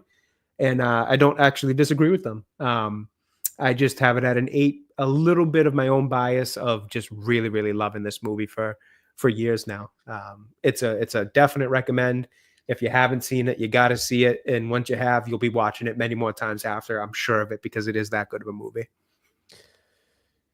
100%. Don't know what else I can say. Like, it's iconic. It's got great sequences.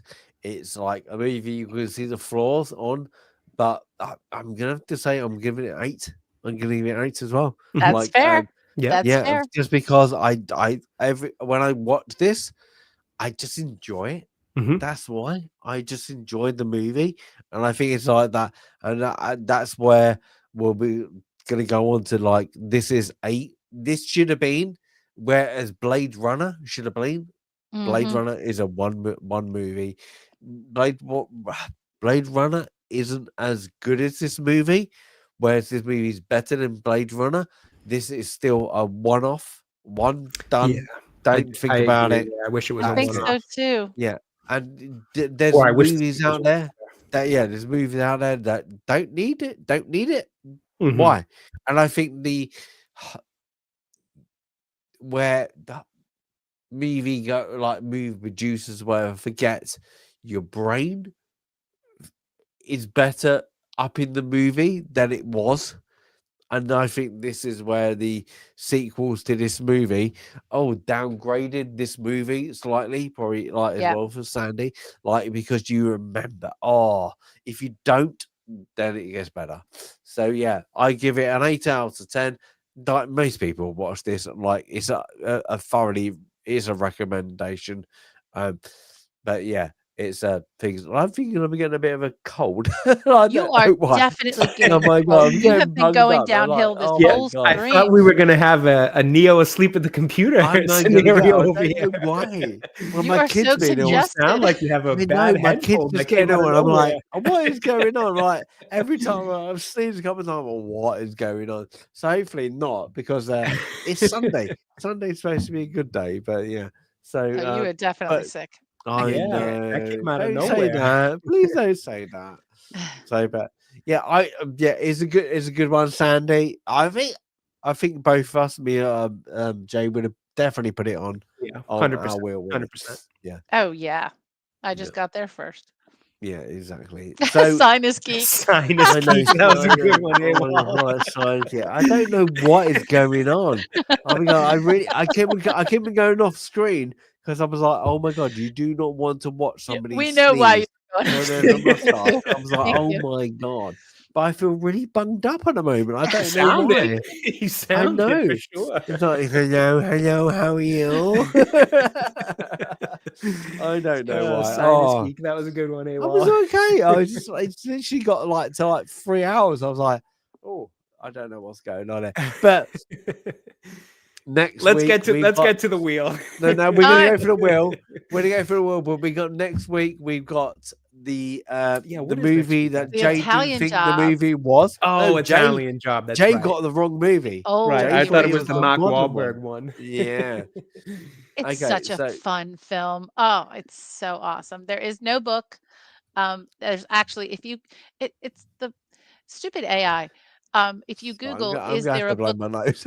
Please do. Feel free. I'll just talk. If you Google the book, like, Do please look up the do. book, The Italian Job, it'll say, yes, there was a book, but the book was, again, written after the film. So no, the film was not based on a book. The book was based on the film, but just a fun caper film with Michael Caine delivering an iconic line that also we probably repeat today over and over again, but just a ton of fun for this film. So I'm looking forward to watching it, not having to read a book. Jay, what do you want to see Yeah, on and the he wheel? meant to spend the bloody doors off. That's the one. That's the one. For me, just because we were talking about it earlier, I want to see V for Vendetta show up today. Ooh. I'm due for go my for that. yearly rewatch of that one, and my wife wanted to watch it too. So let's see if that one comes up. See if we get lucky. That would be great. I've put the 3 you guys put on, so that's on the wheel. Oh, The new good. ones. So we got some Yeah. ads on there. That's great. Some baseball Oh, did movies. Moneyball get on? I've been meaning to put Moneyball Yeah. on there. I kept forgetting. Thank you. Appreciate that. Yeah. That's right. Moneyball, League of Their Own, and what was the 90? What was it called? Sandlot. Sandlot. Yeah. Sandlot. Such a Nice. good Nice. film. Oh, I love that movie. There we go. Yeah. Well, I've never seen it, so because Really? it's probably going to Oh, be. it is like that brings me it's a back to my sentimental childhood. baseball film. Oh, Yeah. man. Just like summertime, that movie. Oh, it's such a good movie. Well, let's find out. Let's do We're going to it. get something very, very bizarre then. And The Italian Job is actually our number 25. Ooh, So we have yeah. our silver anniversary special for The Italian Job. Yeah. Well, let's click it. I'm going to click it. I'm just going to click it. Just click it. Just click it. You got to get some rest. Do it. Get some rest. Drink some Bovril. Yeah, get this man some Bovril. No, never. Oh, Sandy. Ooh, a mystery. I don't think I've mystery. We got some good ones. We got a good one. Rear Window. Let me look that up. Oh, you don't know Rear Window. It's I think I just immediately thought of, what was it, The Secret Window, that Johnny Depp one? I think that's what just came to my mind. That's not the one it is. This is, okay. Sandy, explain. So, well, I don't want to explain mysteries now. No, but you explain. I know. It's an Alfred, a good old Alfred Hitchcock film. Okay. It is it's so iconic, and it's starring Jimmy Stewart. And now who's the woman? James Stewart from Bristol. I'm so sorry. Grace Kelly. It is Grace Kelly. I couldn't remember if that was Grace Kelly or one of the other leading ladies, because Grace Kelly also plays in my favorite Hitchcock film, which is Dial M for Murder. But not going to say anything. But we talked earlier today about The Matrix and bullet time being kind of mocked in, was it Family Guy or whatever. So Rear Window is parodied in many, many other TV shows and films, including a major episode of The Simpsons. I'm not going to say anything. It's also parodied in an episode of Frasier incredibly well. So it's a very serious mystery, but you can flip it and make it kind of funny, which several shows have done. So I'm thrilled and looking forward to watching this one. Yay! We haven't had have we had a real mystery? Not really. Not a true mystery, This is our first. We got a couple of Alfred Hitchcock. We do. I put this one, and I put Dial M on, and I put Murder. So then we got an Agatha Christie, because I think I put the original Murder on the Orient Express. I hope I did on the list. So yeah, exciting. This is awesome. Yay. Yeah. Oh, and Psycho should be on there. So you got 2. Yeah, we got. I definitely would have put that on there. Yeah. So there we go. So we got 2 classics We got two classics. Two classics that I haven't watched, so this will be good for me. Oh, you're gonna love both of them. Yeah. I think you'll really enjoy The Italian Job. It's fun. Yeah. It's just fun. And I do like a good mystery, so I'm down for that one too. I do like a good apparently Bovril at the moment. Yeah. Oh my god, I don't know what has happened. Literally, you know, been lying down and like, oh, this is like, I don't know. Literally, oh my, it's terrible. Like literally, my whole back. Do you have some strep pills handy? This is I basically have strep pills right here. No, but it's just there. It's just like there. It's just like this front lobe. Yeah. Has literally gone. I feel like a Ferengi. Like, but their ears are blocked up. Oh, this is basically what happened to me when we did that Acolyte stream, where I was fine the whole stream, and then as soon as the stream ended, I just had the pneumonia. Came out of absolutely nowhere, and it hit me like, I'm not kidding, Sandy. I was totally fine the entire stream. The second we closed it and said our goodbyes, and I went downstairs, I got hit with like the chills in the inside that like would not stop, and boom, immediately had a pneumonia out of nowhere. It was say that. Don't say that. I'm older than you. You can say it. Oh, you go, James, you're gonna get pneumonia. Nah, you're too congested. It's not pneumonia. I wasn't congested. Mine was just body chills. There. It's just like I was like, you know what? I feel a bit. Like moment, I was sneezing. I was like, I'm gonna come off like to sneeze, and it's just like, you know, when it just like builds up, and I was like, oh my god, what is going on? I was like, you sound about as stuffy as I've ever heard somebody sound. Oh my. wasn't it wasn't as bad. I think it was our second or first film club. Mm-hmm. And when I went really ill, I really there was definitely I was like, one I early. don't know if I need to cancel this. And I was went, so I'm okay at the moment. I just feel like really like it's really bizarre. But guys, I really hope you like enjoyed The Matrix. Mm-hmm. We got to come in on the 1969, I think it is, Italian Job, not the 2001s. Nope. Jay originally felt, but yeah, and then I was hoping it wasn't the Mark window. Wahlberg one. Yeah. Oh my god, how did that make the list? Yeah. But apart from Jay's glitch in the Matrix, I really really hope you really enjoyed it. No, I really apologize, but Sandy, what are you coming up? I'm gonna have to go. No, just go. You just go. Sandy, no, what you got? What you got coming? I'm just working on my normal stuff, some history videos. I have a video on the British Museum, my trip to Britain in November, December. So that'll be on my other channel, on my instructional channel. And tomorrow, I think my live stream will be from the U.S. Botanical Gardens. So if there's if the weather's nice, I wanted to get out today, but I had to put my Christmas stuff away today. I had to wait a little. I've been traveling. I was traveling for 2 weeks. So, but yeah, if all goes well, 8 a.m. U.S. time on the East Coast. So that's 1 p.m. UK time. I'll be live streaming from the United States Botanical Gardens. Why would I be broadcasting from Botanical Gardens in the middle of winter? Because actually, frozen flowers are amazing to photograph. Interesting. And so like the roses and everything that's kind of dead and frozen actually can be quite beautiful. So that's me. Jay, what are you doing? For me, I'll be quick here so we can get Stasis some Bovril and some rest. Yeah. Usual stuff. Keep an eye out for the channel. You'll see me popping up. Thank you very much. Tonight? Are you streaming tonight, Jay? Tonight, no, I probably won't pick. I'm a little overdue for a stream. I'm thinking either Monday or Tuesday I'll have my kind of return to streaming. I've been on a little bit of a break because I've been a little busy, but I think Monday or Tuesday this week coming up, I'll be back to streaming. Perfect. For me, I'm going to sneeze a lot. Oh my god! I'm going to get this out. But everybody, I really do hope you enjoyed it, except for my at the end. Yeah. I'm gonna have to like call it like, but everybody, oh my god, this is terrible. It's like, you know, when you talk and you realize you're not talking right. Yeah. Hello, can we do? And we realized it before you did. There we go. Yeah, told you. Anyway, we're not laughing with you. Oh my god. At you. Sorry, we're not laughing at you. We're laughing with you. There you go. I'm gonna call it. guys, I hope you had a great one. Really enjoyed everybody's. Yeah. Oh my god, I can't even. All right, talk. we'll see you next week, everybody. Yeah. Oh my god, Italian job. Go. Have Do a your great homework. one. Bye. Oh my god. Bye.